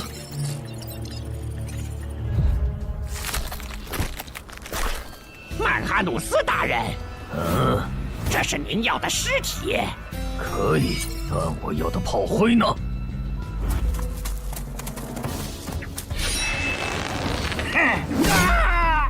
分开跑，能跑一个是一个。哦，原来杀死人类的冒险者可以让我们进化呀！可惜了，让刚才那个戴帽子的跑了。喂，姚哥，我家小区这边的居民撤离安置工作做完了吗？做完了，我现在就在你们小区复查。怎么了？我和苏玉发现，我家的地下城在过去2个小时里，先后冒出来3只威胁程度不下于高成勇的鱼人 BOSS。除此之外，还有一个很特别的危险源，也在快速变强。完蛋，我放不出魔法了！张志兴，你这个王八蛋！你说你的职业适合躲在暗处放冷箭，我们就没让你站在明处。结果鱼人来了，你人没了。太好了，你们还活着！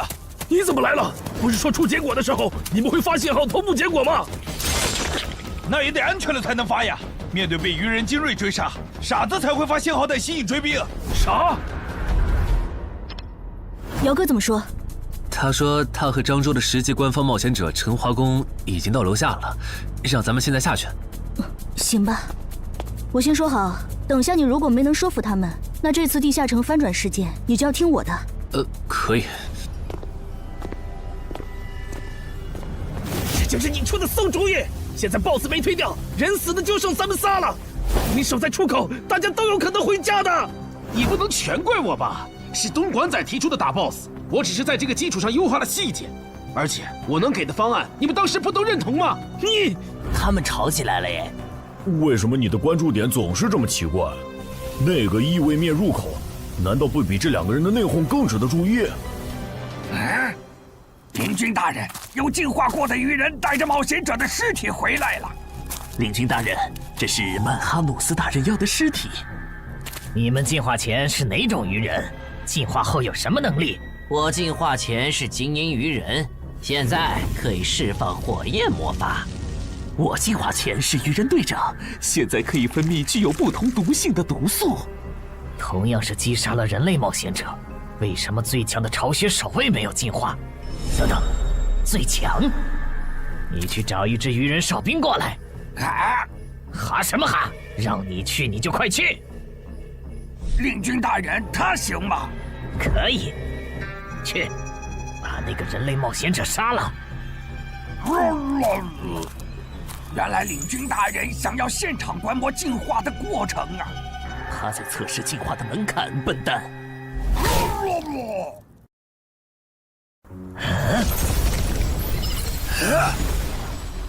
原来如此，所以进化的先决条件是等级差吗？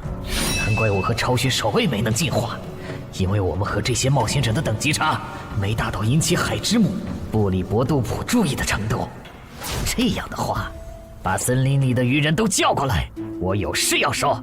遵命。那边的，带着这些人类冒险者的尸体去找曼哈努斯大人。好的，领军大人。可惜那只英雄级鱼人不在这里，不然 bug 级地下城的任务的合并结算，说不定除了能拿到奇物升级券，还能掉落史诗级装备呢。啊！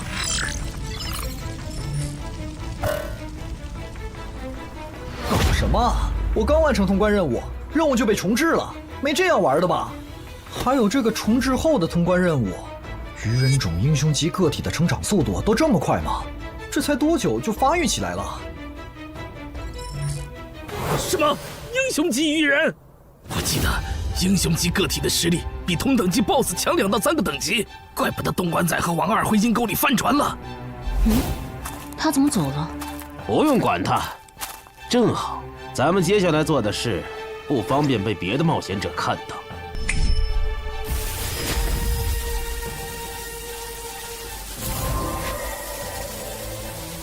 把死在地下城冒险者的灵魂和掉落带回来。啥情况呀？更新的通关任务是怎么回事？王二不是说英雄级个体的发育速度很慢，在翻转前他不会成为我们的威胁吗？怪不得他让咱们瞒下地下城有英雄级鱼人的事。之前他说帮湛江处理地下城翻转时，知道些不能公开的情报。你们说王二会不会知道干掉英雄级怪物能额外得到掉落物的消息？还真有这个可能。这么看，他说不定还藏了一些底牌没跟咱们同步，比如有可以帮他完成脱离或通关任务的奇物。对，正好湖里的鱼人现在都跑上岸了 ，BOSS 又在被东莞仔讨伐，我猜王二一定会趁此机会潜入鱼人巢穴，尝试通关。可惜地下城因为英雄级鱼人超前发育的原因，升级了任务内容，也跟着重置了，他白折腾了。就这个叫曼哈努斯的英雄级鱼人，能当9级生存类地下城的 BOSS， 王二根本就没法单干。他算计来算计去，结果把自己坑了，真是活该。这么看，我觉得张志新、东莞仔和郎奇的心里多半也藏着事儿。既然任务都重置了，要不咱别回去了，省得跟他们耍心眼。也行。日军都到齐了，好。就在刚刚，海之母布里伯杜普再次眷顾了我们。我们的族群出现了新的首领级鱼人，而他不久前还只是你们中的一员。不同以往的是，这次升级不用那么麻烦了，你们只要在这片森林里找到人类冒险者，杀死他们，就能成为和我们一样的首领级鱼人。我们还找到了通往冒险者世界的入口，那个世界肯定有能让咱们再次进化的目标。不过在此之前，你们得先把这片森林里的人类冒险者解决掉，让自己变强。所以去杀戮吧，去升级吧，去用冒险者的血来取悦我们的神明布里伯杜普吧。等一下，曼哈努斯大人，这片森林还剩7个人类冒险者，其中3个正在快速远离我们，还有1个落单的。如果你们想要狩猎人类冒险者，从而进化，建议先从这个方向的落单冒险者开始。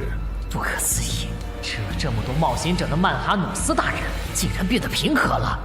要是曼哈努斯大人能一直保持现在这样，那培养出了曼哈努斯大人还有好多首领级鱼人的我们，说不定真能回到拜戈尔格陛下的鱼人国度。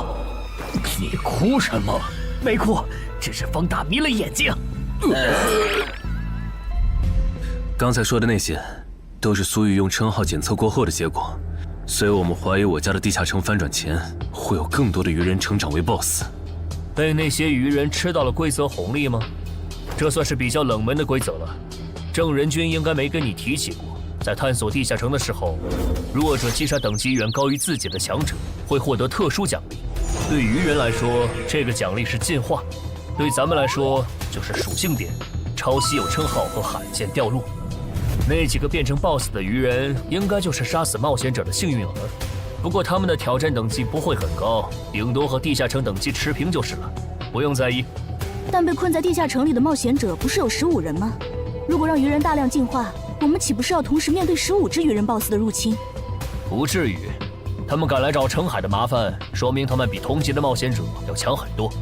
这些人聚在一起，不是一个小小的7级地下城能将其团灭的。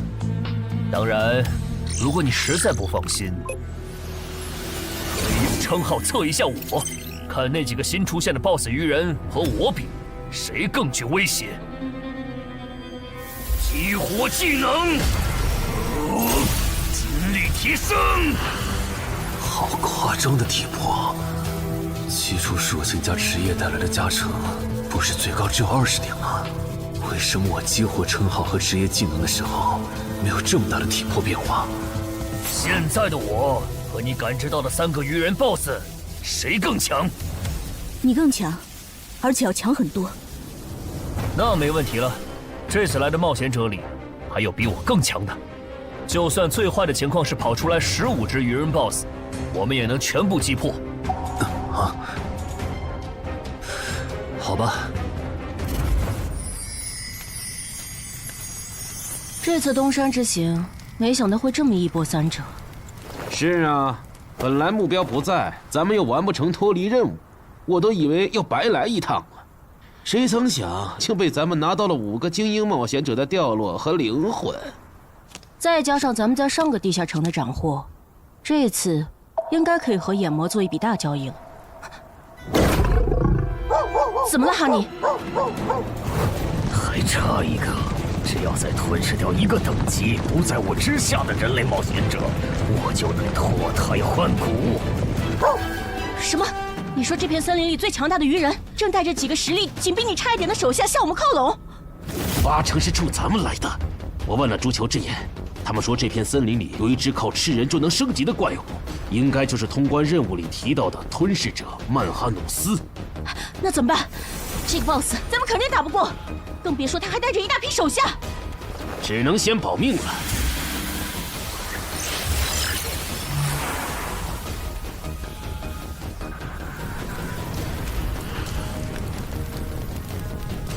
这批灵魂不错，我可以给你4个单位的司导之眼和1个单位的督军之眼的召唤额度。等一下，我这次不打算扩充召唤类目。那你要什么？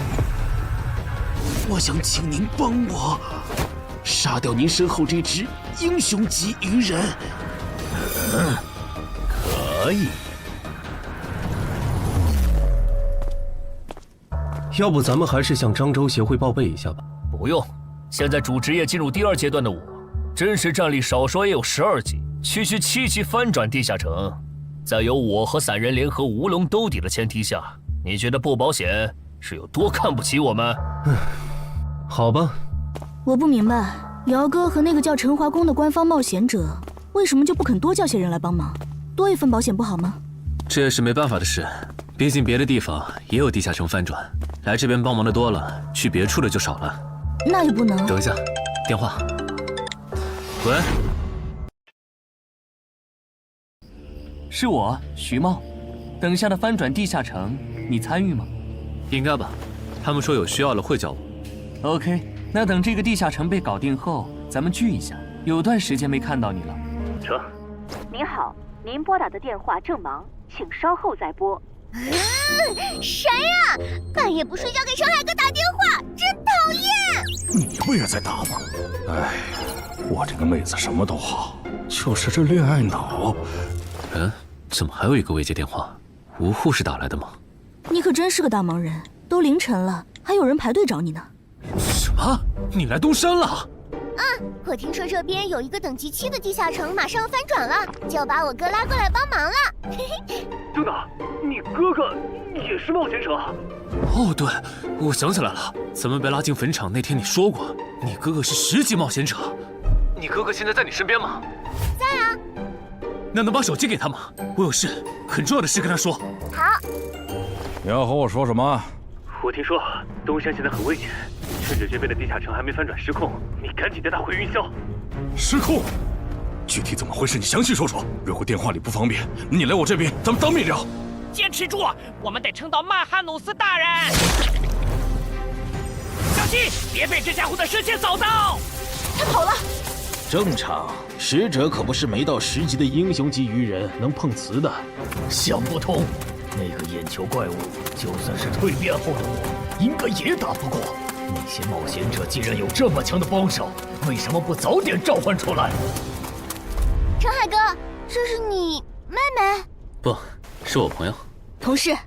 哦，那挺好啊。刚才在电话里说东山市的地下城要失控了，具体怎么个失控法？最坏的情况是，几个小时后会有15只鱼人 BOSS 来到我们的世界。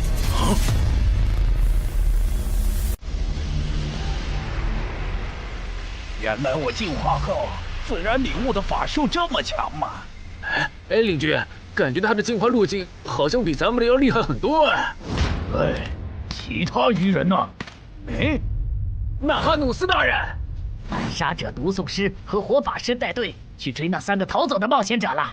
那不管他们了，你们带上还活着的鱼人跟我走。入口的冒险者召唤了实力远超我之上的眼球怪物，咱们得避一避。先退回湖里。什么？比曼哈努斯大人还强的？那我来断后吧。我可以驱使这些亡灵，拖住那个眼球怪物，给大家争取时间。行吧。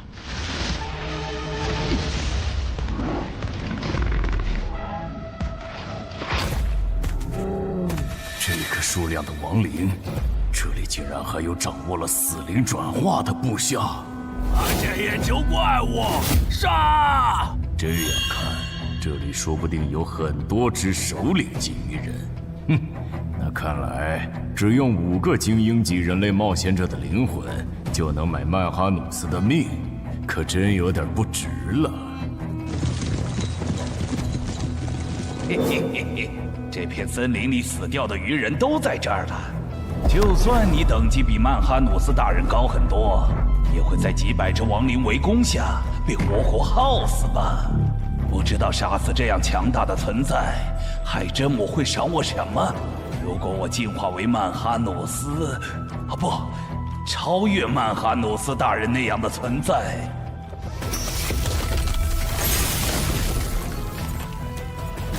那是什么法术？我的亡灵大军竟然这么轻易就被全灭了！得让狼骑在原来的基础上追加报酬。要追加报酬？委托难度和报酬不匹配，我要追加报酬很合理。当然，你也可以更改委托内容。如果换成保护我们直到该地下城翻转。那5个精英冒险者的灵魂够吗？够。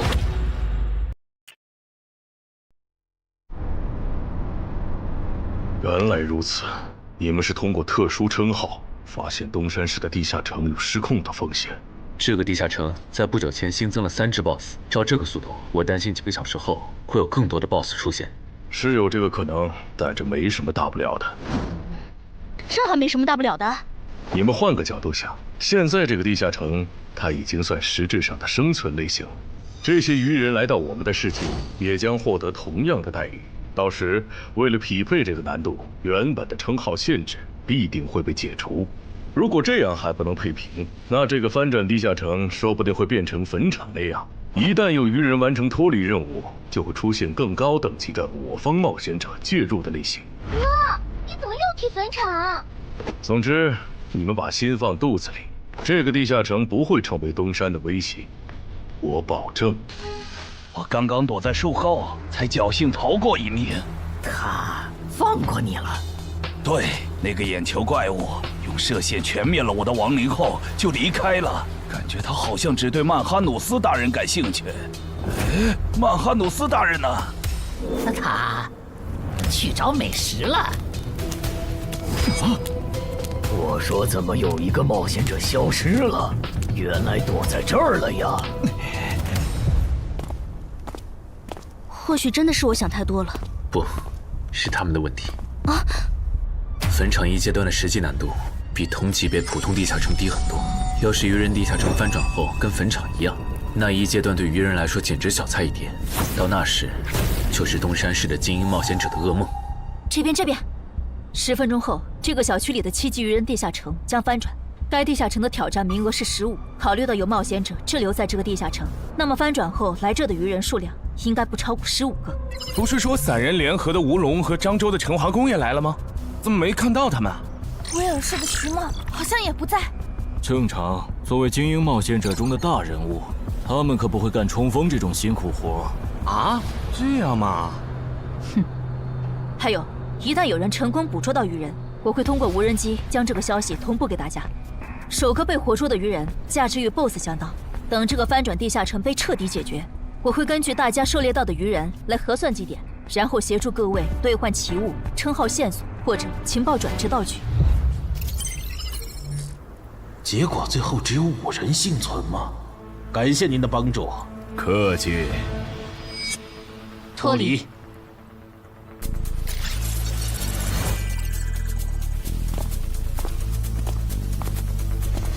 怎么是你们？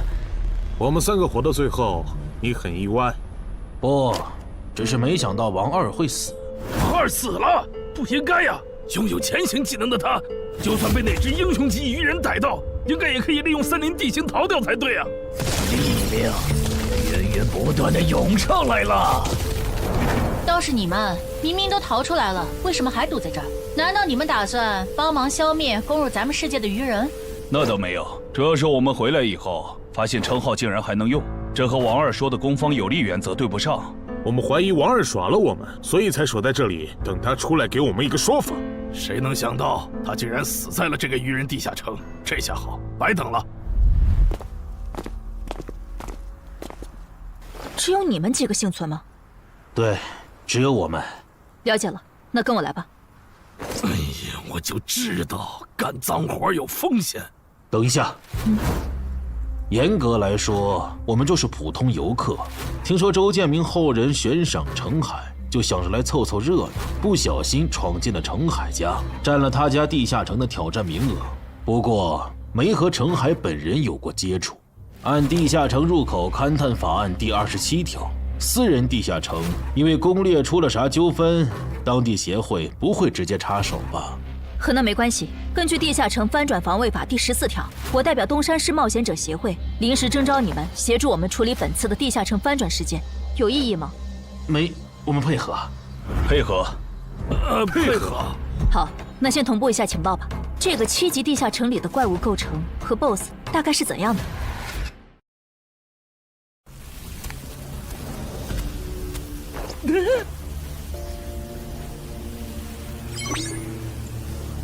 刚生才是10，进去一只鱼人以后就变成了9，所以这个数字指的是能前往那边的名额吗？有名额限制的话，那岂不是说明我们可能会遇到和那些人类冒险者相同的困境？那不是问题，只要他们别再召唤出那种眼球怪物，这些人类冒险者就不足为惧。9级地下城，英雄级鱼人。不止如此，他也变成了死亡率最高的生存型。这一点我们可以作证。当时我们被英雄级鱼人盯上，花了不小的代价才侥幸活了下来。但刺杀者王二就没那么幸运了。刺杀者王二死了，连他都没活下来，那这个地下城的难度……生存类地下城，英雄级鱼人吗？有意思。啊！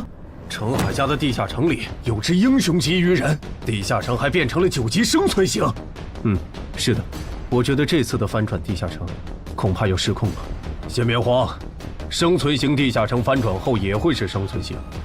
为了配平难度，你们的称号限制应该会解除。没了限制，主职业升阶过的陈花公和吴龙应该可以打赢那只英雄级鱼人。如果他们失败了的话，那我和安然会出手将其逼退，明白？怎么事情一旦和陈海扯上，就变得离谱起来？那小子是属扫把星的吗？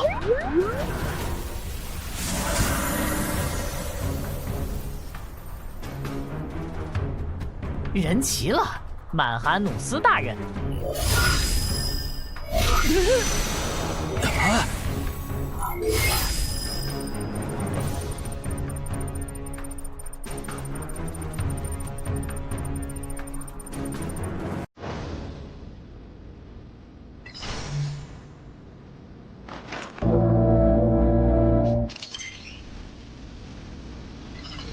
大人，您找我？不过，你怎么变样了？进化了呗。他现在已经是100战都不灵了。原来如此。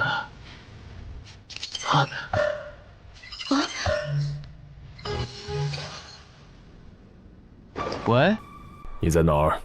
环城东路，怎么了？事情有变，东山的翻转地下城现在有英雄级鱼人坐镇，你随便找2只实力过得去的鱼人杀了交差，别去碰那只英雄级鱼人。行吧，还有别的要求吗？没了，注意安全。我懂了，红点是等级和我相差不过2级的人类冒险者，而黑点是等级比我高3级的人类冒险者中的首领。只有2个黑点，有点不够分呢。等等，为什么我这里全是红点，没有黑点？因为你等级比我们高1级吧。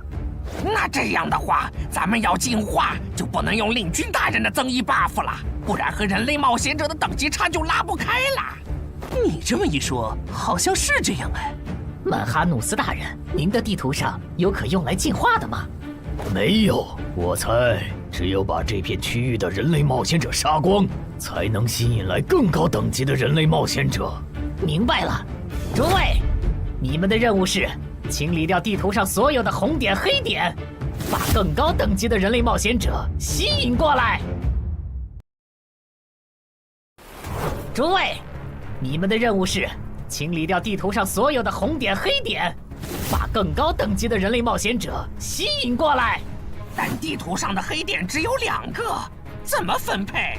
最近的黑点由我和精英巢穴守卫亲自处理，另一个等你们解决完附近的人类冒险者以后，根据红点狩猎数量来决定挑战顺序。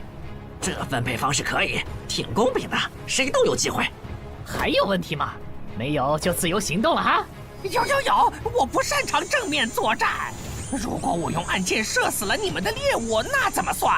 地图上不是有2个离咱们挺远的红点吗？给你了。啊！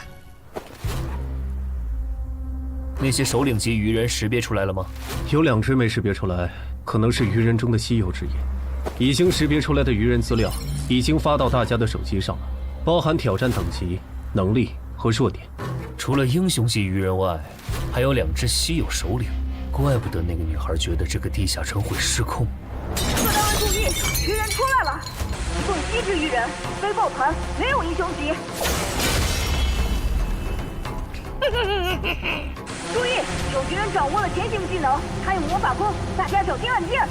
注意，有鱼人掌握了潜行技能，他有魔法弓，大家小心按键。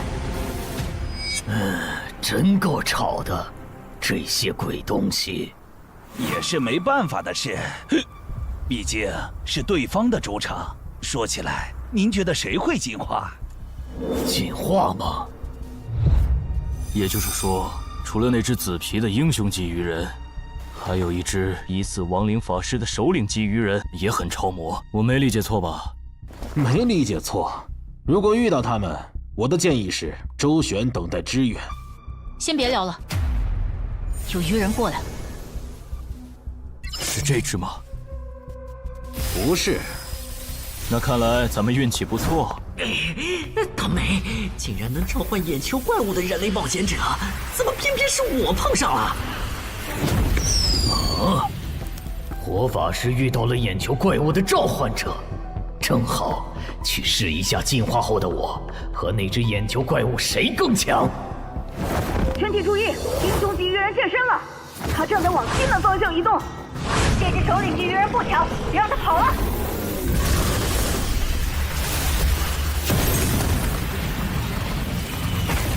远波射线！弯曲术！看边！幽暗地狱的王眼暴君啊！我请求借用您的力量，心灵遥控。就是现在！至高无上的影之国王后啊，请赋予我斩杀眼前之敌的力量。尽情使用吧，我的骑士。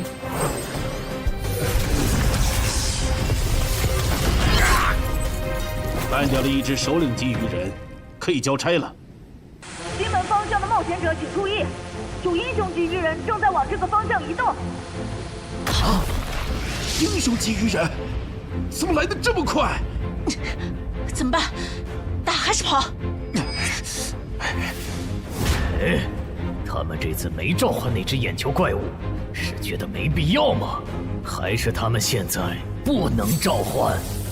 找到了，那个负责警戒的绿皮傻大个，看上去要更强一些。就杀他！不，小特利是魔法弓，你要吗？不要，长得太丑了。行吧，这些鱼人比我想的弱，我打算主动出击，找落单的杀，能帮我提供一下位置信息吗？可以。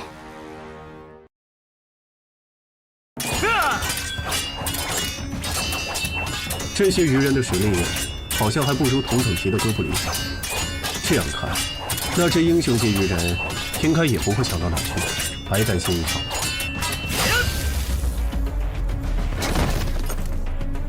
这些鱼人弱得很，我一个人就能搞定，你去帮别人吧。好。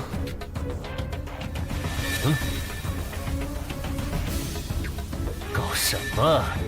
原来你们还能变强吗？希望这些人类冒险者能争点气，不然我这趟可就白来了。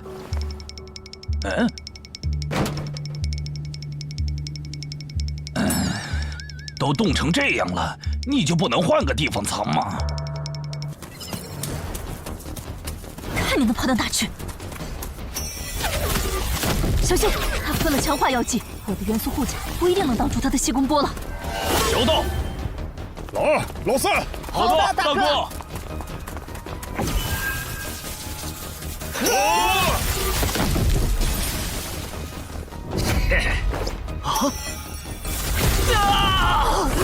小 C， 慢着老弟！你在得意什么？欧提路克，冰封术。幽暗地狱的王眼暴君啊！我请求借用你的力量，心灵遥控。玩够了吧？把那只眼球怪物叫出来！我要和他打。狼骑，问过了，他没回应。伤离，来帮忙。我知道你还有底牌没交。不，我拒绝。这只英雄级鱼人是奔着你来的，我没义务为你冒险。更何况你的控制法术还对他无效。我撤了，你们加油。你，可惜了。看来你们真的无法再召唤他。我还想着杀掉他，说不定有机会2段进化。狼骑，没用了。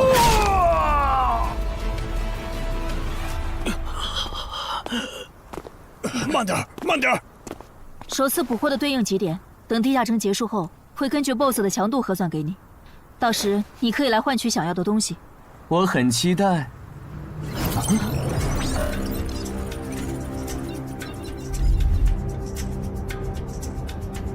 该咱们登场了。大意了。虽然对10级人类冒险者的强大有一定预期，但强化到9级的基因巢穴守卫，竟然这么轻松就被干掉了。这个高等级的人类冒险者和森林里遇到的那些完全不一样，不能再……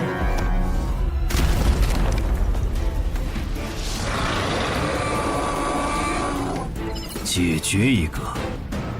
吴龙，那是我的祭典。只是一只首领级鱼人，没必要抠得这么细吧？你们就是这片区域最强的人类吧？英雄级鱼人，稳点儿！这只首领级鱼人的毒被安小姐的毒素防护克制，就这么拉扯着打，慢慢磨死他。不会吧？领军死了？那火法师、毒素师和气功师那边是不是也？过来，去把死掉的同胞带回来，我来为他们做亡灵转化。如果有快死的，就用这个救一下。他的目标是安小姐，想办法拦一下。罗素，知道。休想从我这里过！你们这些……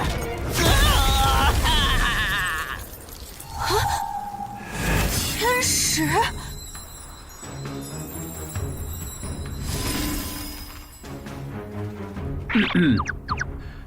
我没来晚吧？没，刚刚好。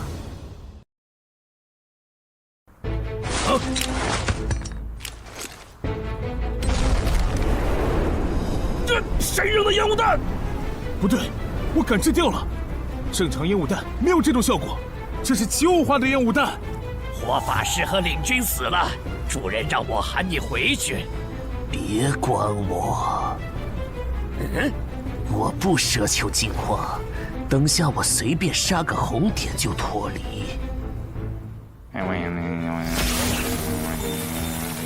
亡灵转化。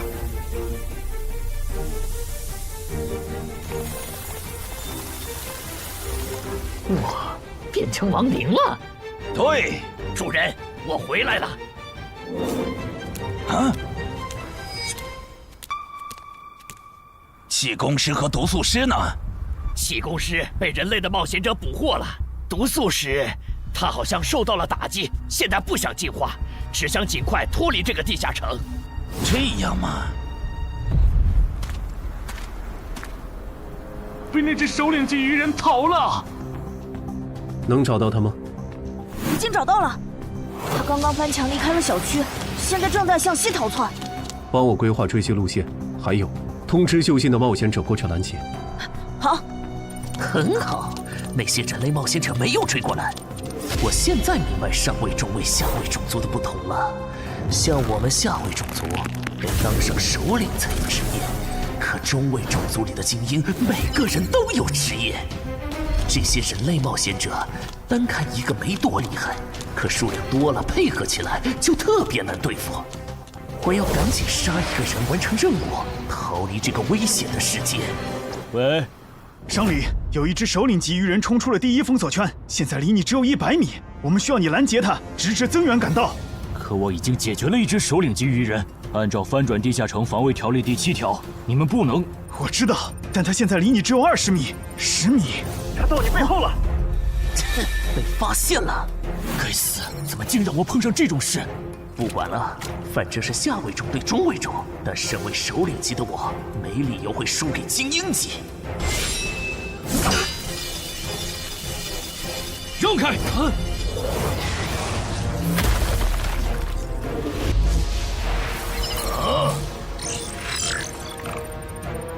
你连偷袭都不会吗？刚才为什么要喊出声来？笨蛋，我那是在帮你解围。这2个黑点移动的速度好快，这样看，我这边应该是来不及了，有点可惜。本来我还想着吃掉它们，升到11级以后再进化的。啊，那是进化之光。等等，英雄级鱼人竟然还能进化，这不是6到10级地下城吗？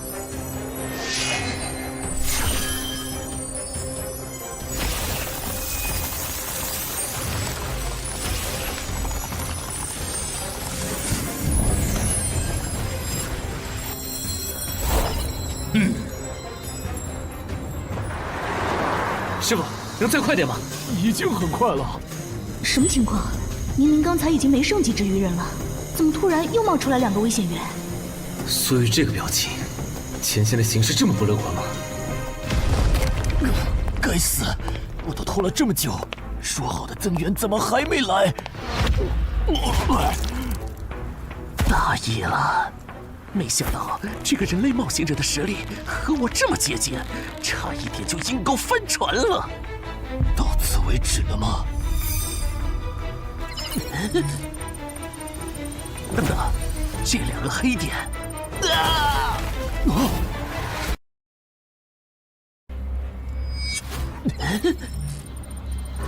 等等，这2个黑点，正人君，首领级的祭典怎么算？特事特办，我可以按照濒临失控的地下城的标准来核算。就在曼哈努斯当着陈华宫和吴龙的面完成进化的瞬间，2人的脑海闪过这么一个念头：那个女孩说的地下城会失控，竟然应验了。7级常规地下城进阶到9级生存类地下城，已经是很少见的小概率事件了。在这个基础上，又出现了英雄级个体，并且还能主动进化，这种事简直闻所未闻。唉，我到底是有多倒霉，才会一头撞上这种死局？陈华宫，啊！以目前的形势，我觉得就算是镇人君来了，也没法挽回失控的局面了。要不，咱们撤吧。前提是他肯放我们走。郑人君。他是你们的首领吗？什么情况？鱼人不是不能用人类的语言吗？我能感受到，那个方向有2个很强的人正在往这边赶。他们中有你们刚才提到的郑人君吗？有的话，能告诉我这位郑人君现在是传奇吗？无可奉告。看来不是，那就没什么好担心的了。小心，他要动真格的了。终止召唤！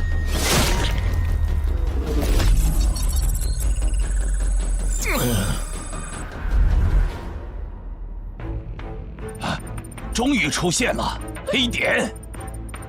不过保险起见，还是先完成脱离任务，先去解决一个红点吧。你不是去追那只毒素鱼人了吗？怎么又回来了？哦，那只首领级 BOSS 被郑仁君和他找来的帮手干掉了。倒是你们为什么都聚在这里？小区里的鱼人解决了？大部分解决了，除了吴龙和陈华宫负责的英雄级鱼人，现在只剩下陈海家里的鱼人没解决。但他们待在楼里不肯出来，在室内作战的话，我们的人数优势就没了。亡灵能快速穿过墙。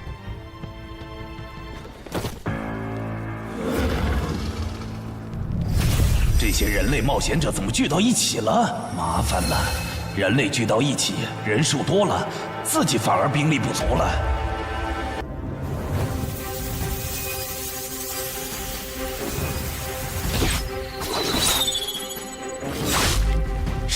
谁干的？我家现在还有几只鱼人？还有5个。其中一个特别弱小。好，跟我走一趟吧。我需要你站在明面上帮我分担火力。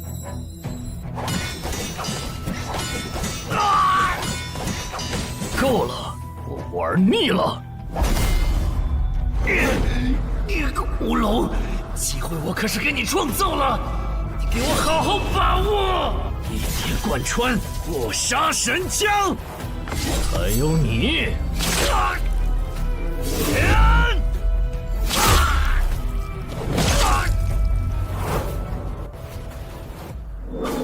还没看够吗？厉害！你是怎么发现我的？与生俱来的天赋，我能闻到等级和我相当和在我之上的强者的味道。那边的也别藏着了，我是不会露出破绽给你们的。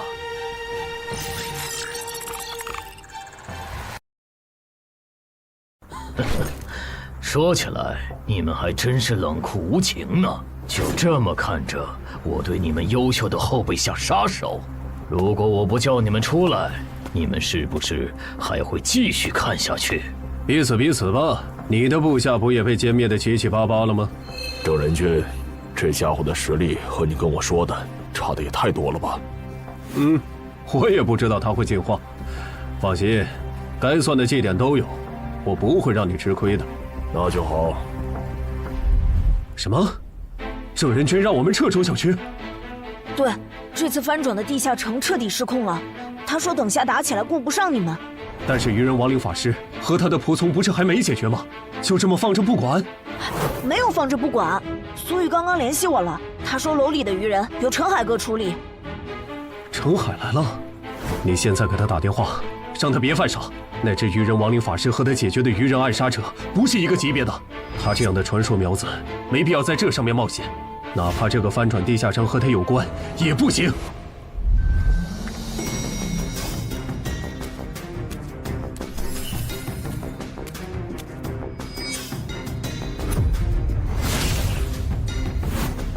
别回头，继续往前。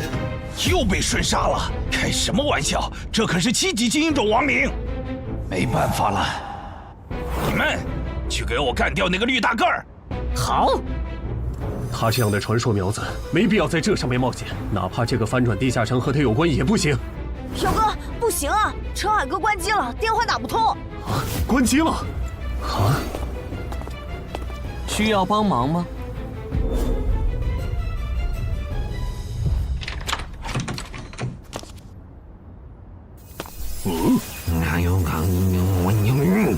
多重火球术，不灵，就是现在！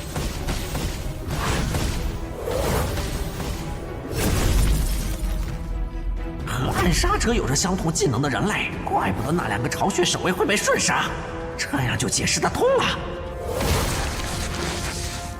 上一任，走廊的愚人就交给你了。多重火球术，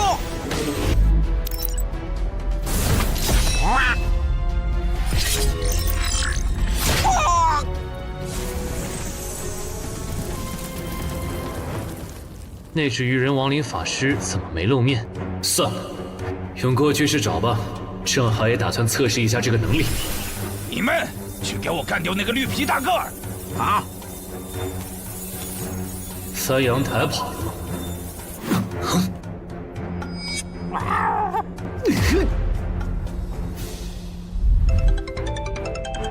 姚哥，我这边抓到了被用来探路的普通愚人。这个先放一放。你现在在哪儿？我当然在我家。你家现在很危险。你是说愚人亡灵法师和他的亡灵仆从吗？那些亡灵已经被我处理掉了，但那个愚人亡灵法师我没逮到，被他翻阳台跑了。什么？你提醒下小区里的冒险者，注意别被他抓。陈海，好久不见。徐茂，你怎么也来了？我来的晚，小区里的首领级愚人就赶上一只，听说你这边还有一只，就过来碰碰运气。那你算白来了，大鱼已经跑了，他手下的亡灵也被我和我的哥布林随从清干净了。何不？那把武器，这些等等再聊，咱们得撤了。撤？不去帮吴龙和陈华攻吗？已经帮不上忙了。你和苏璇是对的，这个翻转地下城确实失控了。虽然回音受到的伤害不会同步给本体，但回音被毁是会消耗体力的，而且打到现在，我这边的牌基本都展示一轮了。安然，如果你的暗杀拳杀不了这怪物，那咱们今天都要交代在这儿了。再来一次，显现回音。啊！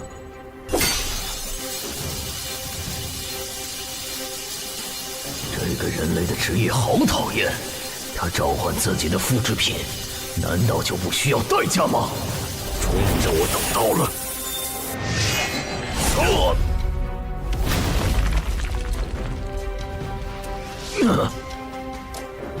这都没死，看来他其他属性免疫很强啊！郑仁君，这个 BOSS 太难杀了，我要求按15级翻转地下城 BOSS 的标准核算绩点。可以。好，那你接着磨，出机会了我再出手。或许是郑安君和安然的职业技能给到了曼哈努斯足够的压力，也可能是他们表现出来的态度刺激到了曼哈努斯。靠着职业的加成就能击败我，简直是痴心妄想。这让曼哈努斯做出了草率的决定。我要选择职业。筛选出有远程攻击手段的职业。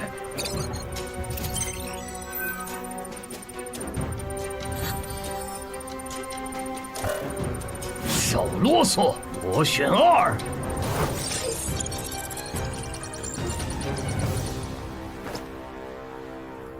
那我们先走了哈。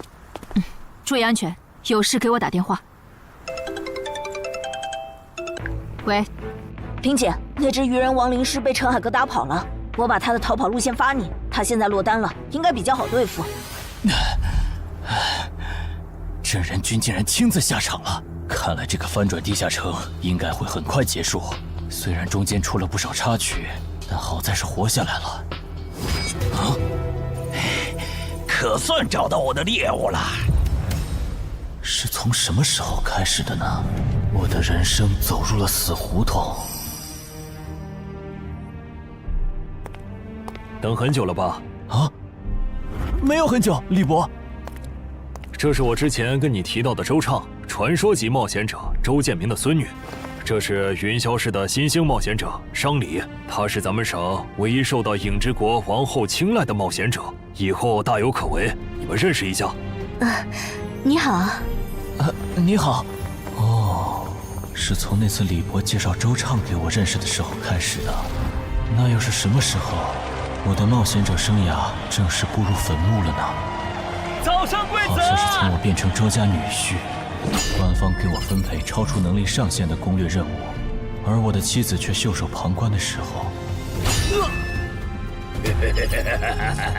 还没好吗？他快撑不住了！岿然不动。完了！五环法术，怪物定身术。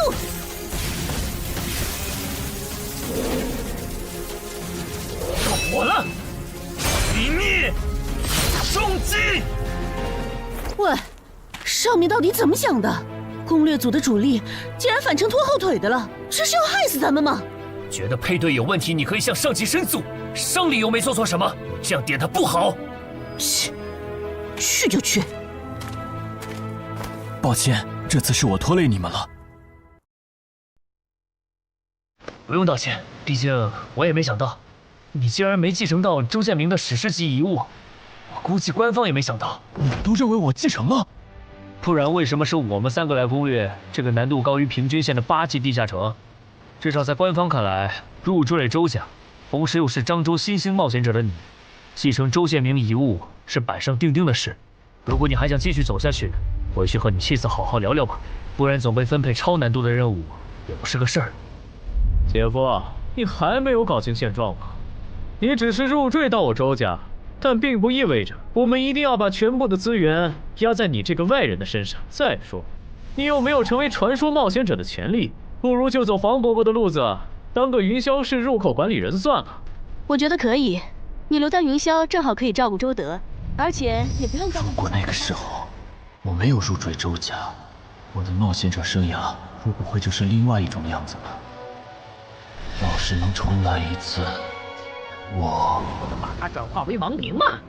办不到，我只能转化同种族的鱼人。看到了，他们就在前面。这些人类来得好快，快有什么用？脱离任务已经完成了。脱离。喂？什么？伤灵死了？对，并且那个亡灵法师已经……糟了！那只英雄级鱼人又进化了。不是，这怪物还能再次进阶吗？这就是实业吗？我现在有点理解，实力远不如我的你们，为什么有了职业的加持以后，可以给我造成这么大的麻烦了。不过，也就到此为止了。鱼人流，不中弹。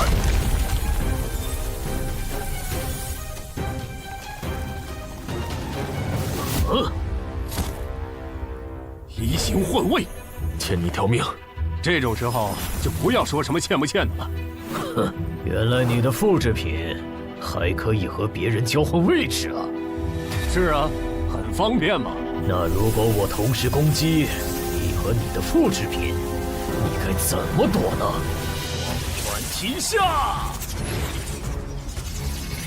好快，感觉好像躲不掉了。别傻站着了，那个进阶不了。让你的人联系黄泉，这怪物的实力就能摸到传说级的边了。咱们不是他的对手。无意义的挣扎。喂，那个大小的气弹可不是开玩笑的。去！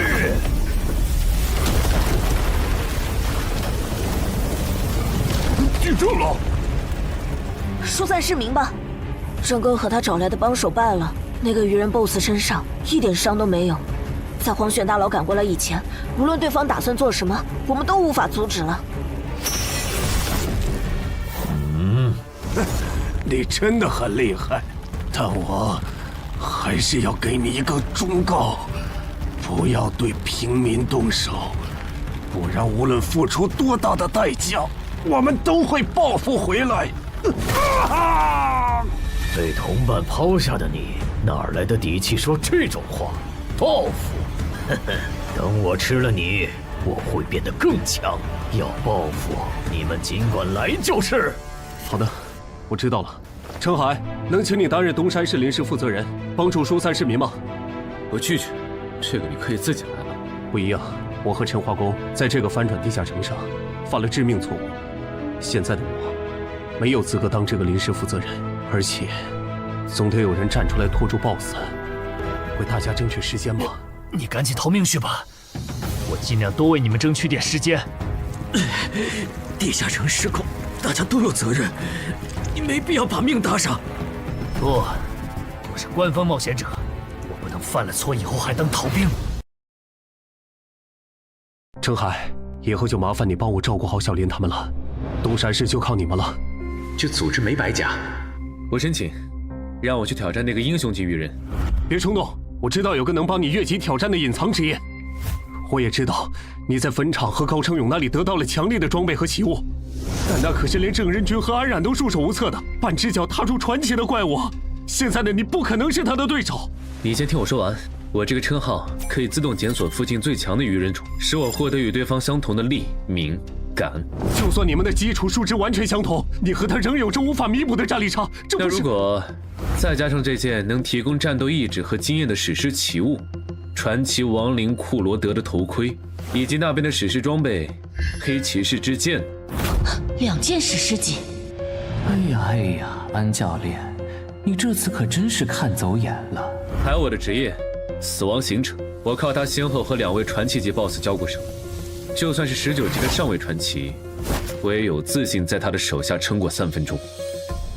很抱歉，对你们隐瞒至今，但现在我想作为东山市民、东山市冒险者、东山市官方冒险者协会的一员，尽我的一份力，请不要拒绝我。你都这么说了，我还怎么拒绝？那就说定了，等下我当主坦，你从旁牵制。徐梦，你呢？来不来？我就算了。等我吃了你，就去抓那个跑了的人类，到时候我就能和你们的传奇一战。如果我能侥幸击败你们的传奇，除非太阳打西边出来。死到临头了还嘴硬，我看你是不想死痛快了。喂，杂鱼兄，我来打2番战了。我都已经大发慈悲放你一马了，为什么你还要不识好歹的回来送死啊？既然你不珍惜捡回来的这条命，去死去死，去死去死！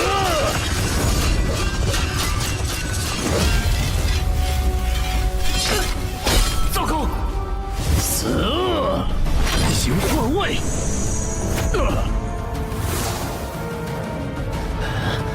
武器坏了，你那边有备用的重型武器没？有。竟然还在垂死挣扎！你们在聊什么？聊得这么起劲，愿带我一个吗？程海，他不是才6级吗？他来干什么？这个人类很强。有点意外啊！那个叫程海的冒险者，很有可能挽回局势的。这种可以白蹭基点的好事，你为什么要拒绝？彼此彼此吧，你不也没去吗？攻略团的攻城魔女，我不是说了，随便找2只鱼人杀了交差就可以撤了吗？怎么还没走？算了，不重要了，赶紧跟我走。这个翻转地下城失控了，东山市已经不安全了。凭借气功师带来的高级感知，曼哈努斯敏锐地察觉到，这位不速之客的实力和自己非常接近。这个人类很强，但诡异的是，天赋却告诉曼哈努斯，吃掉眼前之人并不能升级。显然，他和自己一样，也是族群中的特殊个体。人类，你现在多少级？我6级啊，怎么了？把我当傻子吗？就算你也有王者资质，也不可能6级就和我实力相当。想知道原因吗？那是因为……够了！我不管你是装腔作势，还是打心理战，接下来我会全力击溃你。求之不得！你弱，时间猛，那我也……又是这招！位置互换，郑哥你做的，你还好意思问？要不是郑哥出手，你现在已经死了。那个能召唤分身的家伙真是太麻烦了，得优先处理他。郑哥，你就信我一次，如果没把握和那个鱼人一战，我是不会来的。你确定？他的黎明坎可都在20以上，就算你之前通关的都是高位地下城，也都拿到了 A 或者 S 评级。我确定。行，那你主攻，我辅助。不是，他上下嘴皮子一动你就信了啊？他才6级啊！先杀一个！光顾着说话把他给漏了。移形换位！郑哥小心，他的目标是你。外面的家伙，给我死！来不及放出回音再置换了，得手了！不是说好了要全力击溃我吗？对我的同伴出手是什么意思？程海有2件史诗级装备。不止如此，他的主职业也很特殊，而且他能靠着称号的效果，让自己的基础属性跟那只 BOSS 一样。我觉得加上你，就算杀不掉那只英雄级鱼人，也足够拖到黄选和五虎救场了。这次还要使用移形换位？混蛋！同样的招数都用2次了，你们以为这次我还会中招吗？竟然没有换位！用过2次的战术，当然不会继续用了。赢了！还早呢。这只英雄级鱼人的体应该在20以上，刚才那一下还不够致命。不过还真是惊人呢，明明是第1次合作，程海却能在不用我提示的情况下，完美适配我的战术。我记得他好像是写小说的，现在的小说家都是怪物吗？可恶，这小子得手后就退了，完全不给我出招的机会。体也在20以上，有点难搞啊。亏了，这两人搭配起来比没用技能的我强太多了。奇怪，这个鱼人 BOSS 难道打算撤了，还是说留着后招呢？本来想着不用技能杀掉那2个14级的晋升15级，然后再挑战这里的传奇。现在看，这已经不现实了，只能走一步看一步了。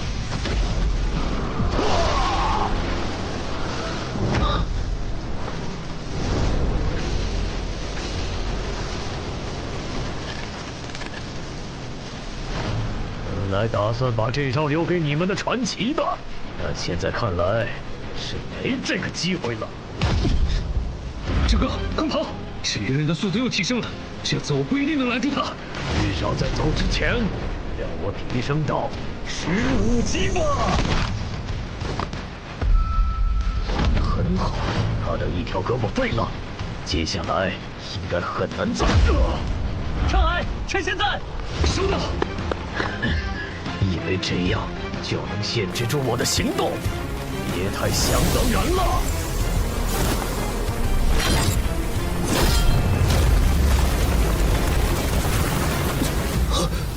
闹剧就到此为止，去死吧，彪哥！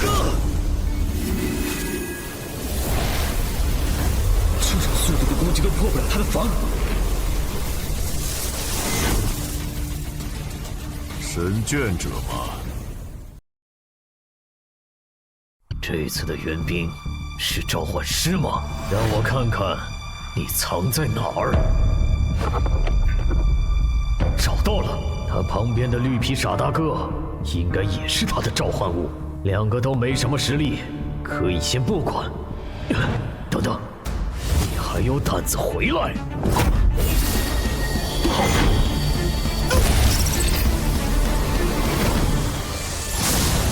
给我死！还能打吗？有点难。这是回血药剂，你和郑哥省着点喝。在增援赶到以前，咱们只能靠他撑时间了。我明白了，不杀掉你，我就不能对其他人出手。是这个意思吧？可以这么理解。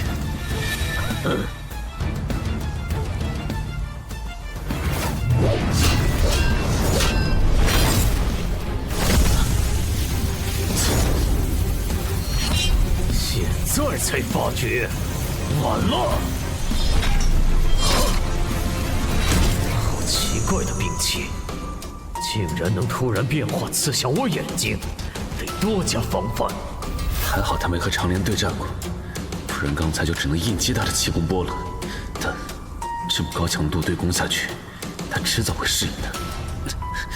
得换个打法了。用这个吧。啊，别喝太多，你一小口就能结痂了。这么阔气吗？3A 级教练就配备了回血药水，我还以为至少要馆主级才有。是程海借给咱们用的。我估计他自己都没意识到，在6级这个阶段，找到这种级别的装备奇物有多难。我警告你，别打他的主意啊！不管这个翻转地下城最终结果如何，程海都会成为我民省官方冒险者协会全力培养的超新星。我不会这么不识趣的。我能在民省淘到一个徐茂，已经是大功一件了，没必要为了不适合我的东西和你们交恶。不过说真的，都到这份上了。针对热武器的禁令，你还要遵守吗？我靠，这回血药水的味道怎么这么怪呀？里面加了芥末吗？用追逐战来拖延时间，天真！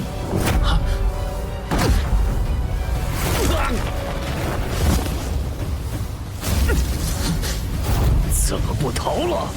该死，怎么在这个节骨眼上崴脚？既然你逃不动了，那就去死吧！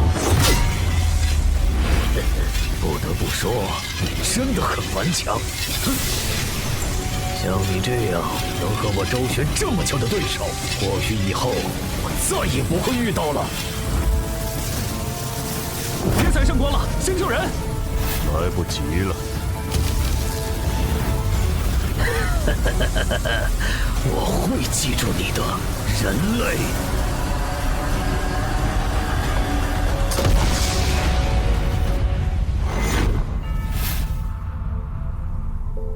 这个叫超限的技能虽然很强，但太耗体力了。还好这个人类的等级不高，不然本大爷说不定真会败在你们手上。你还没赢呢，笑什么？你个手下败将，不会以为简单处理了下伤口就能和我再战了吧？别太异想天开！这是什么武器？竟然能破我铜皮铁骨的防御！安然，好了没？好了。那我这边就不用顾忌了。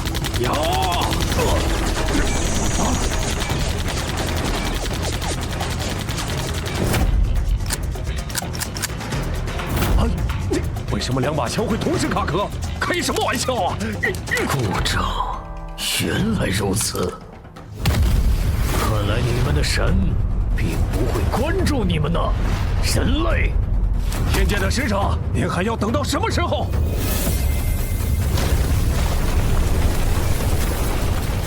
你怎么瞄着呢？我刚才差点被你杀了。不会的，我有分寸。感激不尽，武神。不是，他这都没死。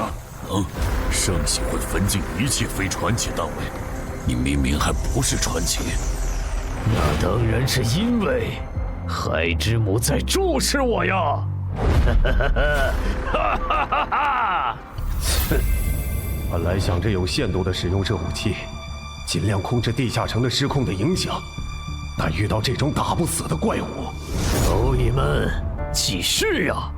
再加把劲，你们差一点儿就能打过本大爷了。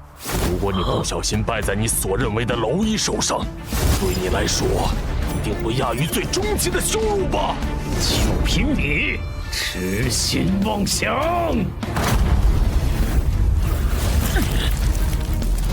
太傲慢了，连续的车轮战早就让你打不动了，现在的你没办法硬接下我的拳头。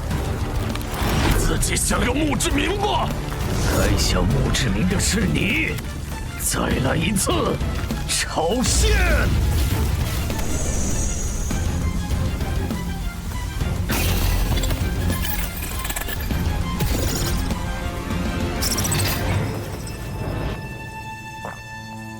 呼吸平稳了。不，好，奇怪，澄海的冒险者面板怎么弹出来了？他都没醒。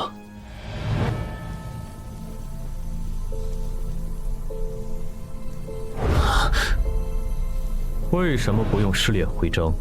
库罗德，你如果用了英勇之骑士试炼徽章，应该可以躲过那只鱼人的绝招吧？等等，你不是库罗德，按理来说他应该不知道怪物鱼人到底是谁，这是哪儿？放轻松，我确实不是库罗德，我是活化的传奇亡灵库罗德头盔所产生的自我，而这里则是我的新增效果征兵场的训练场地。活化？什么时候的事？就在刚刚，你们和那只鱼人的战斗引来了2位神明的关注，其中一位神明因为3次干涉地下城进程，引起了另一位神明的不满，我因此被活化。继续刚才的话题，为什么不用试炼徽章规避伤害？是你的话，应该能想到这个解法。我想赌一把，当时想着用奇迹生还者硬扛，再用假死骗那个鱼人，找机会偷袭，尝试一击毙命。但没想到那个元气弹的伤害这么猛，差一点就被杀了。为什么？什么为什么？为什么你要冒这么大的风险来赌？你和他的等级差这么多，能拖这么久，已经算超额完成任务了。就算中途退场，也没人会怪你。可能因为这个地下城之所以失控，其源头在我吧。如果我当初选择上交入口，而非自己攻略，说不定就不会演变成现在这样。万一你上交后，官方也没打通这个地下城呢？而且你成为冒险者后，不是也帮助过很多人吗？2件事，一码归一码。对了，我要怎么做才能离开这里？外面的战斗还需要我？已经不需要了。我不是说了吗？观战的神明开始下场了，这场闹剧很快就会结束。你醒了？不，这是孱弱的身体。打开冒险者面板，称号还可以，有几个能用的。别冲动，人类。我只是借用你同伴的身体，给不守规矩的玩家一点教训。你别做多余的事，最多10分钟，这个地下城就会结束。可是你一声招呼都不打，就占用了程海的身体，你这样要我怎么相信你对我们没有恶意？也是，站在你们的角度，确实可以。这样好了，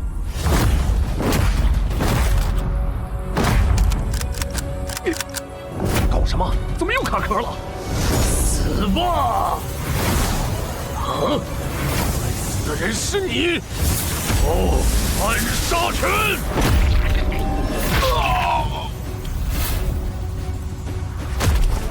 安然，被你们耍了这么多次，就算是傻子，也知道该怎么应对了。谁？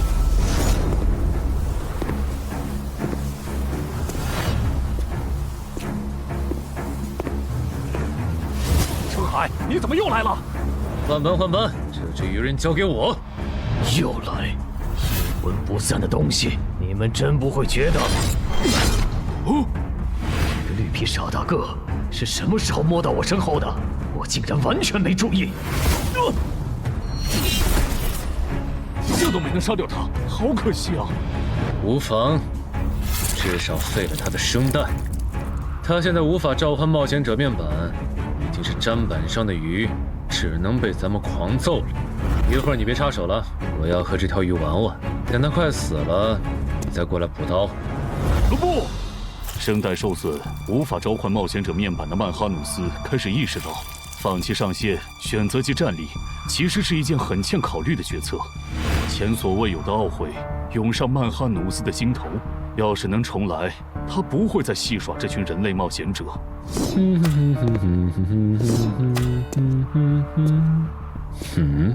同样感到后悔的还有布里伯杜，连续违反 DM 协议的代价让他不得不孤注一掷，提醒曼哈努斯还有一线生机。感谢你，母神。这都帮你几次了，你的神难道是你们的保姆吗？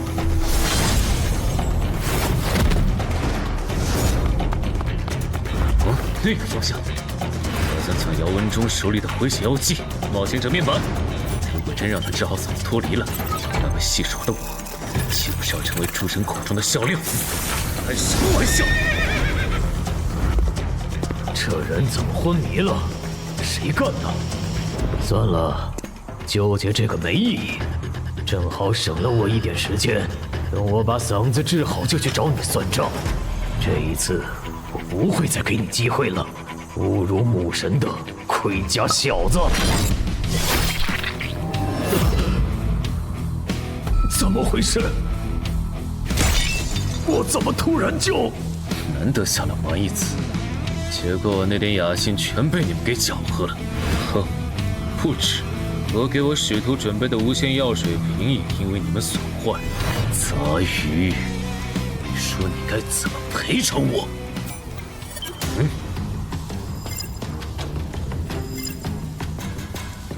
赔偿可以，但这条鱼人必须死。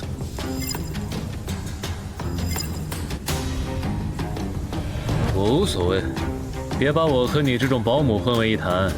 我的使徒如果不能成长到可以正面战胜传奇的程度，那他就不配做我的使徒。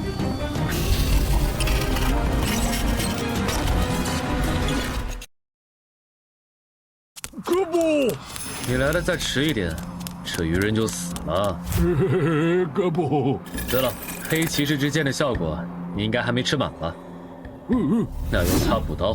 哥布，我要死了吗？我不甘心，我还能战斗。母神啊，如果你还在注视我，我祈求您，再给我一次。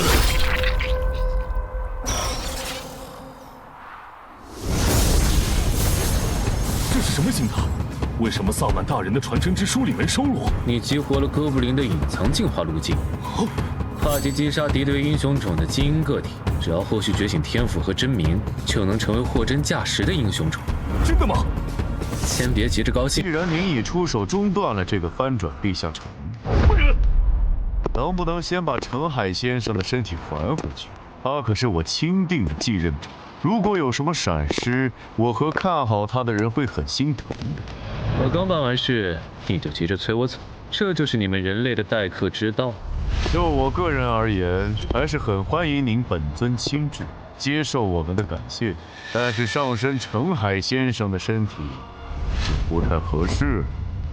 哥，这样上马，那可是碾压了准传奇鱼人的未知存在啊！如果你不想小妹以后再也不理你，就别啰嗦。免了吧，嘴上说着感谢，实际却在天上埋伏了传奇战士，随时准备报喜发难。这不，还好，这位未知存在还算通情达理，总算是送走了。澄海哥，我的澄海哥！别哭了，我还没死呢。澄海哥，你醒了！我睡了多久？20分钟吧。我们在去东山市医院的路上，等你检查完身体，黄雪应该会对你进行简单的安全评估。安全评估？我不知道你是真不知情还是在装傻。地下城已经解决了，终结掉的人就是你。在你睡过的这20分钟里，有未知存在征用了你的身体，然后干脆利落地杀死了那只13级的英雄种鱼人。你想一下，有传奇甚至传奇之上的存在可以借用你的身体当跳板出现在我们的世界，官方会当这一切都没发生过吗？所以官方会怎么对我？澄海哥，知道。啊？不过不管怎么说，你都是东山市的英雄，不会有人敢为难你的。目前最坏的情况应该是你以后很难进入协会的决策层，毕竟没人敢拍板保证你身后的未知存在是否对我们抱有善意。不过我们散人联合就没这个顾虑，我们并不会因为这个原因就排斥你进入散人联合的高层，反而有未知存在做后盾的你更值得我们拉拢了。如果你在协会待得不开心了，可以考虑下我们，散人联合的大门永远为你敞开。啊！搞半天，原来你们想挖我啊！我不否认，毕竟6级就展露出超新星潜质的你，可以说是刮到了一半的大奖彩票。就算会得罪黄选，我也想把你拉到我们散人联合。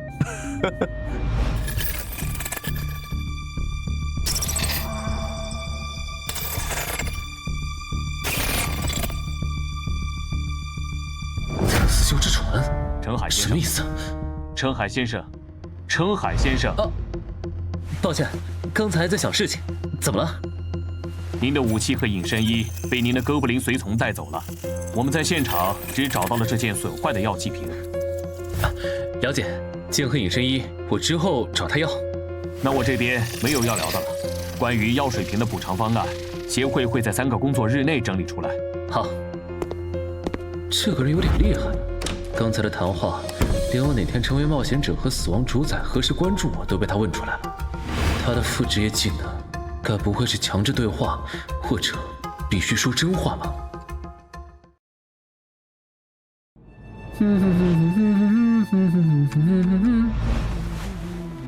评估结果出来了，澄海一切正常。那个用澄海身体神将的未知神明呢？5号有问吗？问了，但澄海知道的也有限，目前只确认了对方称号“死亡主宰”。听起来似乎是亡灵系的神明。他是什么时候接触的澄海？在之前伪装成新人，通关了女妖之森地下城的时候，澄海取悦了死亡主宰，并获得了一次对亡灵不死的恩赐。也就是这个恩赐，让澄海完成了坟场首通。安教练，我们来看你了。嗨，安教练，医生有说这次要静养多久吗？大概2周吧。那看来对漳州专家级地下城的第3次摸底，你应该是赶不上了吧？可不是吗？要不你找镇人君多要点补偿呢？毕竟这次翻转地下城，你差点就被他坑了。不用你说，我也会的。对了，程海那小子怎么没和我们一个病房？安教练，他的情况特殊，现在外面有很多势力想要接触他，已经被协会保护起来了。啊！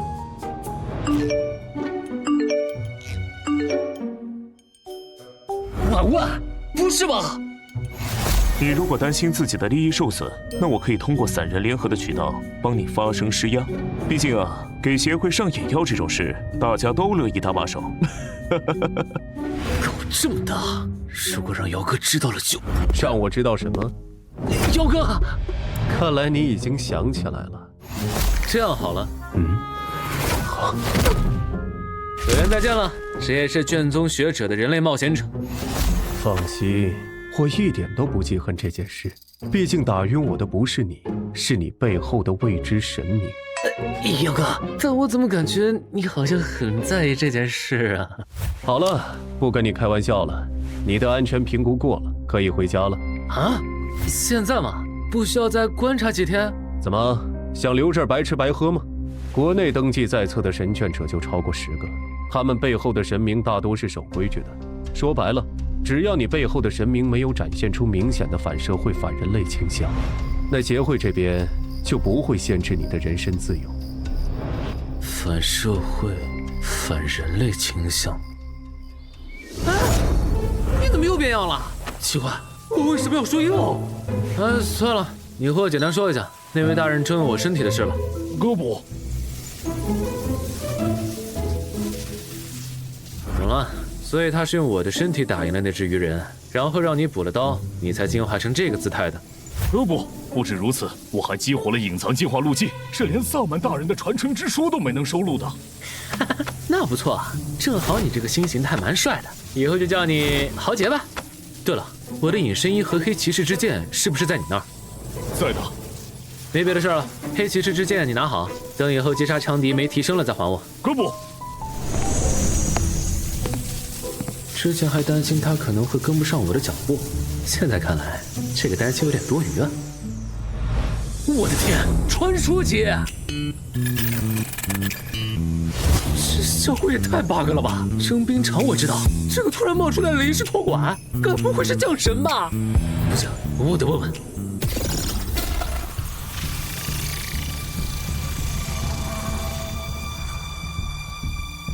你找我？对。我有事想问你，讲。临时托管的效果是什么？还有征兵场的待解锁功能，怎么解锁？临时托管，你不是已经体验过了吗？什么？还真是降神？这也太犯规了吧！至于完整的征兵场的解锁方法，干什么？打败我，你就能解锁了。服了。一个是传奇亡灵库罗德的战斗意识和经验的巨献，一个是比他还强的英勇之骑士。我才6级啊，你拿头和他俩打？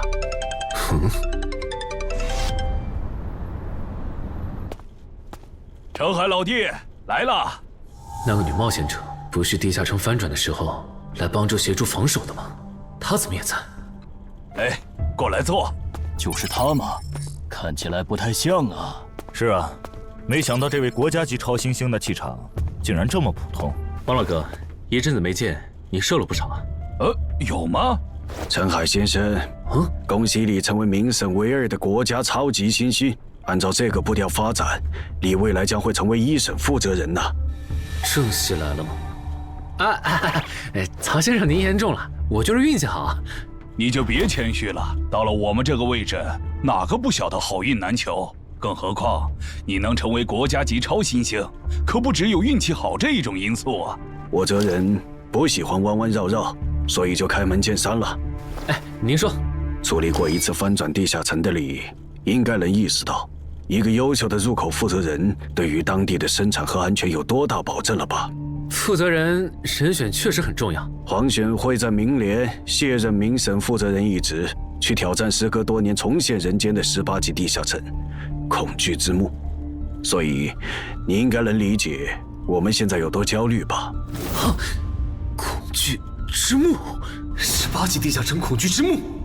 我知道这个地下城 ，BOSS 不是被传说级冒险者周建明带队击杀了吗？没那么容易，那可是连核弹都炸不死的怪物。周建明和黄雪他们当年豁出性命，也只是把它封印在了这个世界的某处。这才是真相。你所知道的，只是官方为了避免引起民众恐慌，特意修饰过的版本。但我还有一点不太理解，现在地下城就算出现，攻略价值也会下滑很多吧？这样一个地下城，为什么他会宁可舍弃明省负责人的身份，也要再挑战一遍？还是说这个恐惧之墓其实很特别？并不特别，就是个难度超标的18级亡灵系地下城而已。黄选在意它，主要还是因为天门山一战，他的很多战友死在了那里，再加上阿瑟瑞拉克的种族特性和弱点都已经被探明，现在不需要封印，可以直接击杀他们。这种情况下，你觉得黄选会眼睁睁地看着仇人被别人手刃吗？肯定不能。但我现在才6级，黄选卸任后，谁当明省负责人的事，我好像帮不上忙吧？怎么帮不了？以你目前表现出来的潜力和成长速度，只要搭配合适的攻略团队，再加上我们的大力支持，1年时间足够你冲击负责人候补的位置。代价呢？你们付出的资源，就算是传说级冒险者也会感兴趣吗？如果只是为了在高等级地下城翻转时照顾一下你们的产业和家人，我想这点小忙，应该换谁来都没理由拒绝吧。所以，你们到底想要我做什么？陈海先生，你误会了，我们投资你不需要你付出任何代价，我们只是单纯不想让某个人成为明省负责人。某个人？在你横空出世之前，明省只有1个国家级超新星，如无意外的话，他将是黄选的接班人。但这个人性格过于恶劣，在他的崛起之路上，许多冒险者和普通人都成了他变强的食粮。据我们推测，他成为明省负责人后，必然会把手伸向我们，和他未来会向我们索取资源相比，我们为你投入的这些其实不算什么。那请容我拒绝。虽然我确实很想接受你们的投资，但如果因此惹到实力强横、性格恶劣的前辈，那不管怎么算都是亏的。抱歉。有没有一种可能，你已经惹到了？什么意思？明省原本只有1个国家级超新星，所以超新星扶持计划的资源它可以独享。但你出现以后，被他视为私产的资源，现在就要让出一份，你觉得他会怎么看你？小问题，1个靠撞大运获得神灵青睐的6级小废物，等我回国就找理由把他弄残。就是他嘛，大火鸟唐德，穿得这么招摇，不知道的还以为他是来济州岛开演唱会的潮流巨星呢。你小声点，听说这个人脾气性格不太好。你如果不想攻略地下城的时候被他失手打伤，就别说这种话。这俩韩国人嘀嘀咕咕的，以为我听不懂他们在说什么吗？要不是我急着升到传说，回去接黄选的班儿，肯定要教训一下这俩韩国佬。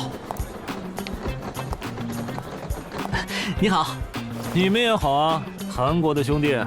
这位是全仇，我叫卜子明，我们是韩国的国家级超新星。幸会幸会，我叫唐哲，圈内人喜欢叫我大火鸟，你们叫我大鸟就行。话说，咱们什么时候开始攻略济州岛的高难度专家级地下城？你想打听唐德？对，我听说他有点难相处。散人联合跟你说的，这你就别问了。不过你的消息源确实没骗你，不应该说他比传言更难相处。我这个称号其实就和他有关。老实说，如果我后来没加入健身馆，现在可能已经死在某个地下城，或者被他和他的狗腿赶出明省了。不用太担心，你和唐德不是一个等级区间，现在还不属于竞争关系。只要你后面能控制好升级速度，他应该不会太为难你。但愿吧。说起来，你今年的地下城通关指标还没做吧？我过几天要去漳州挑战10级地下城山丘上的巨人。咱俩认识这么久了，还没合作过，要不要组个队一起？好啊。啊？你想在近期把你今年的地下城攻略指标全清掉？我感觉我的力、名、体，靠锻炼已经很难有明显的提升了。打算找2个合适的地下城，锻炼下实战能力。合适的地下城？很难找吗？那要不条件放宽一些？倒也不用，襄城只有一个难度中等的10级地下城，我跟那边的负责人打声招呼，把你加进去。真的吗？谢谢郑哥。嗨，这有什么好谢的？啊，对了，你那个药水瓶的补偿方案下来了，你空了记得去找姚文仲，顺便把你之前赚到的祭点一并兑换成奇物。好。你的无限火药瓶属于极珍稀的补给性器物，整个漳州没有第2件。我们目前能给出的补偿是：1. 同等稀有度的保命奇物；2. 1张奇物升级券。你看选哪个？我能看一下保命奇物的效果吗？可以。好霸道的效果，没有脱战的限制，说明可以在打不过又逃不掉的地下城 BOSS 面前强制脱离。如果不是只能用1次，我感觉它的价值要远高于稀奇古怪的回血药水。我个人建议你选1，因为奇物升级券只有高魅力才能发挥它的最大效果。高魅力？怎么说？你可以理解为，高魅力冒险者在使用奇物升级券时，会更容易得到自己急需的奇物和装备。至于这一现象背后的原理，学界目前还在猜想论证阶段。等等，我记得用奇物升级券换到稀奇古怪的回血药水时，不仅是面板提示我呀，而且那时魅力值才11，这算高吗？难不成那时候死亡主宰之类的什么东西就盯上我了？是他拉了我一把，从鬼门关前救回了我吗？但是为了什么呢？陈海，不好意思，走神了。我选1。好，那我们接下来核算祭点兑换奇物。结果适合我的奇物就只有这2件，这跟手杖找东西时有一半的几率指错方向。不过有了它，以后碰到寻找类任务，总归能派上用场，也算是挺好用的辅助奇物。还有这枚戒指，虽然用1次要冷却3天，但这上面的范围性伤害法术，刚好可以弥补我没有群伤技能的短板。完美！现在的我已经没有死角了。